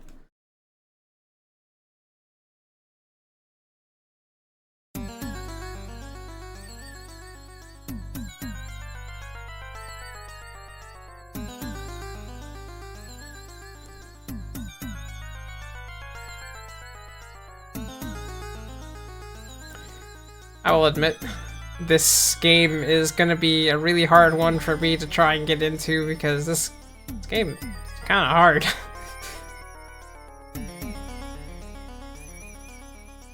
I don't know what it is about this game and its soundtrack. I don't know what it is about me and enjoying soundtracks that make me feel like fucking shit. Because I'll be honest, there's this weirdly mystifying property to like these weird horror-esque soundtracks that I don't know how to describe it. I'm kind of being, I guess I don't really know how to explain it, but something about these kinds of games, they do something for me, and I don't know what it is. I don't know what it is at all. But that was, what the fuck? That's not the right one. Damn it. I have these in the wrong order still. Fuck, it was Splatterhouse, by the way. God damn it. I thought I double checked all of these again. Oh, fucking shit, dude. Yes, that was the opening track to Splatterhouse. Aw, dude, I don't know what it is about these, like, weird fucked up games. These, like, weird, gory, fucked up games, but I don't know what kind of words to put to it as to why I do enjoy them the way that I do. It's short, so you might beat it quickly. Yeah, except the game's really fucking hard. The game's really fucking hard. I mean, if I credit feed, yeah, I'll beat it really fast, but, you know. The goal would be to not credit feed. Anyways, we need to go back to the one I accidentally revealed anyways, and I'm just gonna play the soundtrack anyways, because this is a really good song. So, anyways, yeah, so, Castlevania Portrait of Ruin. So, full disclosure, I have not played any of the Classicvanias, like, at all. That's kind of the whole purpose that I'm participating, especially in this year, for Dot's Classicvania challenges. I haven't really played a whole lot of the Classicvanias. Most of my Castlevania, like, knowledge and, like, I guess, fanaticism comes from the DS games in particular. I literally have all three, Dawn of Sorrow, Portrait of Ruin, and Order of Ecclesia on the actual cart, and I have them 100%ed. Sort of. I have not actually finished Order of Ecclesia, but that's because I'm trying to work up the attribute levels, and that is a grind. That is a fucking grind. Well, Portrait of Ruin's gotta be my favorite of the three. As much as I love Ecclesia, as much as Dawn of Sorrow has a lot of more options, sort of, Portrait is by far probably the one that sticks out to me the most. I don't know if it's just because Charlotte's cute or something, I don't know. Or if it has to do with the fact that, honestly, the thing that's really cool about Portrait is the environments are so drastically different. Like, yeah, Order of Ecclesia has, like, the world map and you kind of go through a bunch of different areas, but Portrait of Ruin literally takes you to the desert. It takes you to, like, locations outside of, like, a stinky castle that you don't really get to see in, like, many other Castlevania games. Like, the best I can think of is, like, in Bloodlines, you get to go to, like, a weird machine factory that's, like, not a clock tower, but it might as well be a clock tower. I don't know. Portrait, you literally get to go to to two different pyramids. You get to go to two different pyramids. You get to go to the circus twice with the funny clown music. The funny hell clown music. Oh yeah, that's true. Bloodlines, you did get to go climb up the Leaning Tower of Pisa. Yeah, it really did help that you were like going into these like strange painting areas. Honestly, it would be kind of cool to have a Castlevania game where you're traveling across the world to go like solve a couple issues, which is basically what Bloodlines did, except they put it on a smaller scale. It was just Europe instead of, you know, the entire like world. But I think that would have been cool. But Portrait of Ruin's cool. Portrait of Ruin also has a lot of like cool things going for it, a lot more cooler like ROM hacks and stuff for it. It's also got a remix of my favorite track ever. My favorite track ever, yes. Words. I know how those work. Anyways, we're gonna move on.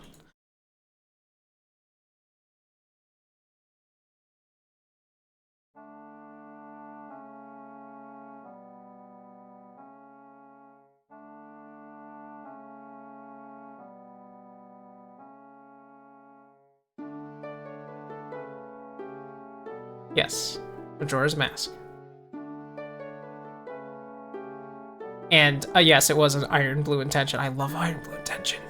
But anyways, so Majora's Mask. What can I say about Majora's Mask that no one else has? Probably not a lot. Or anything, really. You know why it's on this list. You know why it's kind of on my you know, games that have imprinted something on me. I think anybody who really enjoys Majora's Mask, like, you know you know why it's here. I will say that the thing that's really interesting to me is I did, in fact, actually play this directly after Ocarina of Time. And Ocarina of Time, I actually didn't get to complete until I got the GameCube special disc that had Zelda 1, Zelda 2, Ocarina of Time, and Majora's Mask. And you know what? As much as I liked Ocarina of Time, I think Majora's Mask is overall a more enjoyable experience for me for a number of different reasons. One of which is that it's a technically shorter experience if you know what you're doing. Because Ocarina of Time, you know, you still got like a whole bunch of field to go through, you still have to go through a whole bunch of dungeons. Majora's is a lot smaller, but in like a comfortable range.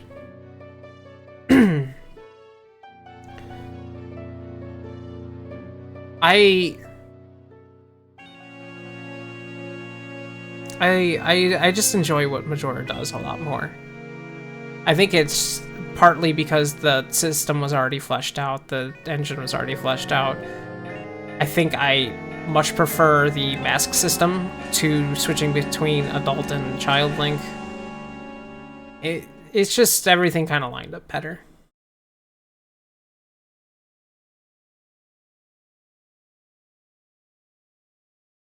I got nothing else about the game, but you know, there it be. Alright, next on the list is going to be one that's going to be obvious for some people after what I talked about earlier.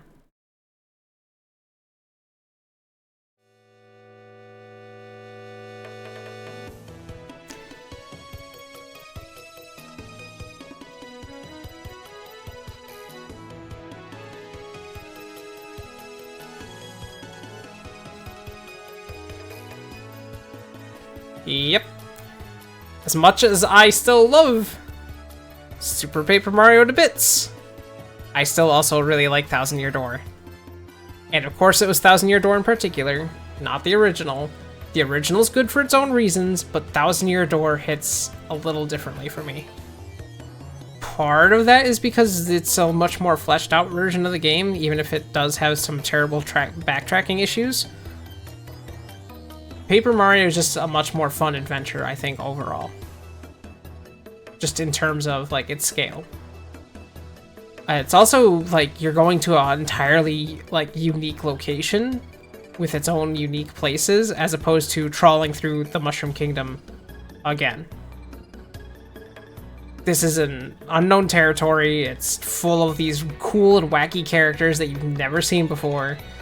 All these, weird beings that you've never encountered before. Uh, fuck, man. Like, what other things could I say? I know that there's gonna be a remake on the horizon. I don't know how I feel about it, but I will say that, you know what? If it allows people to play the game and not pay $200 for a fucking physical copy, or however much the physical copies are going for, by all means. I still have my GameCube disc. I'm fine. I will be playing this on the original version myself anytime I want.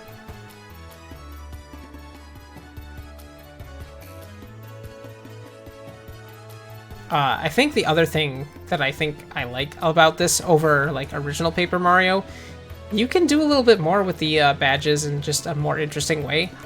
Dude, I love sitting there stacking fucking Quake hammers and having it cost a bajillion points, but do fuckloads of damage. It's great. You don't get to do that in Paper Mario 1.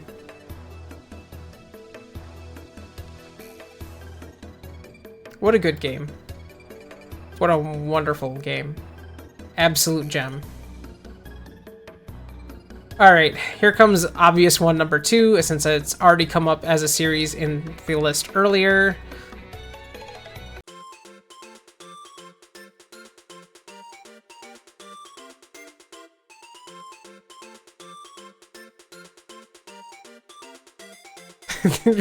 Kirby B. It's Kirby 64. How can I not put this on the list? This is literally the Kirby game I got to play the most in my life. I owned this for Nintendo 64 for the longest time.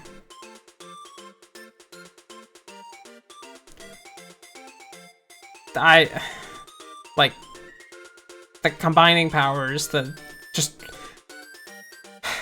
I guess let me put it this way. I spent so much time. Shockwave website? The what? The what? I spent so much time as a kid literally going through some of the same levels again and just having fun playing those levels and just like goofing around with them. Like seriously. Oh, you like the cute touches on the heart? Well, you see, that was done by my good friend Dizzy, who is not here at the current moment. But shoutouts to Dizzy, because she's great. Wonderful friend. I'm glad she made that, because it really, really made me happy. Had an interactive website. Oh, I didn't know about that, actually.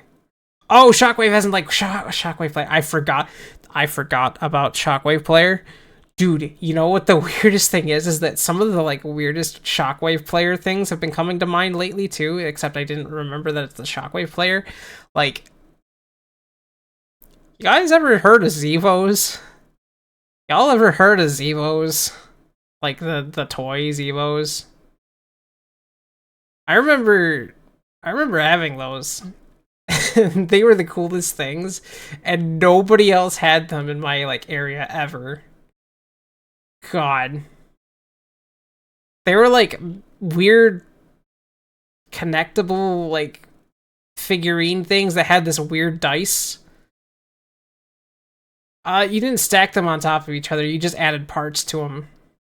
And they had their own like weird game associated with this weird hexagonal die. It's a very specific thing. Like,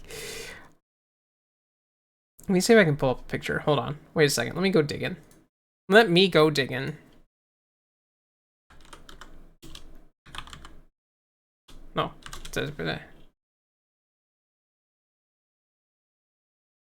Oh my god.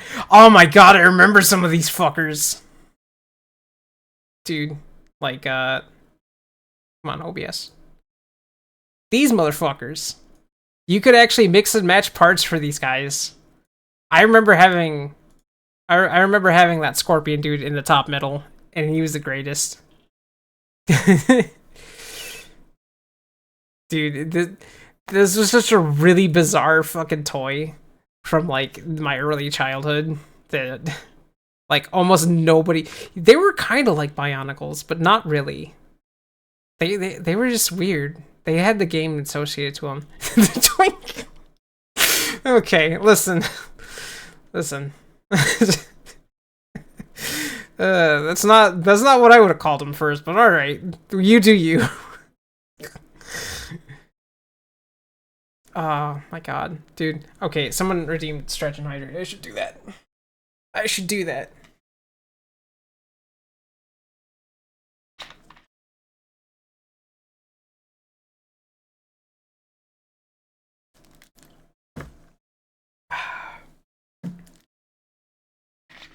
Like the thing about those things was they had like a little die. Well, not little, but there was like this weird like long piece of dice. In fact, actually, let me see if I can get a picture of the dice real quick.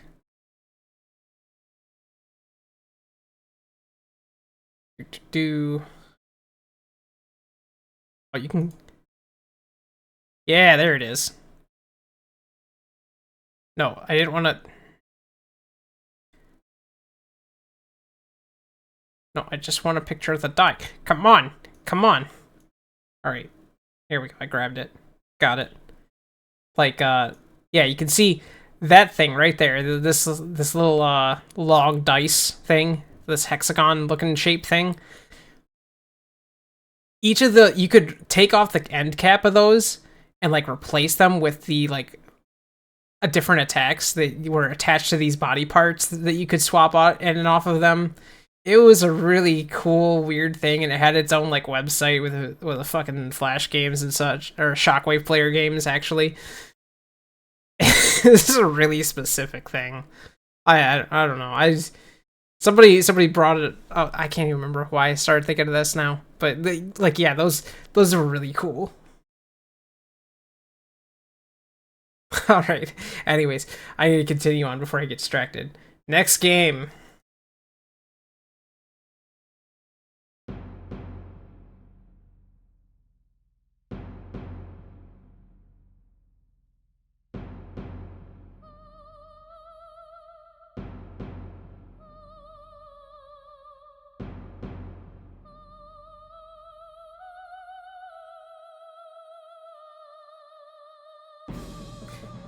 There it is. Yep. So listen. Dark Souls may have its legends written down in history or whatever it has. I fucking love Demon Souls. Because you know what? I played Dark Souls 1 first. Let me just get that out of the way. I played Dark Souls 1 first and bounced off. Because I wasn't like... I don't know if it was like a mood thing or if it was just like a brain thing at the time. But then I heard it wasn't even the first in the series at the time. So I was like, oh, what's Demon Souls? I picked this game up. I've heard this intro for so long, it's become... how to put it? I guess it's just been like glued into my brain forever. This game, I think in some ways is a lot better than Dark Souls, and I know that's a weird thing to say, but it's got a much different vibe than anything Dark Souls could pull off. And that's why I was kind of disappointed, but also a little excited to hear about the remaster on PS5. Mostly because I didn't want to get PS5, and I still haven't, and I don't think I'm going to anytime soon. But also so that maybe Demon Souls could at least live a little again, because this game is really neat. The world tendency thing is kind of a load of bullshit, unfortunately, but it's really fucking cool. I still own this game on disc and a PS3 specifically because I still want to play Demon Souls. I actually don't have any other PS3 games. I still don't have any other PS3 games other than Demon's Souls. And yet, I have a PS3 so I can play it.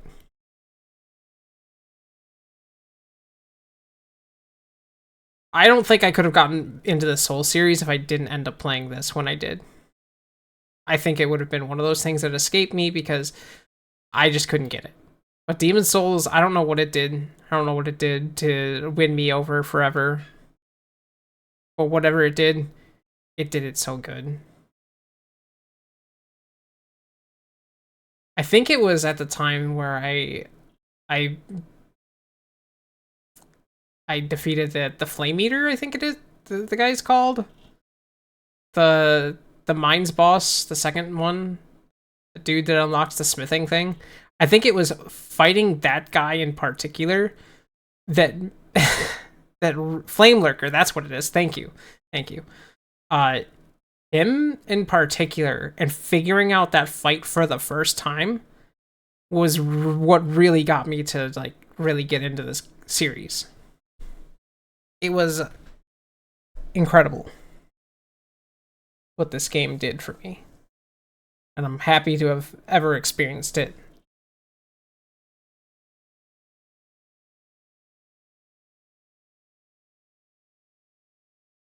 The next game. The next game.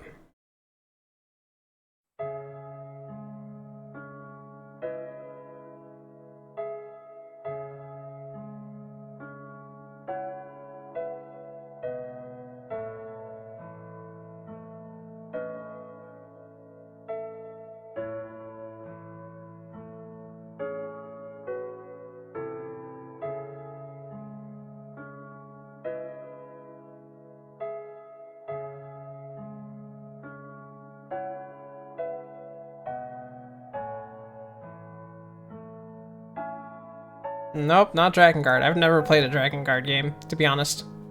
One of my great video game sins or whatever. I've only played Nier Automata.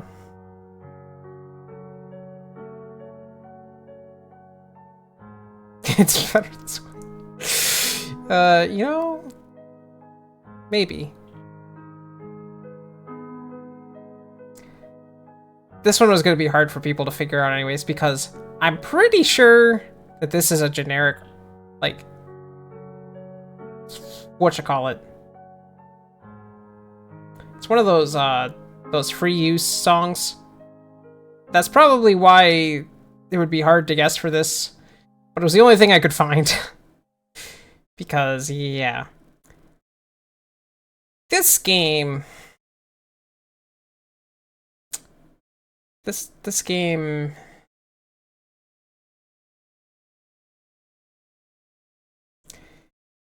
This game. So, how to put how I feel about this game into words? Yeah, it's a thing, alright. It's definitely a thing. It's an RPG Maker game. That's for sure. Kind of to go back at my point with, fucking Splatterhouse. I don't know what it is about these kinds of games, if you know what I mean, and why they make me interested in them. Not sure why. I really can't explain this one. I don't even know what it is, what the specific feeling really truly is. But Witch's House MV is very good. From the bullshit that it throws at you, the like nightmarish scenario, the weird like the actual horror aspect of it that actually like can scare the piss out of you. I think this game does horror for a game way better than even some like traditional horror games do. I guess it's a morbid curiosity. I don't know if that would be the word I would use for it, but everything from that to the gut punch that is the ending, like something with it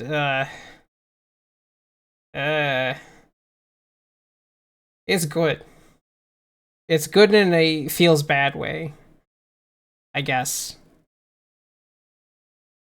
Sometimes you just like things that just make you feel like shit, like I said. I guess that's why people drink alcohol. Haha. So yeah. Witch's House MV is definitely a game. I think it's a game I would actually want to explore on stream at some point. Don't know if I'm going to do it this month. This would be the appropriate month to do so. But unlike I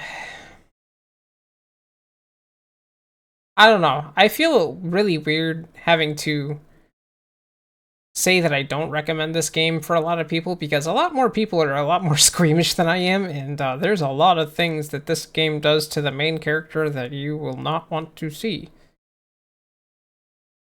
Considering the first thing it can do is literally crush you, and you get to see. Which is why I can't recommend it. But it's there. It's still ingrained in my brain. And it's probably one of the bigger reasons why I guess have grown attached to the RPG horror or RPG Maker horror aspect of games. I really like RPG Maker games in general because there is a lot of cool and creative things you can do with it, including horror games, apparently. And I didn't really think about that until this game came into view. And ever since then, it has not left my brain. It has done something irreversible to my brain, and I don't know how else to explain that.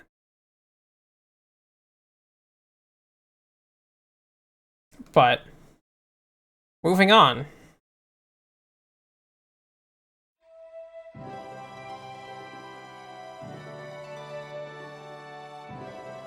I'm gonna be disappointed at a couple of you if you don't speak up and know what this is immediately. Anybody who's played this game? Yeah, there you go. There you go. Star Ocean 2. This was one of those super big RPGs on PlayStation that consumed like a lot of time for both me and my brother. And that's why it's here, is this game has consumed a lot of our time in terms of it being a good game. The combat's fun, the characters are great, even the crunchy voice acting audio is great. Ah yes, so this is the Fame artist. Yeah, well, sort of. Hello, welcome in.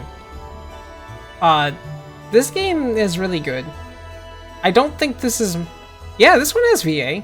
Has some VA. It's, like, crunchy. It's crunchy and it's mostly battle stuff. But the voice acting is iconic. Yes, it is. Yes, it is. It is iconic for probably some pretty bad reasons, but... Pairing to Peaches. Yes. But it's a really cool game. It's got so many different branching paths, which is not something that I would have thought about ever. This is probably one of the bigger RPGs, one of 3 bigger RPGs that was like not a Final Fantasy that me and my brother loved very dearly. I think he loved Second Story more than I did, but I still like it a lot. Alright, well, this one kind of got spoiled earlier because someone shouted it during the BRB because one of the songs came on, so that's my own fault, I guess. But...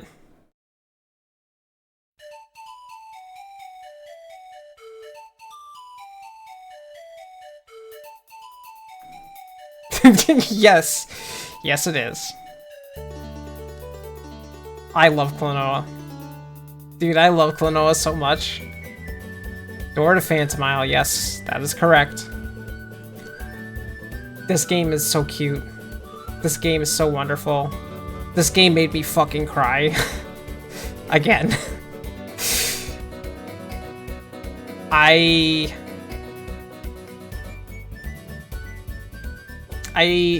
love that people have been experiencing this game a lot more recently.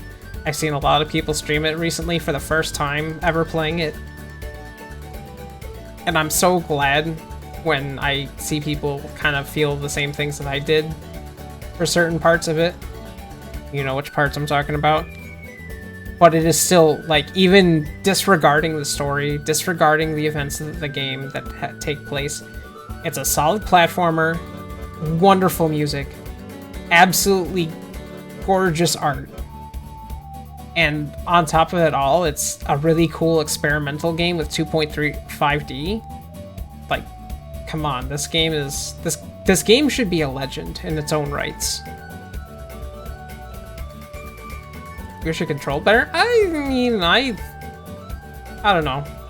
I can't comment on that. I think it controls fine, but I guess that's just me.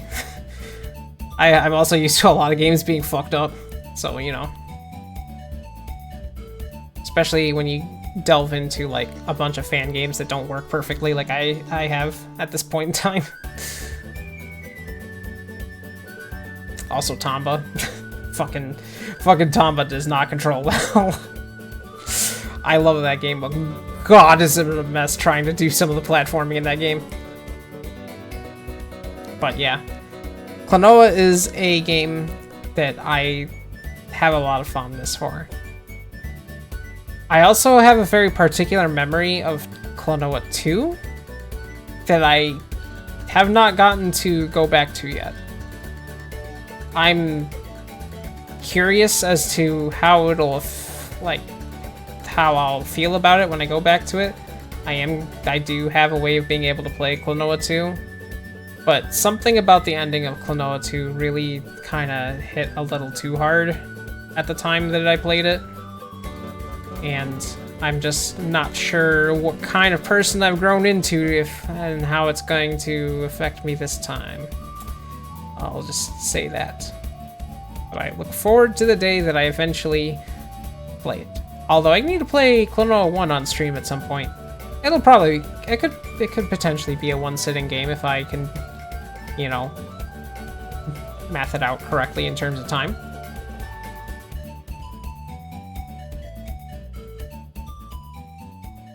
But we're on to the next game, which this one's going to be a weird one if anybody can get it right away.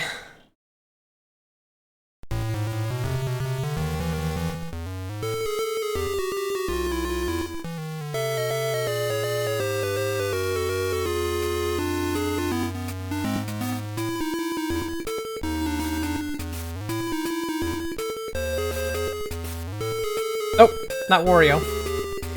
Yeah, there you go. Technically, I like both of these games very, very much. Both Oracle of Seasons and Ages. But I love Seasons.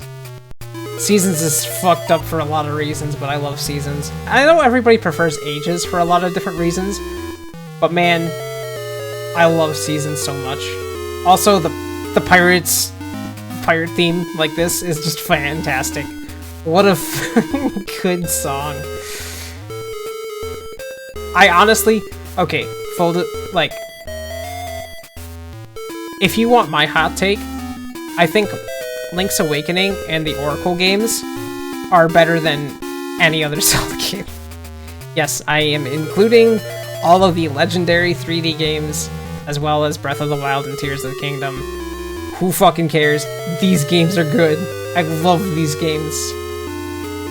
I would say I like Link's Awakening more, but I really didn't grow up with it. I actually grew up with Seasons and Ages in particular. And just the amount of stuff you get to do in Seasons and Ages just made it feel better for me, but that's because I was a kid who just loved having an endless, like, amount of game to shovel into my mouth. So, I don't know. But I love these games. I love both of the Oracle games.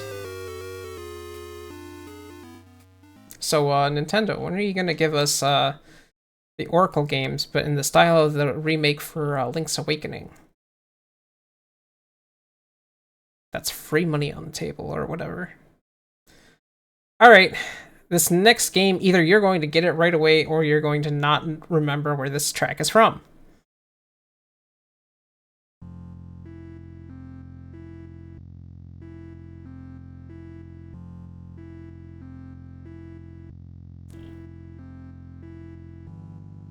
Yeah? Yeah, Washa? Yes. Cave Story.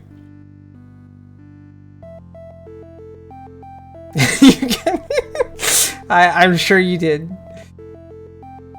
Cave Story is a beloved classic by many, many, many, many people. And there's a good reason why. I really don't even need to say anything any further. It's a wonderful game made with a lot of passion by a single person. You can't really get another game like this.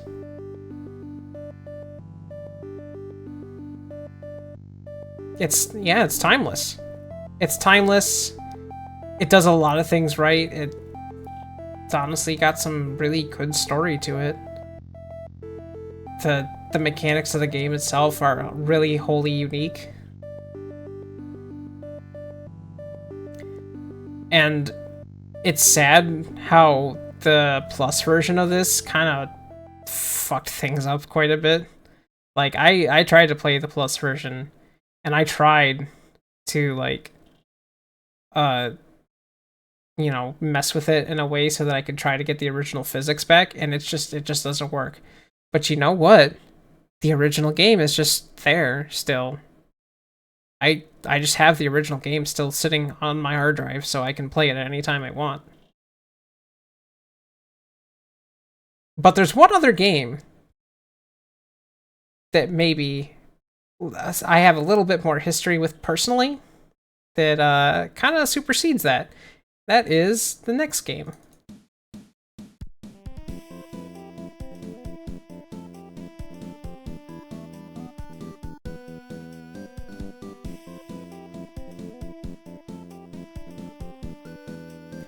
Yes, Carol Blaster. Straight from Cave Story to Carol Blaster. I love Carol Blaster. I love Carol Blaster. It is a crime that it's trying, like, it is a really big shame that it has to live in the shadow of Cave Story forever because Cave Story is so prolific. Carol Blaster has just as much love and attention put into it, I feel like. And, I think people don't give it enough of a chance because it was originally a mobile game. It's really fucking good. It's so good! Dude, it's so good.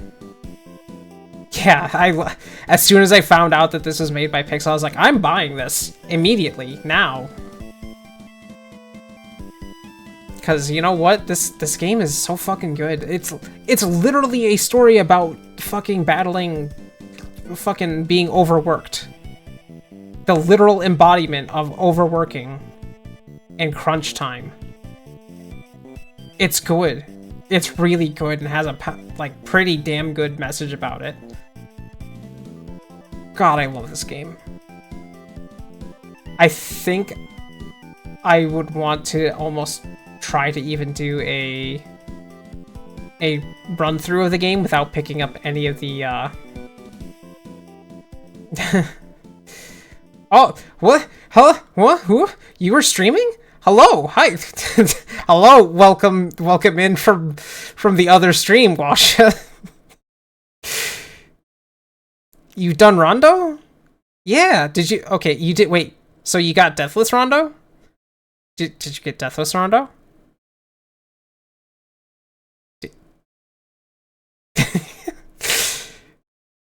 Oh, Rando. I listen, I'm dyslexic at the moment. Randomizer flood. Yes, exactly. Listen. Okay, well, how'd the Rando go? Yes, hi, welcome in. We're only 5.5 hours into this list of games that have done irreparable damage to my brain. Uh,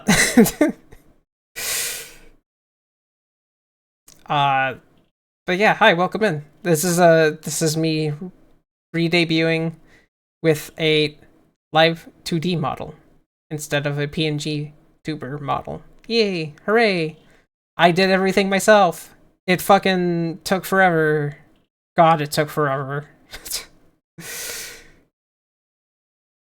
I can make you dyslexa. Yeah. Listen, Cave Story and Carol Blaster, really good games. If you guys didn't know, that they're really good. And you can still play Cave Story for free, and Carol Blaster is super fucking cheap, like, all the time. Go play them. Yeah. We're just playing a game of me playing a music track and then having people guess what it is. Speaking of which, hopefully a certain someone isn't here. Well, okay, you know what? Certain someone can be here. I can still talk about this game, but I can't say anything specific about the game because there are people in chat who need to play this game on their own.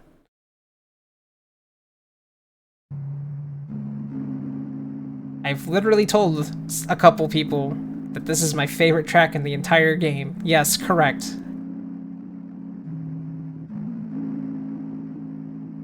I can't talk about much of the story of this game without fucking bawling. All I can say at the moment, there's a lot of things about the main character that I resonate a little too strongly with. A lot. A lot.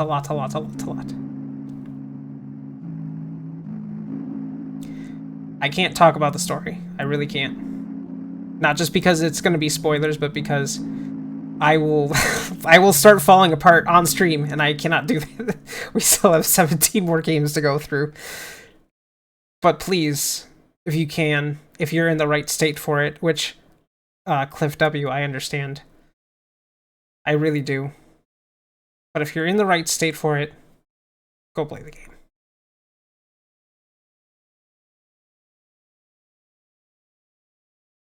So that's the only one I'm going to go really fast by. By the way, here comes another one that someone's going to answer instantly, I'm pretty sure. This won't take long. There it is. There you go, Washer. You finally got it. La Mulana. Here it is.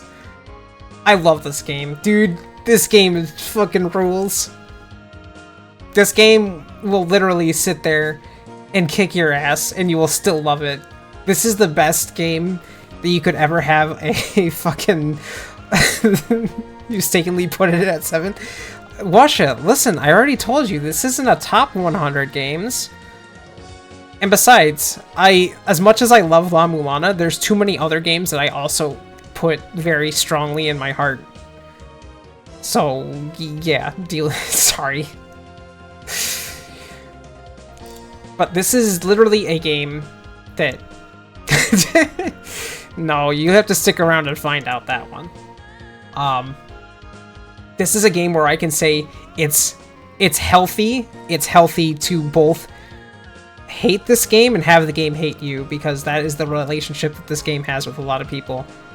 And I wouldn't have it any other way. I seriously wouldn't. This game rules. It's great. LaMesa is wonderful. What a fucking disaster human being that he is. Go play La Mulana if you want to get your ass kicked. Please. If you have any love in your heart for cryptic bullshit and tight platforming and some really mean things. Oh yeah, disaster of a human being, lover of curry. That's correct. Also, yes, there is a manual. I never read the manual, actually, but I do know it has some really cute art in it. Bring a notepad, yes, correct. Or, you know, you could also take screenshots with your computer if you're playing it on PC. That was actually what I was going to do with La Mulana 2, because I have it on Switch. I was actually going to use the snapshot feature to actually take notes. Wait, really? Oh, I never read the manual. Oh. That's fine. I'm sure I didn't miss anything important. Other than, you know, the cute art, because there's some really good art in the manual. Dude, there's some really good art in the manual. Okay, let me go on to the next game before we get too excited about this game. This one might be a little harder to pin, potentially, maybe.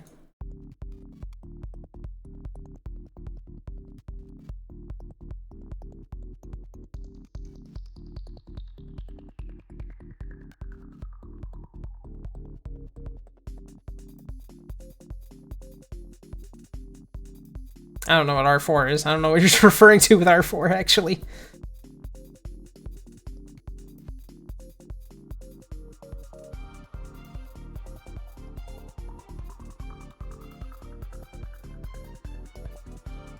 Nope.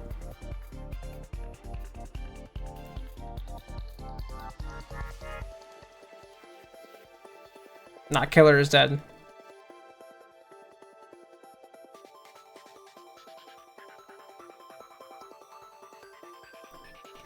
I could give a hint as to who the producer is for this game, but that would pretty much seal the deal as to what game it is in particular from them. No, not Lumines, not Meteos.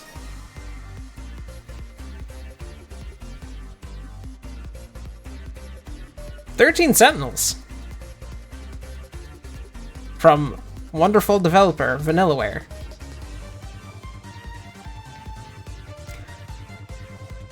I cannot state exactly how much I love this game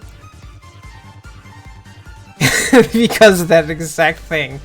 Can't really talk about the story without spoiling it. God, there's too many of those on this list. But 13 Sentinels is a really good game, and it has an RTS attached to it too, so you know that's kind of cool.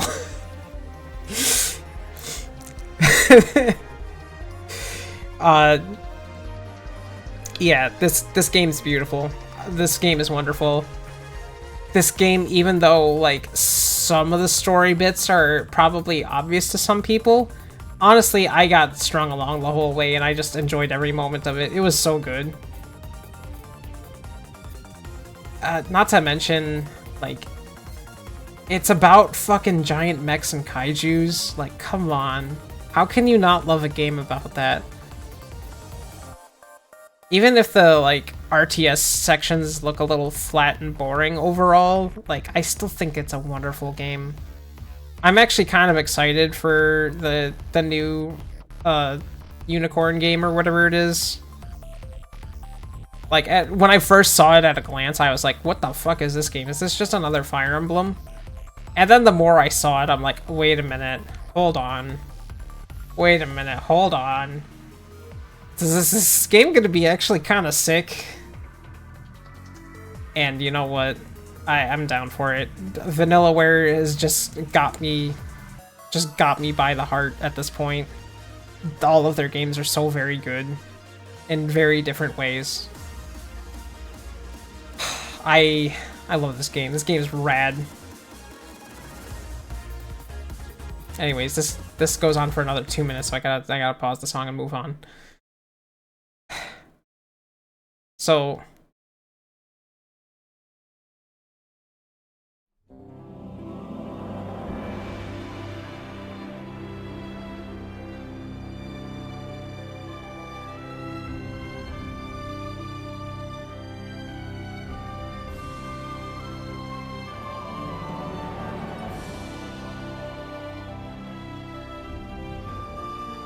I don't know if anybody's gonna really get this.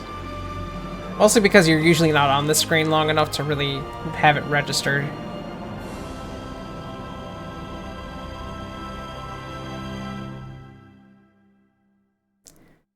So, funny story. I like Till the End of Time a lot more than I do the second story.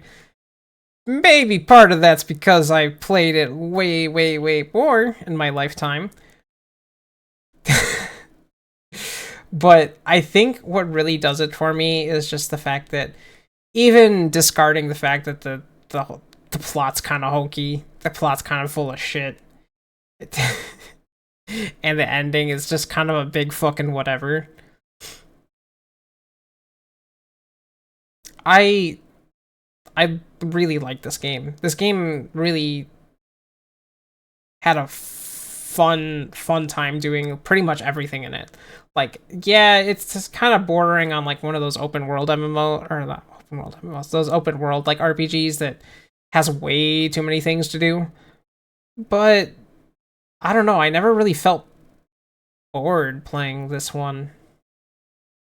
Not to mention the fact that like you don't even have to like grind in this game. You really don't.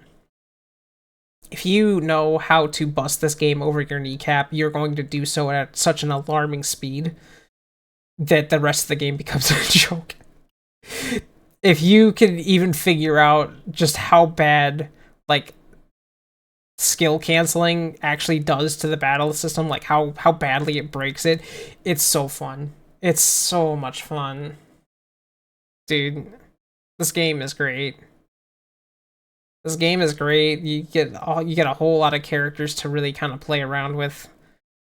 I don't know. It's just always been one of those games that has just forever been implanted in my brain. Aiming to voice canceling, yes, that's probably one of the bigger ones. Oh yeah, Albel with his fucking edgy edgelord that he is. God, Albel's so cool. He's just such a fucking dork. I think I liked Albel as much as I did because he, for some reason, was like he's like an edgy version of Ashton from 2, and Ashton's really cool. Even though Ashton's kind of a dork. But, you know, whatever. Okay, next game.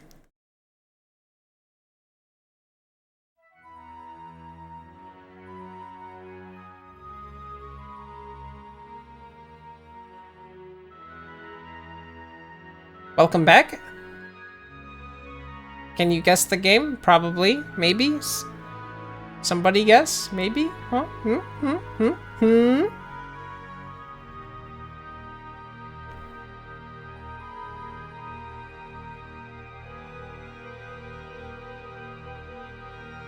No? No one? I guess this one would be kind of hard to pin down in particular. Also because the rest of the soundtrack, like a big majority of the soundtrack, is kind of generic.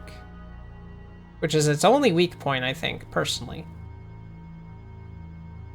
Vagrant Story. I was blown away playing this game the entire time. God, do I love this game.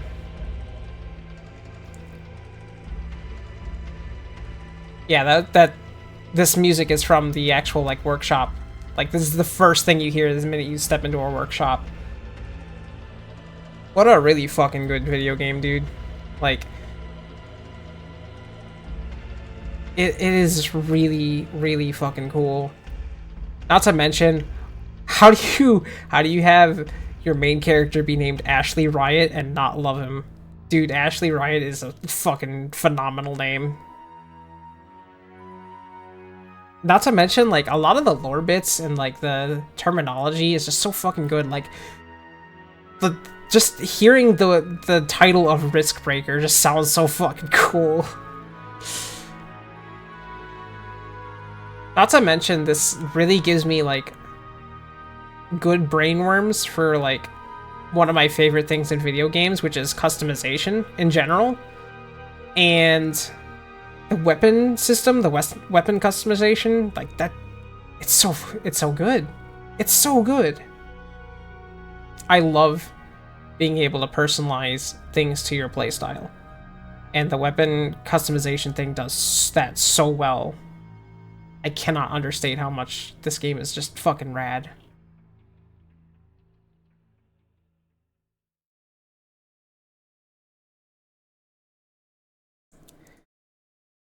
Okay, here comes an obvious one. If anybody gets this wrong, you're banned. I'm kidding, by the way. Come on. Come on. This is like this is the most free song you could ever listen to. Yeah. Wait, what? That's the wrong one. Haha. Spoilers. Yeah, Mega Man X. Fuck. Why do I keep fucking up like this? Yes, Mega Man X. How could I not have How could I not have Mega Man X on here, dude? I love Mega Man games. This is not a secret. I fucking love Mega Man games. And of course X is going to be on this list. X is so goddamn good, because without X, we would not have the rest of the series where it is today. Well, I guess where it isn't today, but you know what I mean. You know what I meant. The X games in particular, obviously I had Mega Man X for a long time. I actually didn't really get to play X2 or X3 very much in my life up until like after high school. Most of my experience still came from X and then X4 and up. But like I said, X laid so much groundwork for the series to just soar off and then crash and burn with some other entries that I'm not going to talk about. But like this is like one of the Mega Man games of all time. Come on.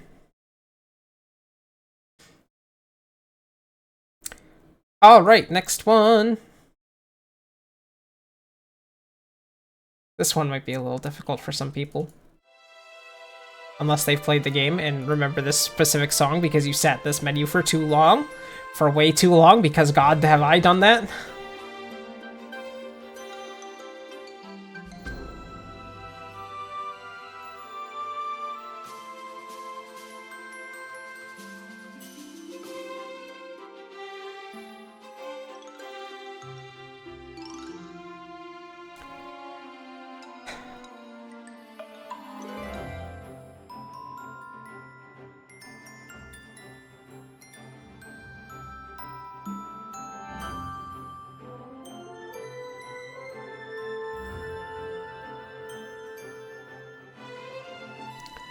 So, there's another game from this developer on this list somewhere.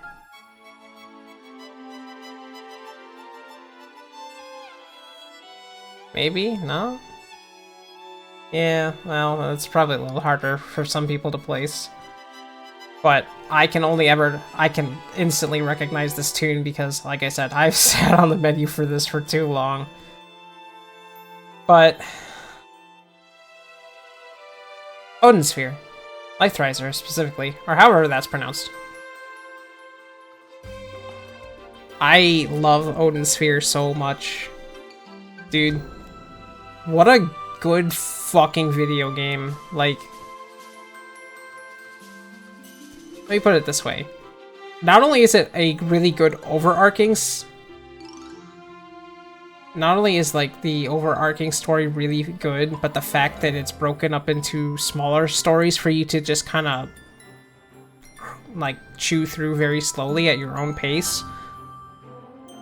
The chapter selection screen lets you play as that girl that you see there and with her cat, and you can pick up the cat and pet the cat. Come on. How is that not a 10 out of 10 from that alone? Seriously. You just get to pet Socrates. That's great. But even beyond that, like, this also has like some sappy story to it that maybe made me cry a little bit. No surprise there. The mechanics for Life2D are very good. I don't know what the original was like. I know some people say you have to experience the original or you'll never appreciate it, blah blah blah. Who cares? I really loved this game. There was maybe one character I did not really enjoy playing, but that's even then I was still having such a good time with the game. I was having such a good time that I was even going to start maxing things out, and then I lost track of something and didn't feel like doing it after a while, because that's just kind of how my game experience goes, is I make this nice grandiose plan and then put it down for a couple days too long and then never come back to it. But I love Odin Sphere. all the main characters are so good.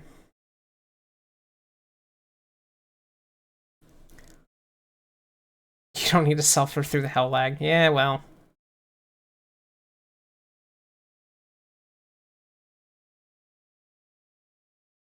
Alright, on to the next one. I know a couple of people that should be able to recognize this immediately.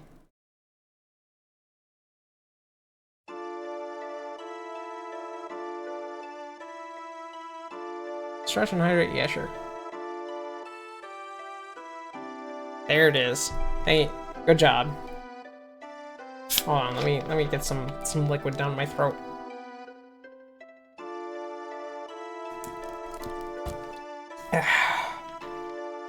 I love this song, dude.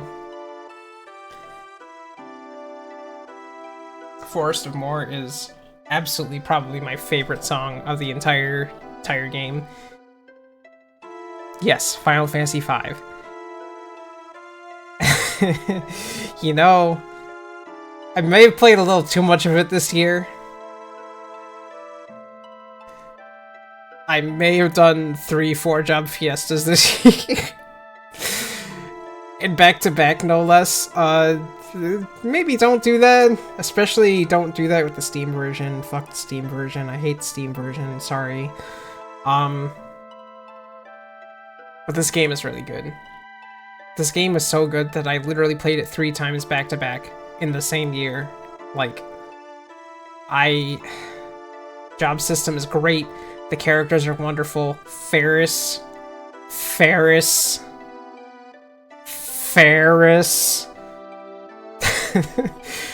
And not to mention, like, I don't know what it is about Xdeath being the insane goofball, but like, I love Xdeath. What a goofy villain. What a goofy tree-ass villain. This is a wonderful video game. This is definitely something that I would encourage people to play, especially with the 4-job fiesta format, if you have, you know, decision paralysis or whatever. I turned myself into a splinter. This is such a good point. God. What a good video game. You know, the crazy thing is that I didn't even play this until, like, sometime in the early 2010s. Like, I played this way past its prime. And I still love it. I still love it more than, like, a lot of Final Fantasies. Speaking of moving on. So, this one already got ruined by mistake.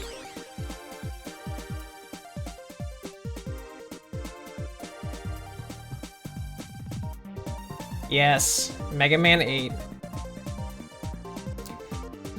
I love Mega Man 8. Probably a lot more than it deserves, or whatever. I don't care. I just don't care. I don't care what people have to say. I've heard a lot of people tell me, like, bad things about Mega Man 8's voice acting, and like, back in, like, the early 2010s, and I just had to look at them and, like, are you fucking kidding me? You're sitting here praising Resident Evil with its literal B-movie script reading, and then trying to say Mega Man 8's is just as bad? Like, what? It's like, it's literally, like, the same thing. It's the same thing. It's just cheesy and hokey and wonderful in the best way possible. I don't get it. Some people just need to, like, get the sticks out of their asses about video games. I don't know. Mega Man 8 is good. I love Mega Man 8. It has so much charm, so much style to it. I love how doofy the fucking Robot Masters are and their voices. What a good video game. It's probably, if it wasn't for the fact that I also really love a lot of the other classic Mega Man games, I would say to surmise with all the classic Mega Man games, I would say 8 just barely ekes by like an inch in terms of which ones are my favorite.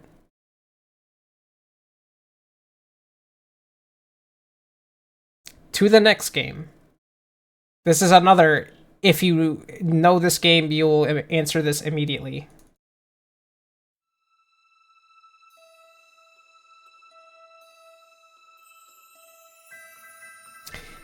Yes, correct. I love Final Fantasy Tactics. I love Final Fantasy Tactics. It has a special place. It has a really special place in my heart. I'm one of those people who, when I was younger, I never got to play, like, 7 a lot, or 8 a lot, or 9 a lot. I still actually own a copy of 9, but my brother tended to play 7 more, so I ended up playing Tactics a lot more. We never owned 8. But I dug so deep into this game. I dug so deep into this game. Right down to making sure that my entire roster was all these special recruit characters. From the dialogue, even if it can be a little silly at times, dialogue, the story writing, the atmosphere, just the general gameplay, it's just so good. Little money. Yes, little money. Like, I don't know.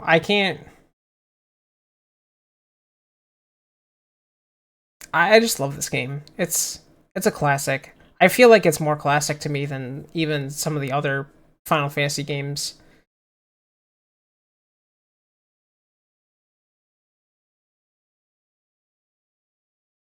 Cause like I don't know. I never really got as attached to like 7 or like 8 or 9 as some people did.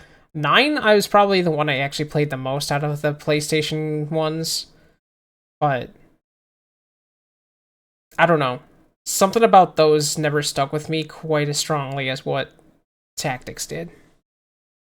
And I think it's maybe just be because of the Evilise thing. Like I love Evilise as a, like, you know, general area.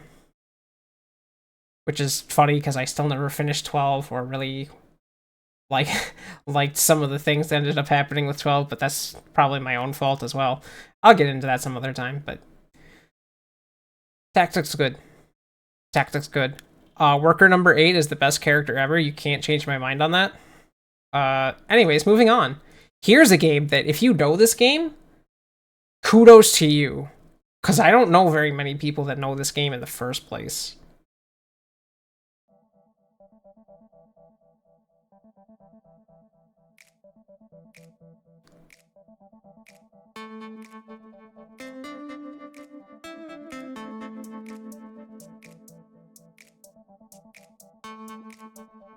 There it is, yep.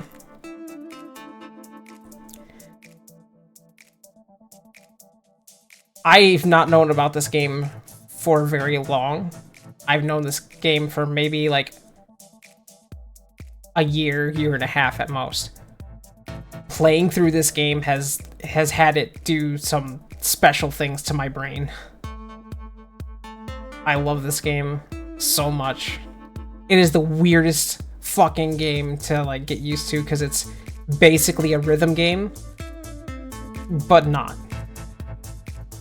It's hard to explain. I think the characters are really fun. The music's really good in my opinion, but that's, you know, subjective, whatever. Rhythm bullet hell fighter. Yeah, kinda. You know, sometimes the art's hit or miss. I think it's really good. I like it. The interactions with a lot of characters are fantastic. The story and what it's trying to teach, while it gets lost on some people, I actually think it's really good. I think it's really, really good if you actually can, like, if you actually sit down and think about the message for the intended ending. Now, the problem is that there's also a couple other endings that maybe people got by mistake. And, you know, I haven't gotten those. I've only gotten the traditional one. And boy, does it hit home in such a weird and fascinating way. It has made me think a lot about my own place in the world in a way. I guess I can put it that way. It's a cool game. It's a cool game. They're coming out with Neverhood too. I'm really excited. It didn't need a sequel. I don't think it's probably going to be as... I don't know if it'll be as memorable as the first one, obviously, but it's a good game. Please. Please. If you see it on sale and can spare the time to play it, please do. Please do. Good game. Good game out of 10. All right. Okay, so I have to explain. This technically isn't for a single game in the entry of the entire series, but I'm using this one as an example because this is one of the games out of the series that I've beaten, even though I want to beat some of the other games.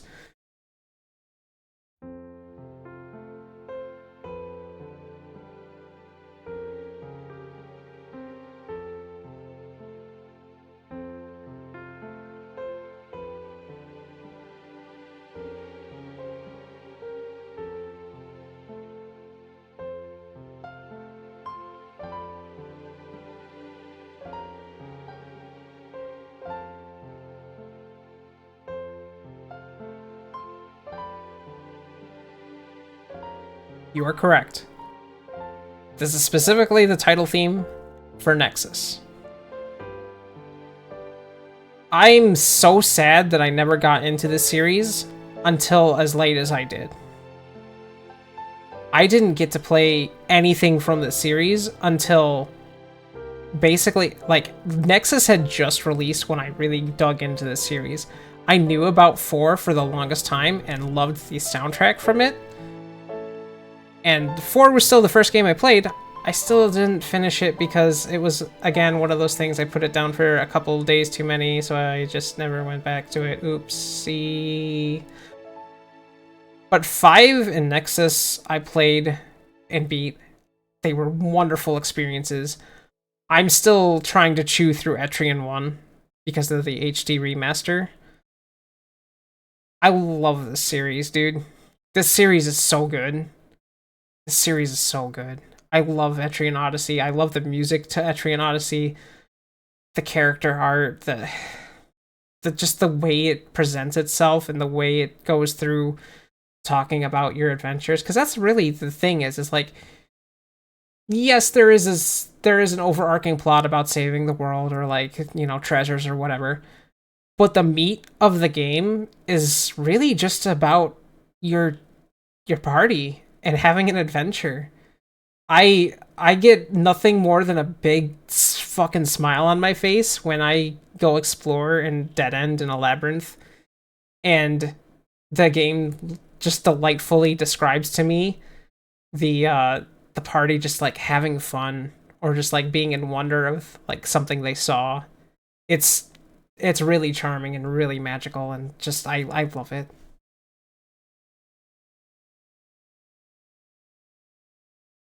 I really love it.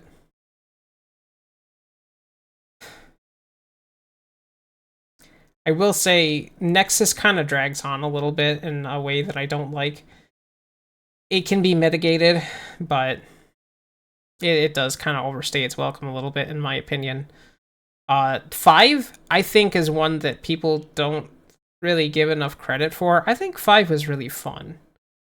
I don't like some of the things that they did, and I don't like the whole, like, splitting stats between a bunch of races and stuff. That feels kind of, yeah. But 5 was pretty cool. I think if there's any game that I want to go back and do the post game for still, it's probably 5 right now. But I also still haven't finished, you know, Etrian 1 or 4 or 2 or 3. I haven't even touched 3 yet. 3 probably has my favorite soundtrack, although, well, at least some of the tracks in it are my favorite among this entire series. But on to the next game. We're getting to the end.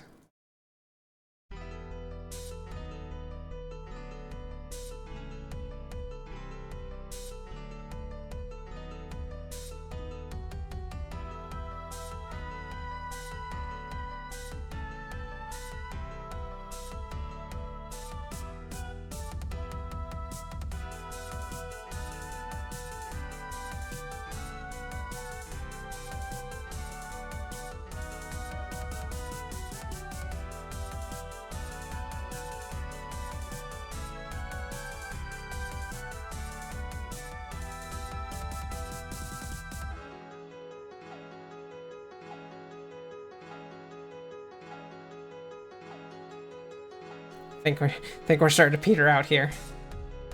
So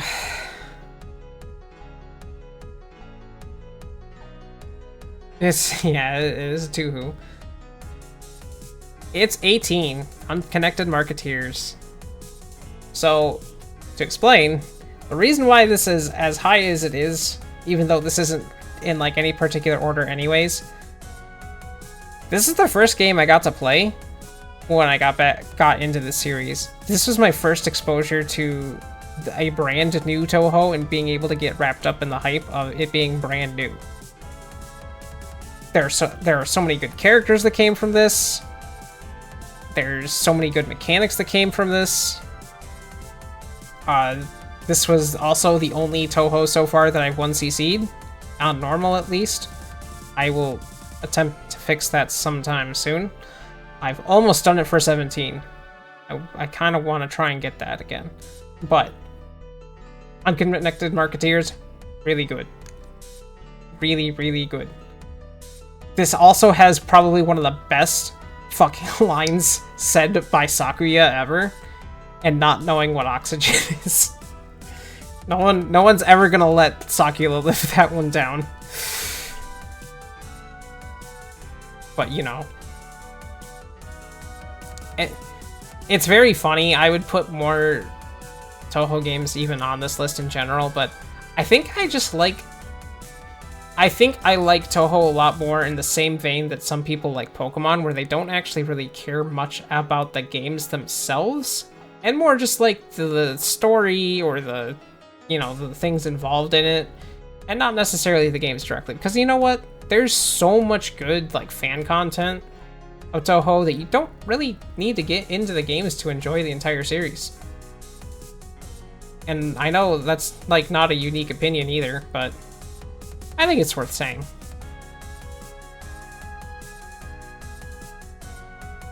Alright, we're getting down to the final 5.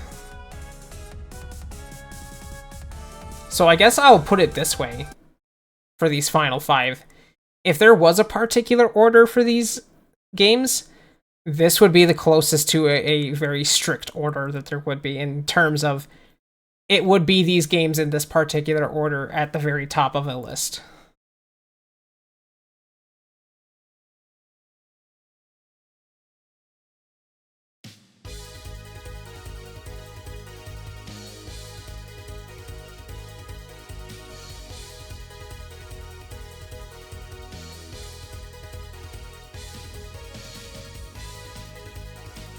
I love Mega Man X4.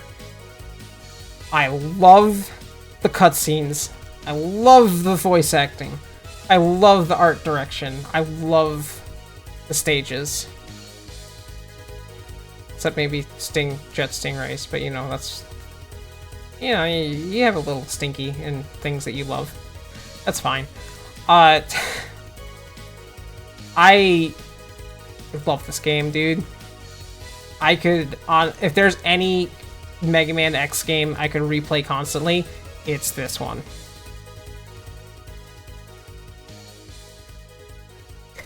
Like, X4 is actually undoubtedly the game that I've had the longest in terms of X games, even longer than having Mega Man X. X4 means a lot to me. And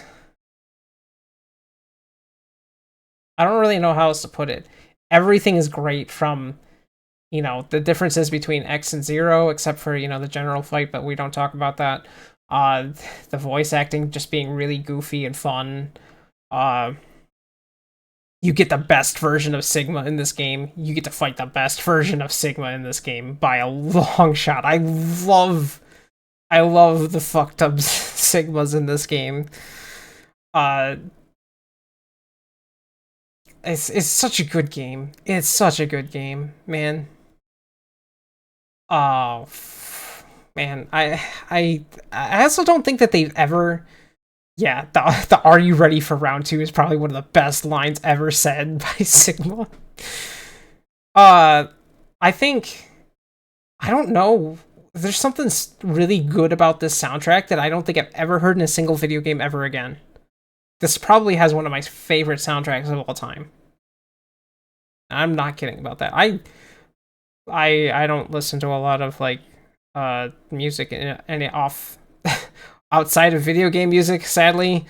It's just not my thing. I don't know why. I can't explain that, but X4 is definitely one that's just cemented into my brain. Now, number 4. Hey Washer, are you ready for this one?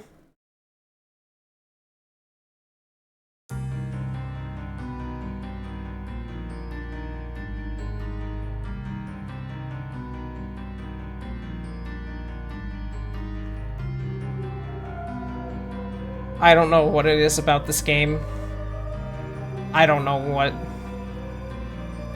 what it is about this song in particular. Kingsfield 4. Kingsfield 4 did something to me, and like I can't explain it. I've never had a game that I picked up and played that I've never had experience with the entire series and loved it as much as I do. I really want to go play the other Kingsfield games, and I know people say, hey, you could always start with the actual first one and everything, like you should. Or, whatever. I don't know. I don't really care. I picked up the Ancient City just out of curiosity. Played it on stream for the first time, literally only last year. This has dug its way into my soul in such a strong way. I think about that theme, that title theme, so fucking much. I can't even describe how much I enjoy this game. I want to already go back to it, even though it honestly, quite frankly, has not been enough time away from a game for me to want to go back to it. That's kind of a scary prospect for me. But I already do. I want to. This game is so good. This game is really meaningful in that it's ways I don't know how to describe. I keep saying that. I don't know how else to describe how I feel other than it's special. It's special to me in such a weird, strange way. Right into the pit of my soul.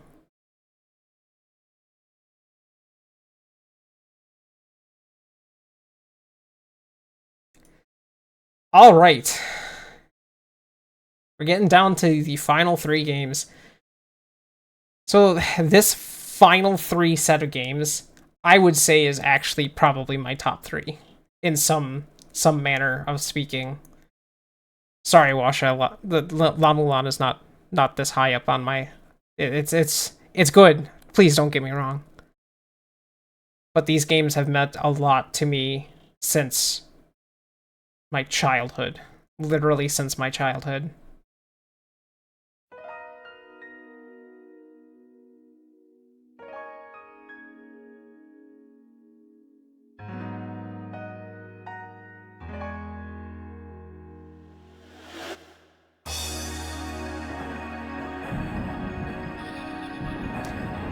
Yes. Breath of Fire 3. I can't really put into very good words how much this game really has done for me. Not just because it's just a fun game. Don't get me wrong, the fun mechanics of the game, the fact that Protag turns into a dragon, that's so fucking cool. it's even more than that. The the things that you go through in that game are incredible. There's I don't think there's many other games I could think of where you could where you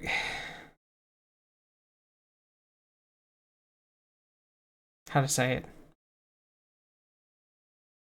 how to say it without spoiling, because I don't know if everybody's played Breath of Fire 3, but man, it's a fucking good game. There's some story beats that like are so very weirdly cruel that you don't really think about at the time. Like there's a lot of fucked up things that the main character Ryu is put through in this game that you don't really think about, maybe because the writing in this game really likes to cover it up with haha, goofy Capcomisms. Like there's a lot of fun to be had with this game too. There's a lot of jokes it has too. I'm looking at you, Anglerfish minigame. I'm looking at you. Fucking piece of shit. Oh, also the actual like regular fishing minigame is probably one of the most in-depth fishing games I've ever seen. That's just a mini game. It's not even the main point of the game, and it's so in-depth for no reason. It's so good. I will say that you would think my favorite characters would be pretty obvious, right? Like Ryu or Momo. Granted, Momo's fucking great. Dude, I love that nerdy bitch. Holy shit. She's so good. Have you ever played with her maxing out her attack stat and just having her crit things? It's hilarious. It's so good. She's so wonderful. I love Momo, but oddly enough, my favorite character is actually Ray. I love Ray. Ray makes me cry. In like the good way. I love Ray. He is the most best cat boy of all time, I think. Ray's so good and so well written. And the fact that there's a scene at the end of the game that can toss the most shit at him for no reason. God, it breaks my heart, dude. I love Ray. I think he also learns the most out of that entire game, out of the entire cast. He has more of a growth arc than anyone else in the best way possible. And I really appreciate him for that. Especially once you can put two together with what happens at the very beginning of the game versus what you when you get to the middle point of the game. There's a lot of things that his character in particular has to experience that is just really heartrending in a very wonderful way. Funnily enough, I'm not the hugest cat person. I'm more of a dog person. I grew up around dogs, but that's beside the point. I just like animals. Animals are good. Also, Gar is fantastic. Fucking Gar. You know what? All the characters are good. The only character I don't like in Breath of Fire 3 is actually probably the one you'd expect the least, which is I hate Nina. I fucking hate Nina. Holy shit, I hate Nina. I can't go into like the full like story explanation, but she's just a shitty character. I don't like Nina. She's also not even good at her job as like a base, like her base growth. Literally supposed to be her being a mage, like a powerful mage, and she can't even do that right. Momo excels. Dedicating Ryu to magic would be more beneficial than using Nina at all. Period. It sucks. Nina just sucks. Okay. Here comes the second to last one. If anybody didn't guess this because they didn't see it on the list before, I'm sorry that I haven't really shown my true colors yet to you, because I feel like if you know me, like in any capacity, you should know that this would be pretty much either the top or second top game.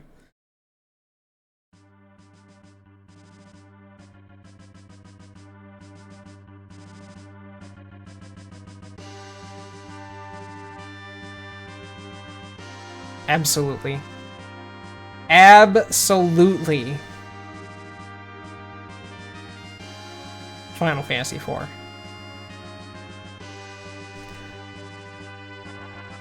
This game is really special to me in a lot of different ways. I could never have more of a favorite Final Fantasy beyond this one.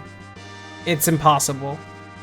I will never be able to experience having Final Fantasy and its entire story read to me by my parent before I even knew how to read in my lifetime ever again. That is what happened with me with this game.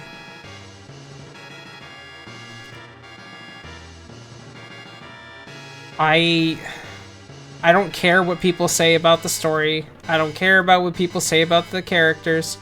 I love this game.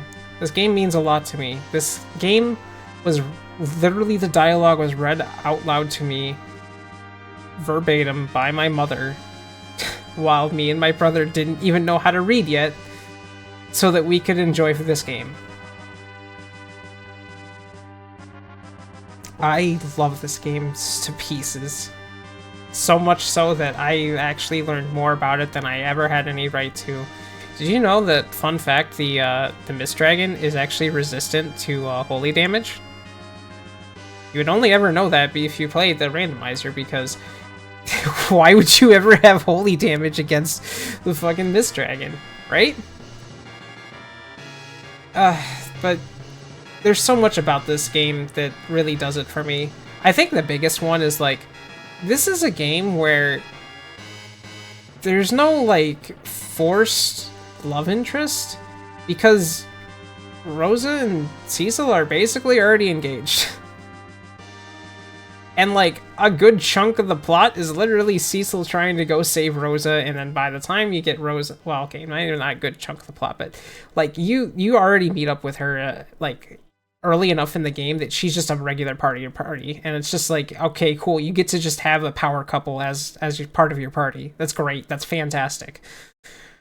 There's no, like, weird love interest and such. Like, yeah, there's a thing that involves Kane, but, you know... That's kind of actually funny. That's, like, very anti what is normally happening in a JRPG, and that's, I don't know. I just love 4. Golbez without his armor is probably one of the hottest dudes I've ever seen. I don't ever say that about a masculine character very often. Fucking Golbez, though. Holy shit. Listen. Golbez fucking rules, regardless. I love Golbez. Golbez is so cool. No, not in Standard 4, but even still, like, the, you do get to see him in Dissidia without his armor if you got the skin. You guess which one I used. Holy shit. Dude, I don't know. But, like, there's so many good characters. I love Rydia. I love Edge. I love Kane somewhat. He's kind of there. Cecil and Rosa are great. Palom and Porm are a bunch of dweebs. Sid is a dweeb, and I love him for it. Like, there's just so many good things in that game.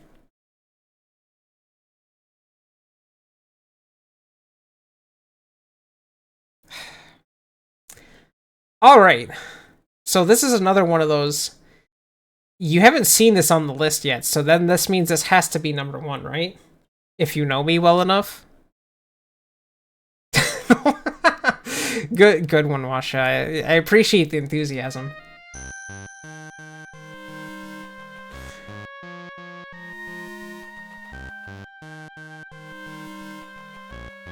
Yes. Boktai. I will. I love Boktai. I can't even put it into words.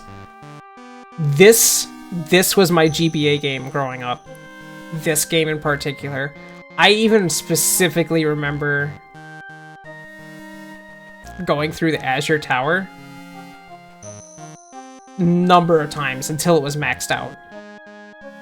You only knew it because it wasn't on the list. Yep, exactly. That's because it's number 1. Anytime anyone ever asks me, hey, what's your favorite video game? I've always gone to Boktai as my response. Even admitting to people, like, I don't know why it's my favorite game of all time. I can't put it into words. I love this game a lot. There's a common... there's a very specific design trait that may be on this character that you might see that might have influenced me a little bit, you know? Can't imagine what it is. But, you know. This game is so cool. From being, like, a weird... like... it's kind of pseudo Metal Gear Solid because it does have stealth gameplay. But it's also got a unique customizable, like, weapon system, which I already explained that earlier. I love weapon customization. I don't know. Everything about this game just oozes a certain love to me. Maybe real sunlight is such a thing. Yeah, it's kind of interesting. It's a shame that a lot of people had to miss out on this game for the very specific reasons of, 1, it's a GBA game, 2, it did require you to have some sunlight in order to even play the fucking game, which, depending on where you lived, that could really suck. It also just, I don't think it was very well marketed. Also, this is the only Hideo Kojima game I've ever played. I've never played Metal Gear Solid. Like, any of them. I never played a MGS in my life. Yeah. And this was the first Kojima game I've ever had. And it's the only one I've ever played. And I think this game, ironically, is overshadowed by the fact that MGS is such a big thing that this just gets to stay in the shadows all the time. I cannot wait to see how the Kura 5 fan game turns out, which is a fan game based off of the Boktai series. It is going to include having a full, like, it's going to actually have, like, it's going to be able to look at, like, your local weather and stuff and be able to do sunlight based off of that if you allow it to. You don't have to. But it's cool. It's actually got a system built in for that. It looks and kind of sort of seems like very faithful to Boktai as in terms of design. They're not done with it yet, so I'm kind of abstaining. I want it to be good because I really love this game. I want to go back through and play the second game and the third game a lot more because I never got to really play 2 or 3 very much. 3 I only played once because I found out that it even existed in the first place and that there are solar sensor patches for, emulation use. Boktai is so good. Wonderful theming, wonderful use of the GBA sound chip. I can't really put much else into the, like, words about how much this game is cool. This game rocks. It's a very good video game.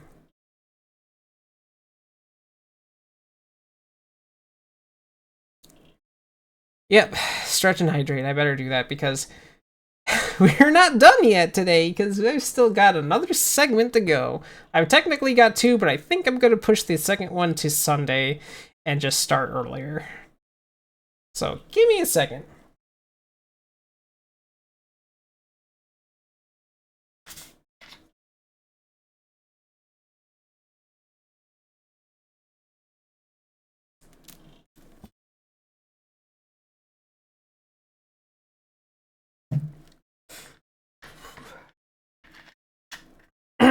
Ah, goodness. Okay. So, that has been my 100 games list. I don't really know what else to title it as, just other than the 100 games list. I will probably put this up somewhere at some point. I've got to move the box art into a proper place so that it's not covering up half the thing. But I guess if you wanted to see a nice big list of things to look into my brain about and what makes me tick, I guess this is the best way to do it. And it's only taken 6 hours. Correct. 6.5. Uh, yeah. So, the other thing I did that I wanted to prepare for was I did do kind of a retro spring, like, question answer thing. I'm gonna try and go through these as quick as I can without too much explanation. Well, okay, I might have to explain some, but we'll see. I'm just kind of gonna go through them. So if you submitted questions, thank you. If you didn't, that's fine. No big deal. I'm just here to really draw this out as much as possible. The next segment after this was going to be Link to the Past randomizer, but quite frankly, I think I might need to push that to tomorrow and just start earlier, because I've been going for 6.5 hours. I've been going for 6.5 hours, and also I have pizza waiting for me. It's probably cold by now, but oh well. But for now, let me put on some music so that we've got something else to listen to. Actually, let me go to a different playlist so that I have a bigger pool of stuff to listen to that hopefully won't get claimed while I do this. What do I want to start with though?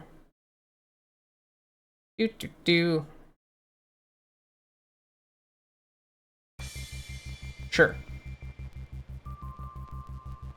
That being said, I'm probably going to turn it down just a titch while I start answering some of these. So, my first question. This one I kind of generated just so I had something to start with, and so that my inbox didn't look empty as shit. Do you want things more than you need? Yeah, everybody does. Dude, okay, you know what? I'll be real with you. I'm kind of like a kid. I like attention. I like having a bunch of shit that I don't need all the time. I have shamed myself into not being like that very much, but let's be real here. I'm a big fucking attention whore. I do in fact want more things than I need. Kind of classic RPG class would you be? Can we team up and do quests together? That's really hard to answer, simply because, you know, when it comes to RPG classes, I tend to favor particular roles more than others, usually based on style.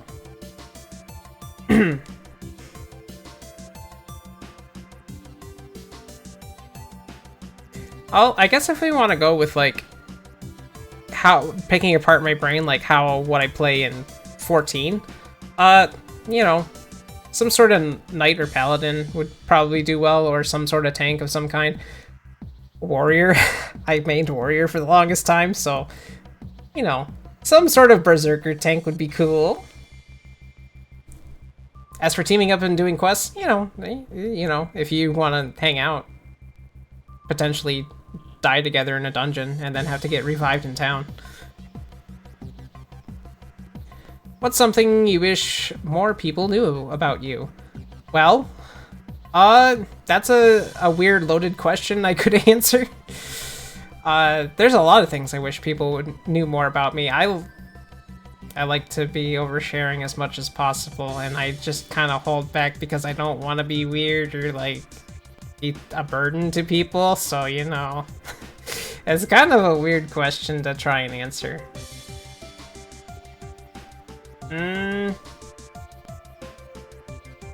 I guess If I had something innocuous to say, it would be that I actually really like swimming. I love swimming. I enjoy swimming a lot. I haven't gone swimming in like any recent time. Mostly because it's just really hard to like have some place to go and swim and enjoy, especially when you don't really have a whole lot of people to go do that with, unfortunately. What's your favorite thing about space? I don't know, it's pretty. Like, I will not say that like I understand a lot of the like sciences in space very much. I like space purely as an aesthetical thing, I suppose. Yes, big eyes. Thank you. I don't know, it's just, I guess it's really more of a, yeah, leave the science to Zoe. I'm just here to appreciate the pretty colors and shit. I've also had like a really weird fascination with the moon, even though there's really nothing to it other than it's just a fucking rock that floats around us. But moon and moon-based things are always really neat. What's your favorite video game console? Fucking, I don't know. I don't do well with the word favorite when it comes to these kinds of questions because that's always cycling in and out. Let's be real here. Everybody struggles with the word favorite a lot and just don't want to admit it. I would say for consoles that I have the most fondness for, probably Super Nintendo would be one of them. Gotta get some sleep? Yeah, no worries. Hope you sleep well. Super Nintendo is one that I definitely... Oh, hi, Graphy. Hello. Welcome in. Graphite, hello. You missed me talking about Melty Blood. You missed me talking about Melty Blood and how I got into it thanks to you, and it was a fun time. Yeah. Oh, hold on. I should probably show off the 100 games list. Hold on. To all the viewers that didn't get to see. Where's my cursor? Where the fuck is my cursor? Hold on. I'm lost. I'm lost. There we go. Put that away. I gotta close Boktai out, because of course that's number one. But yeah. That is my favorite games list. 6 hours ago. Listen, it wasn't 6 hours ago. It was more like fucking... Okay, maybe it was 6 hours ago. Fuck, dude. Yeah, did I handwrite all these? I made my own font. I made my own font so that I could type this all up consistently with my own handwriting. So technically, yes. I literally paid $14 for a single month subscription to a fucking site so I could make a font. The coolest part about that too is that they, after my like thing expired, they even like sent me a copy of my font if I didn't download it already, so it's actually a really cool site. It's like Calligrapher or something. But yeah, this is not a top 100 list. This is games that have done something to my brain. The list. For better or worse. And so not all of these games are like, I love these games to pieces. Some of these games are also like, this game has done irreparable damage to my brain in probably the worst way possible. Hello, looking at you, Binding of Isaac. But yes, hi, what were you playing? What were you doing? Also, Boktai's number one, because Boktai! Boktai!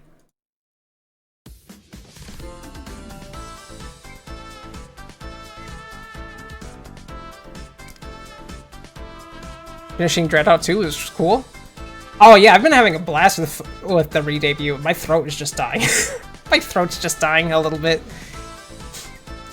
Honestly, did something to my brain is the much more interesting category than best. Yeah, absolutely. Because you know what? I hate the word favorite. I was just talking about this before you guys rated, but I hate the word favorite.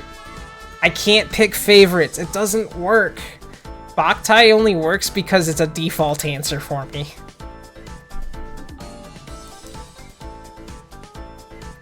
Yeah, I was talking about consoles. I guess, fucking SNES has a lot of comfort memories. PS1 has a lot of comfort memories. PS2 also has a lot of comfort memories, to be honest. So I'd probably say one of those three is probably the best answer I could give for that.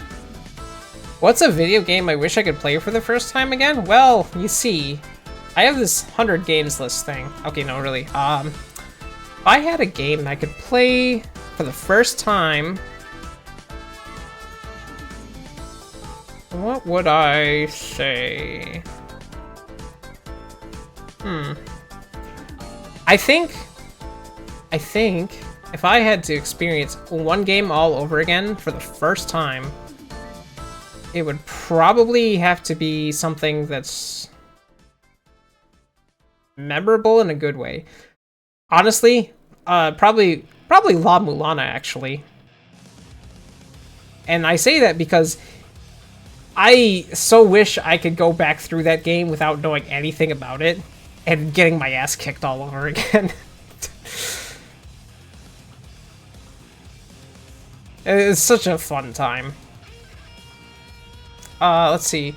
Doing your 100 games today, are there any movies that significantly impacted you or very dear? Any movies that significantly impacted me? I can't really think of too many.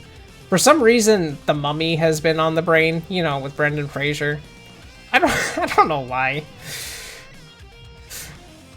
I can't really say I'm as impacted by movies as I am by games. It's a totally different media genre that I don't really pay attention too much to. I actually don't really watch a whole lot of, like, shows or movies, like, in general. So I just don't really have anything too big. It's not the same experience for me. I can't really explain it. But I would say if there was a movie that has permanently cemented itself in my brain, it's definitely The Mummy. As goofy as that fucking movie is. Do I have a favorite kind of cheese? Well, you see, there's a lot of cheese out in the world. I've not experienced all the cheese in the world yet, but I...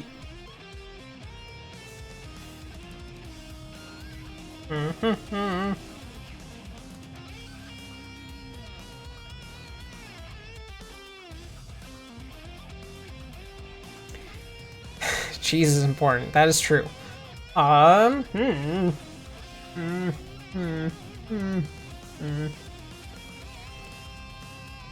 Fuck. It would be...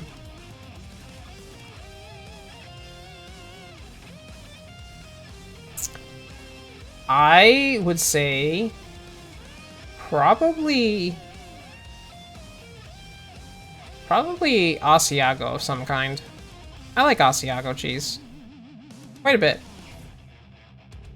Favorite Pokemon generation? Well, you see, hold on. let me show you. Oh fuck. Oh fuck. Which number is that again? Generation 2, somewhere around here. Where's gold? Alright, well, yeah, Generation 2. Ha, there you go. Not gonna do that bit again. Yeah, so Generation 2 has definitely been far and away probably one of my most favorite generations for a number of different reasons. And, you know, I don't really have any other explanation other than what I did earlier, which I don't feel like doing because I can't verbatim it. You know how it is. Wild Berry Pop-Tarts, the best ones. Yes, with a caveat. And that is that, you know, the s'mores ones are pretty good too. I like the s'mores ones a lot. Do you know that we love you? Yes, Demo. I'm aware. Thank you for the anonymous question, Demo. How long is your scarf? Well, long as I need it to be. It's so long at the moment that I can use it as a chair. body is made of space. Are there any known constellations? If anybody's looking for constellations on my body, don't. You're not allowed. No, you're not allowed. How's things going? Hope you're having a fun re-debut. Yes, this has been very fun. I'll be honest, I was nervous as fuck about it, because like I said at the beginning of the stream, I kind of, my brain was doing that thing where I thought I was overhyping things, and I thought people would leave after a minute or two, because I don't know. Because my brain wants bad things to happen to me, I guess. I don't know. But I'm very overwhelmed a little bit with the amount of people coming in and saying hi, even just for a little bit. Just, there was a lot more support than I was expecting, and I'm gonna go on to the next story, or next question before I start crying. And what would be your ideal day? I don't think I would ever be able to have a one singular ideal day, because that's gonna fluctuate depending on the mood, of course. It would be cool to be able to spend a day hanging out with, like, good friends, like, in person. Fuck, when was the last time I was able to do that? And actually, like, genuinely enjoy being around people? I actually don't know. Like, to put in this perspective, the last time I, like, genuinely hung out or, like, stayed over at somebody's house was... Let's see. I want to say it was, like... 2011? And that was with my ex. God, that was probably, like, the best week of my life, was being able to just sit around and spend time with her for like a week. I'm not gonna go into other details about that, but like that week alone, in the moment that it was probably one of the most memorable experiences I've ever had. So I would say an ideal day to trump that would definitely be just any day that I could try to, you know, fucking hang out with people. So I don't get to do that.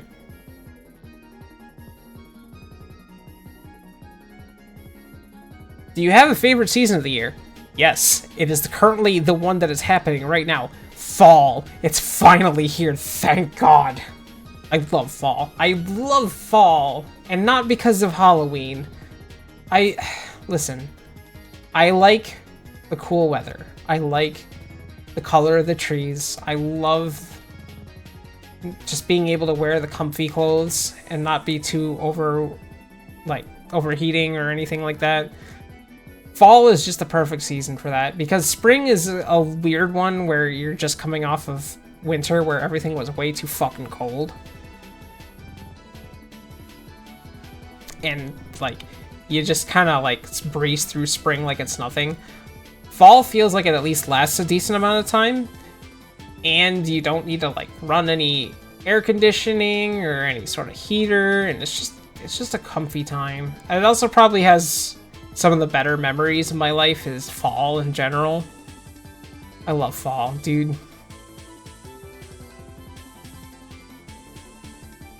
Are you looking forward to Halloween? Gee, well, maybe a little bit. Except I'm probably doing the worst thing I could ever do to myself on Halloween, which is me and my... So, okay. So the thing about movies earlier... Me and my mother have actually been having these times where on Tuesdays we go out to like a movie every month so that we could go watch a horror movie or something, just cause we just figured it would be a cool thing to do. And this month we haven't had a Target horror movie except one.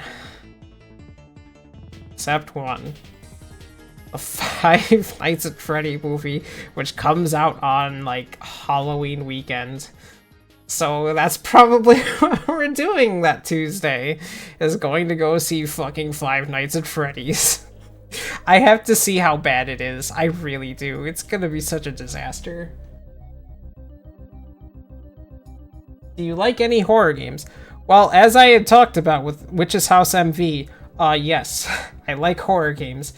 And ones that probably do bad things to your brain. Have you played any MMOs? Yes, we discussed this. In fact, actually, PSO is the first one that I've ever played, but I didn't play it online, so technically I don't know if that counts, but either way, Spiral Knights and PSO were a nice, wonderful talking point. I like those two. Do you like any anime or any Western cartoons? I do,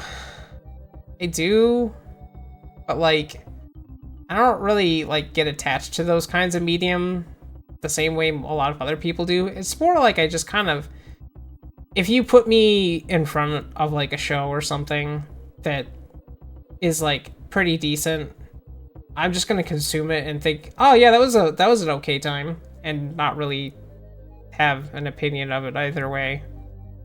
As long as it's not like dog shit. There's a couple things that I would just absolutely not want to watch. But for the most part, like, I don't know, I'm just not super big into watching like cartoons or anime. I know everyone's like, you know, reading books is probably better for you, or, you know, you should consume this media. I'm just like, I don't know. It's just not for me. I don't really care. I have my preferences and how I consume media and what it does for me, and I feel like that's fine.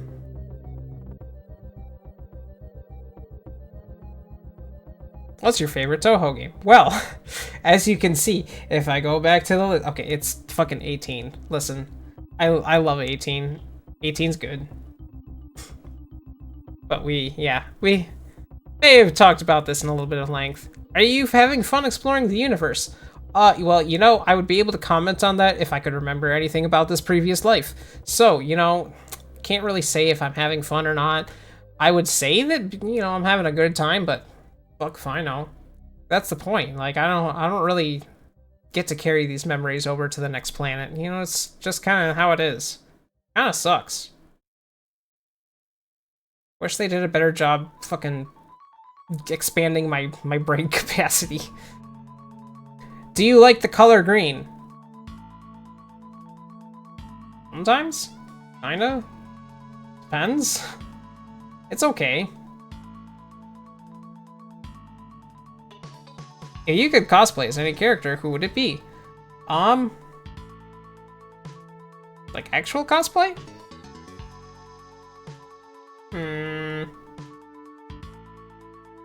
That's a tough question because I don't really have that ambition, really. I'm too busy trying to think of my actual physical form at the moment and what I would like for that instead of cosplaying. Do you like Digimon? I'm very not well versed in Digimon, like, at all. I think it's neat. I would like to be exposed to it a little more, but, you know, I don't really think about Digimon too much otherwise. Hope you're having fun. What's the flight speed of an unladen swallow? Demo. Demo, please. I am having fun, though. Do you like popcorn? You know, the funny story about that is that I do like popcorn, but the past 2 times I went to the movies, I actually skipped out on popcorn. It's something about it just wasn't feeling like a popcorn kind of time, I guess. What's your favorite kind of weather? I enjoy fall weather. As I previously stated, I guess if I had to be more specific, I kind of like it when it's like a light rain or like a gentle storm, but not like a full like booming thunderstorm. Because the rain is actually kind of nice, honestly. I really like the rain.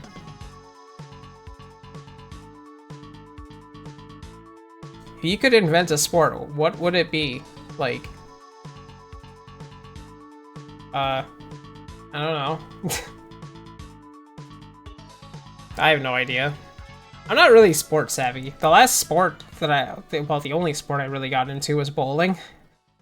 And, I haven't played I haven't really like bowled since like the middle of high school. So like 2008. Which, I mean, I kind of miss bowling. It would be cool to go bowling again, but again, I'm suffering from that problem that I don't really have anybody to go with. So that's kind of out of the question. I know, it's not exactly the cheeriest of answers, but... Banui. Like Hazel? Like Hazel Banui? Hazel Banui's pretty cool. Yeah, I like Muns. Bunnies are cool. What kind of music do you like? Well, you're listening to it right now. you're listening to the music right now. This is what's been playing this entire time. Do you have a favorite console? Didn't I answer this earlier? Sort of. Do you think Hina is capable of spinning forever? Yes. Hina is allowed to spin for as long as possible.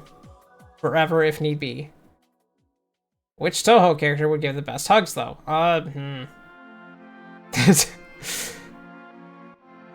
do you mean you can't read minds?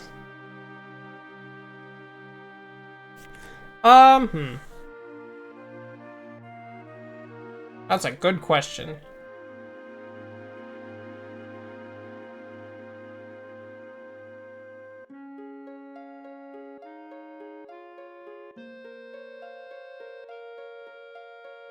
That's a good question. Good question that I don't know the answer to. So, have you hydrated and stretched recently?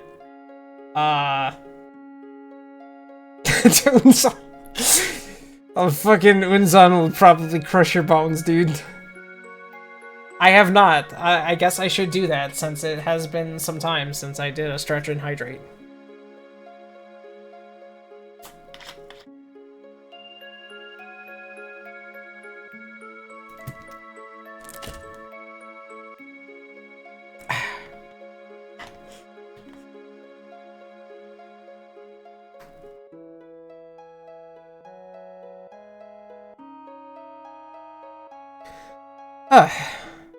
Okay. Let me actually stretch. Hold on. Here.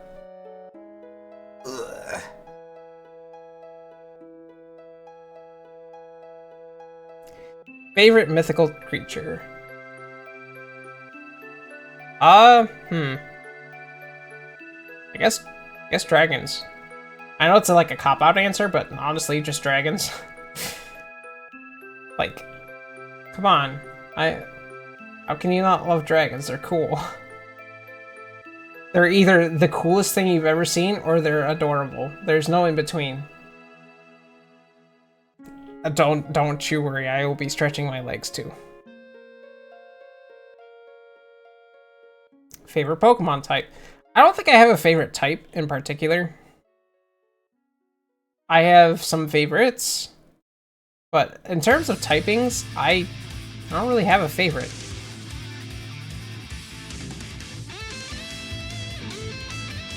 Is purple your favorite color? Actually, no. So, funny story. My favorite color is actually orange. That's why my name is Orange everywhere. It's because I actually really like orange.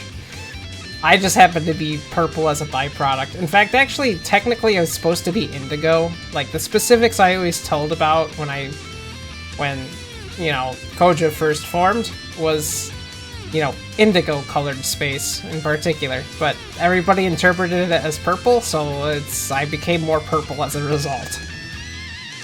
That's just kind of one of those funny things that keeps happening. It's like a telephone game. If one person hugged another person on the moon, would that be nice or what? Well, what if that one person didn't like hugs? Did you ever think about that? I don't know, it might be nice. Do you appreciate Frog? Well?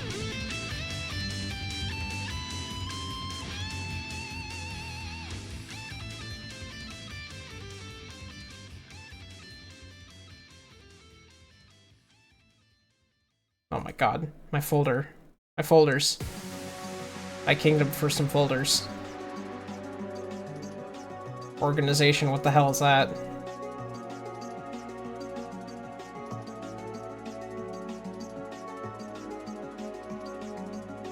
Yeah, I like this frog in particular.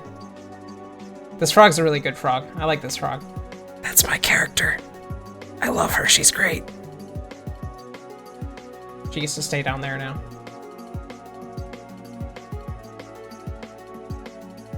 There we go. Oh, hold on. There we go. Let's see. Are you having a fun time? I think that's the first time or that's the third time I've been asked if I'm having a fun time. Yes, I'm still having a fun time. Character in? Oh, no, that's my own character. That's just my original character. That's Mabel. I like Mabel. I made her such a long time ago. God, when did I make her? Like, I want to say it was like 2014-ish? Yeah, I want to say it's like 2014-ish. She's a very good little frog. I should really draw her more, but you know, there's so many fucking things to do.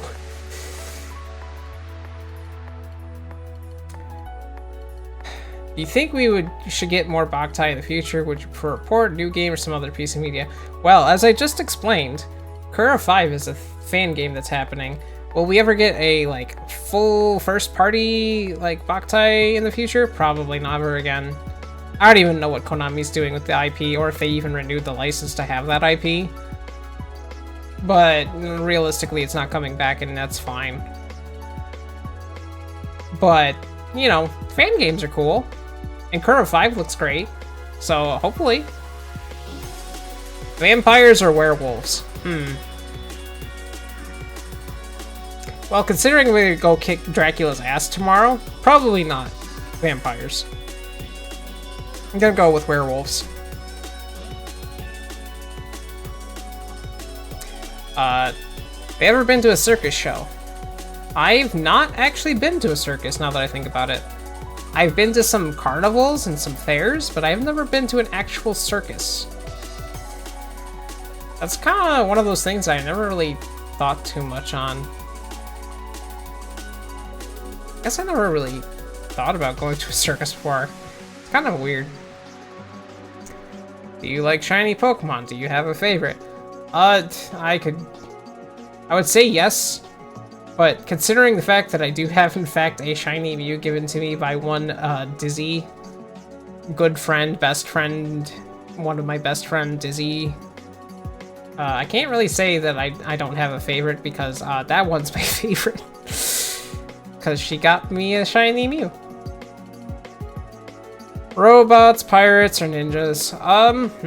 You know what? Why can't we just put them all together? Why is there gotta be a choice? Why can't we have all? I think it would be better if we had all. Where did you draw inspiration from your design?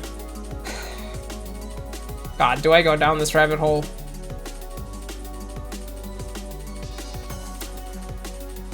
So, if you really want to know, the initial design for the design of Kojinu is actually from, of all places, it is from a set combination of items you can dress up your avatar in Gaia Online. There, I said it.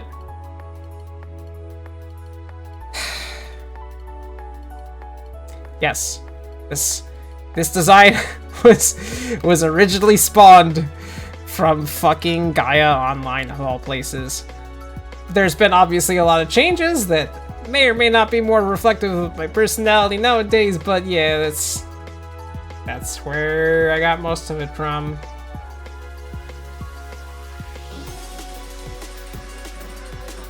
What's your favorite Pokemon? You know what? I have a sheet for this, don't I?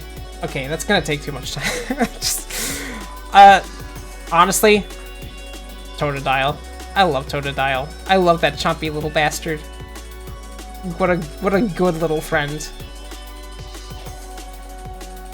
Do you know any languages besides English? Are there any you're interested in learning?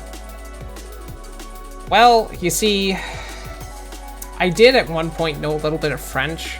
I took French in high school. I got the basics of like how to like barely survive as a tourist levels of French in my skull at one point. I've lost it since then. I don't know if I really care to learn it again, because honestly, French kind of sucks. I also don't think I'll ever go to like France ever. Nor do I find, unless I end up in this magical situation that I would have to know French, I don't think it's really gonna apply, unfortunately. It would be cool to learn multiple languages, but you know what? Life is already hard enough as it is. Trying to add more languages on top of that seems like a nightmare. Dude, I'm just trying to survive out here. You know what? Kudos to people who actually dedicate themselves to be able to learn more languages. I know several people are like getting like Japanese lessons or Spanish in their routines. And you know what? Fucking kudos. The fact that you're willing to juggle that on top of your life already is like, good on you. I don't think I can do it.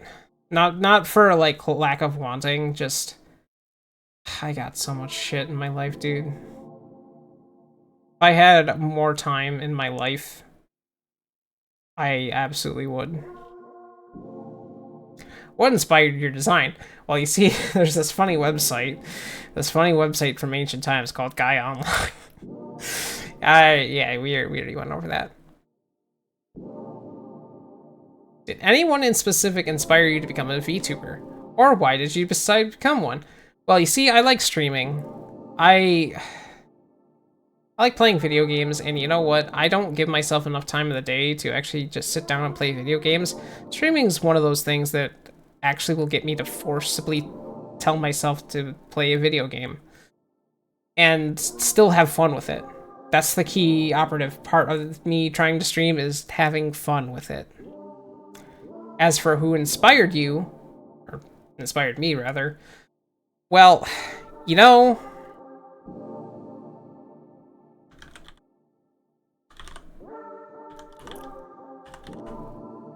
I hope this is the right user. I can't not call them Doro, because yeah, there we go. I got it right.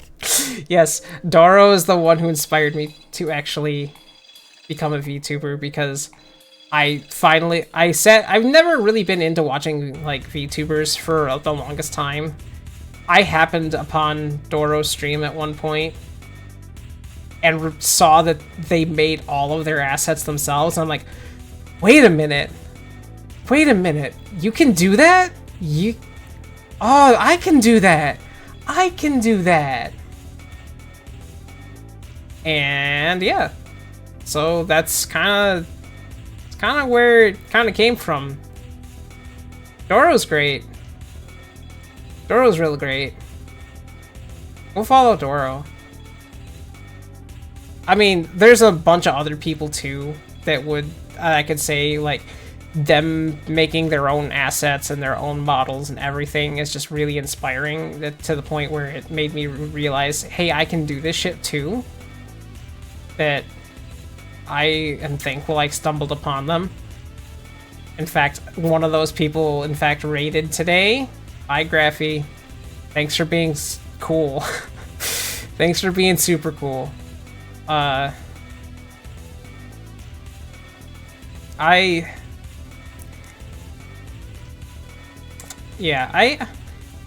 think it's one of those things where being someone who can make their own art and everything, I realize that there's more things I can do with that than just what I have been doing for so long. I don't know why it took me so long into my livelihood to figure that out for myself. But I'm glad I had some push, or at least some inspiration, from some other sources to kind of get my butt in gear. I'm glad I stumbled upon the people that I did. I really am. And the last question, purple. Yeah? Purple. What about it? And that's the end of the questions. Oh. God, I've been going for 7 hours. Do you actually ask one more just as stream started? Wait. On.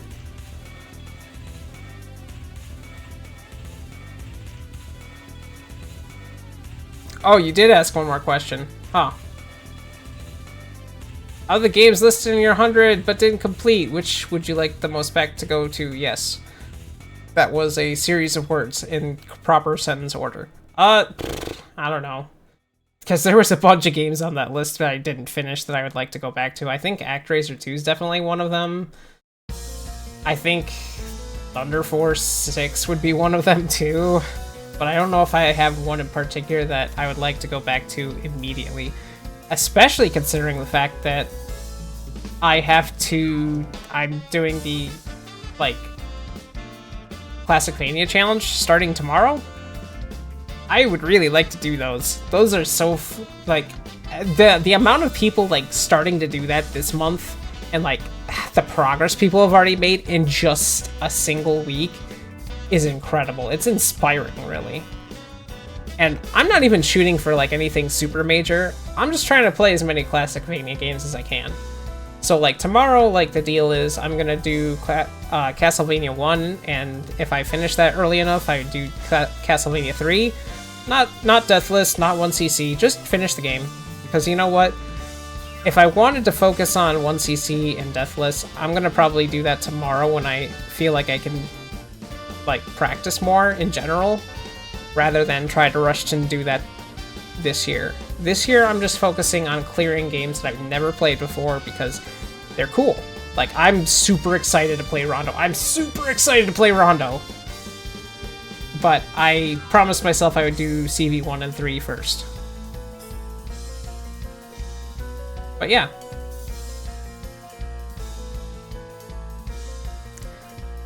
Well, I thought I would have it in me to keep going and do randomizer, which I had it set up. Oh, that's behind the wrong window. Fuck, man. I gotta reorganize this shit. Yeah, there we go. I thought I'd be able to have time to do this tonight, which this isn't even running the right thing. What the hell? Yeah, there we go. Like, I had this whole thing set up, and I don't think I have the power to do it today. So here's the plan. I'm going to do this. God, I still have the page of Zevos up. The fucking Zevos, dude. So how am I gonna do this real quick?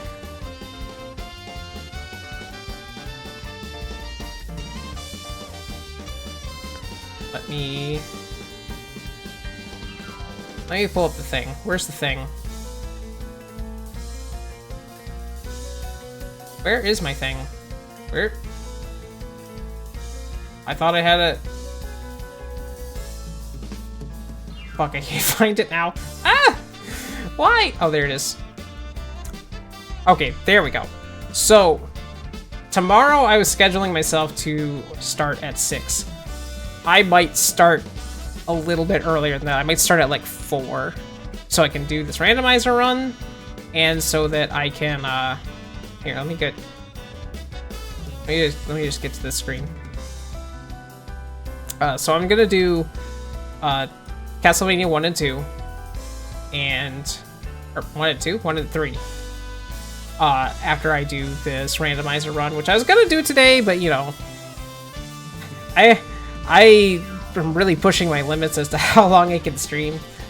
I genuinely never really gone this long. Well, okay, I've gone this long before, but not like constantly talking for the entire 7 hours. My throat is dying. Squirtle, I'm dying. But here, let me get the schedule up. Ah, gigantic. There we go. So yeah, tomorrow Classicmania. I'm gonna be 6 o'clock again. Well, 4 o'clock actually. 4 p.m. EST. I'm gonna do Castlevania 1, the randomizer before that, and then Castlevania 3 if I have time. And then I'm just gonna kind of keep this format of Sundays are gonna be Classicmania days if I can manage it. Tuesday, Clock Tower. So, funny story about this. I've never finished Clock Tower before.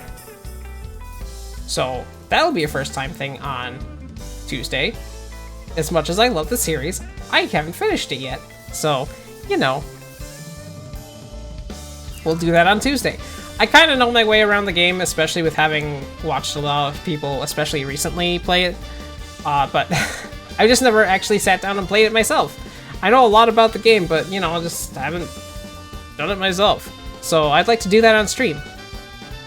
Friday is going to be Super Ghouls and Ghosts. It'll be a shorter stream.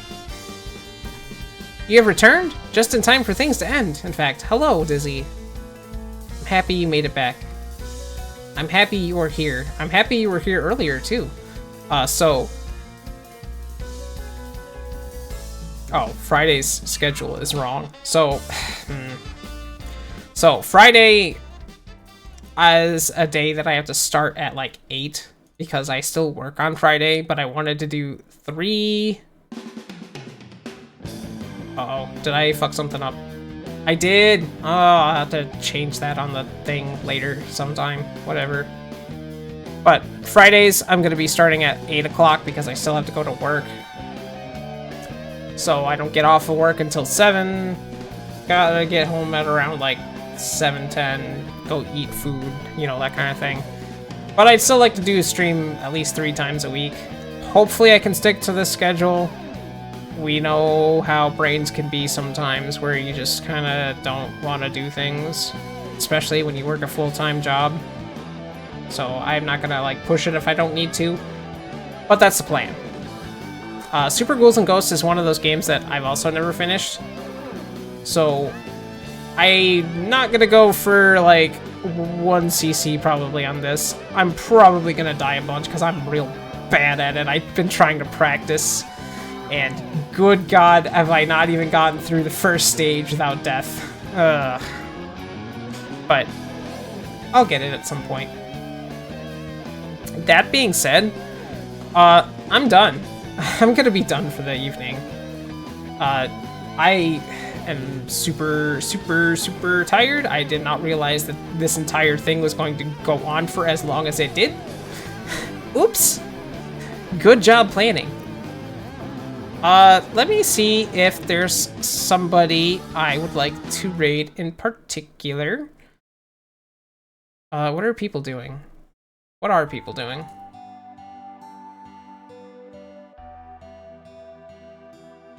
Oh, you know, that's a game that should have been on the list that wasn't on the list. But, so here's what we're gonna do. We're gonna raid Digi, because Digi's playing fucking Parasite Eve for the first time. And Parasite Eve is such a fucking cool game. I don't know how I didn't get it on this list. Again, there was a lot of different revisions I could have made and should have made, and I just didn't. Oopsie doopsie. You know how it is. So we're gonna go raid Digi. Again, thank you very much for everybody that showed up, who stuck around, who even just came by to say hi. Thank you for the support. Thank you for the gift subs that you guys totally didn't need to do. You really didn't need to, but I appreciate it so fucking much, dude. As much as I want to make this more of like a permanent thing, but I know I can't. So I'm still gonna be juggling this with, like, full-time job and stuff. I'm hopefully going to be changing my job soon. I can't really know for sure, but I would like to. But until then, I'll still be doing my best I can. So anything you guys do really does kind of help, and really does help me feel like I can at least achieve freeing myself from this fucking hell of a job that I'm going through right now. Yeah, I think I've sat down a lot, like, for long enough. Thanks a bunch, really, truly. Go say hi to Digi for me. And no raid message. I don't really give a shit about raid messages. Just behave. That's all I ask. Okay. See you guys next time.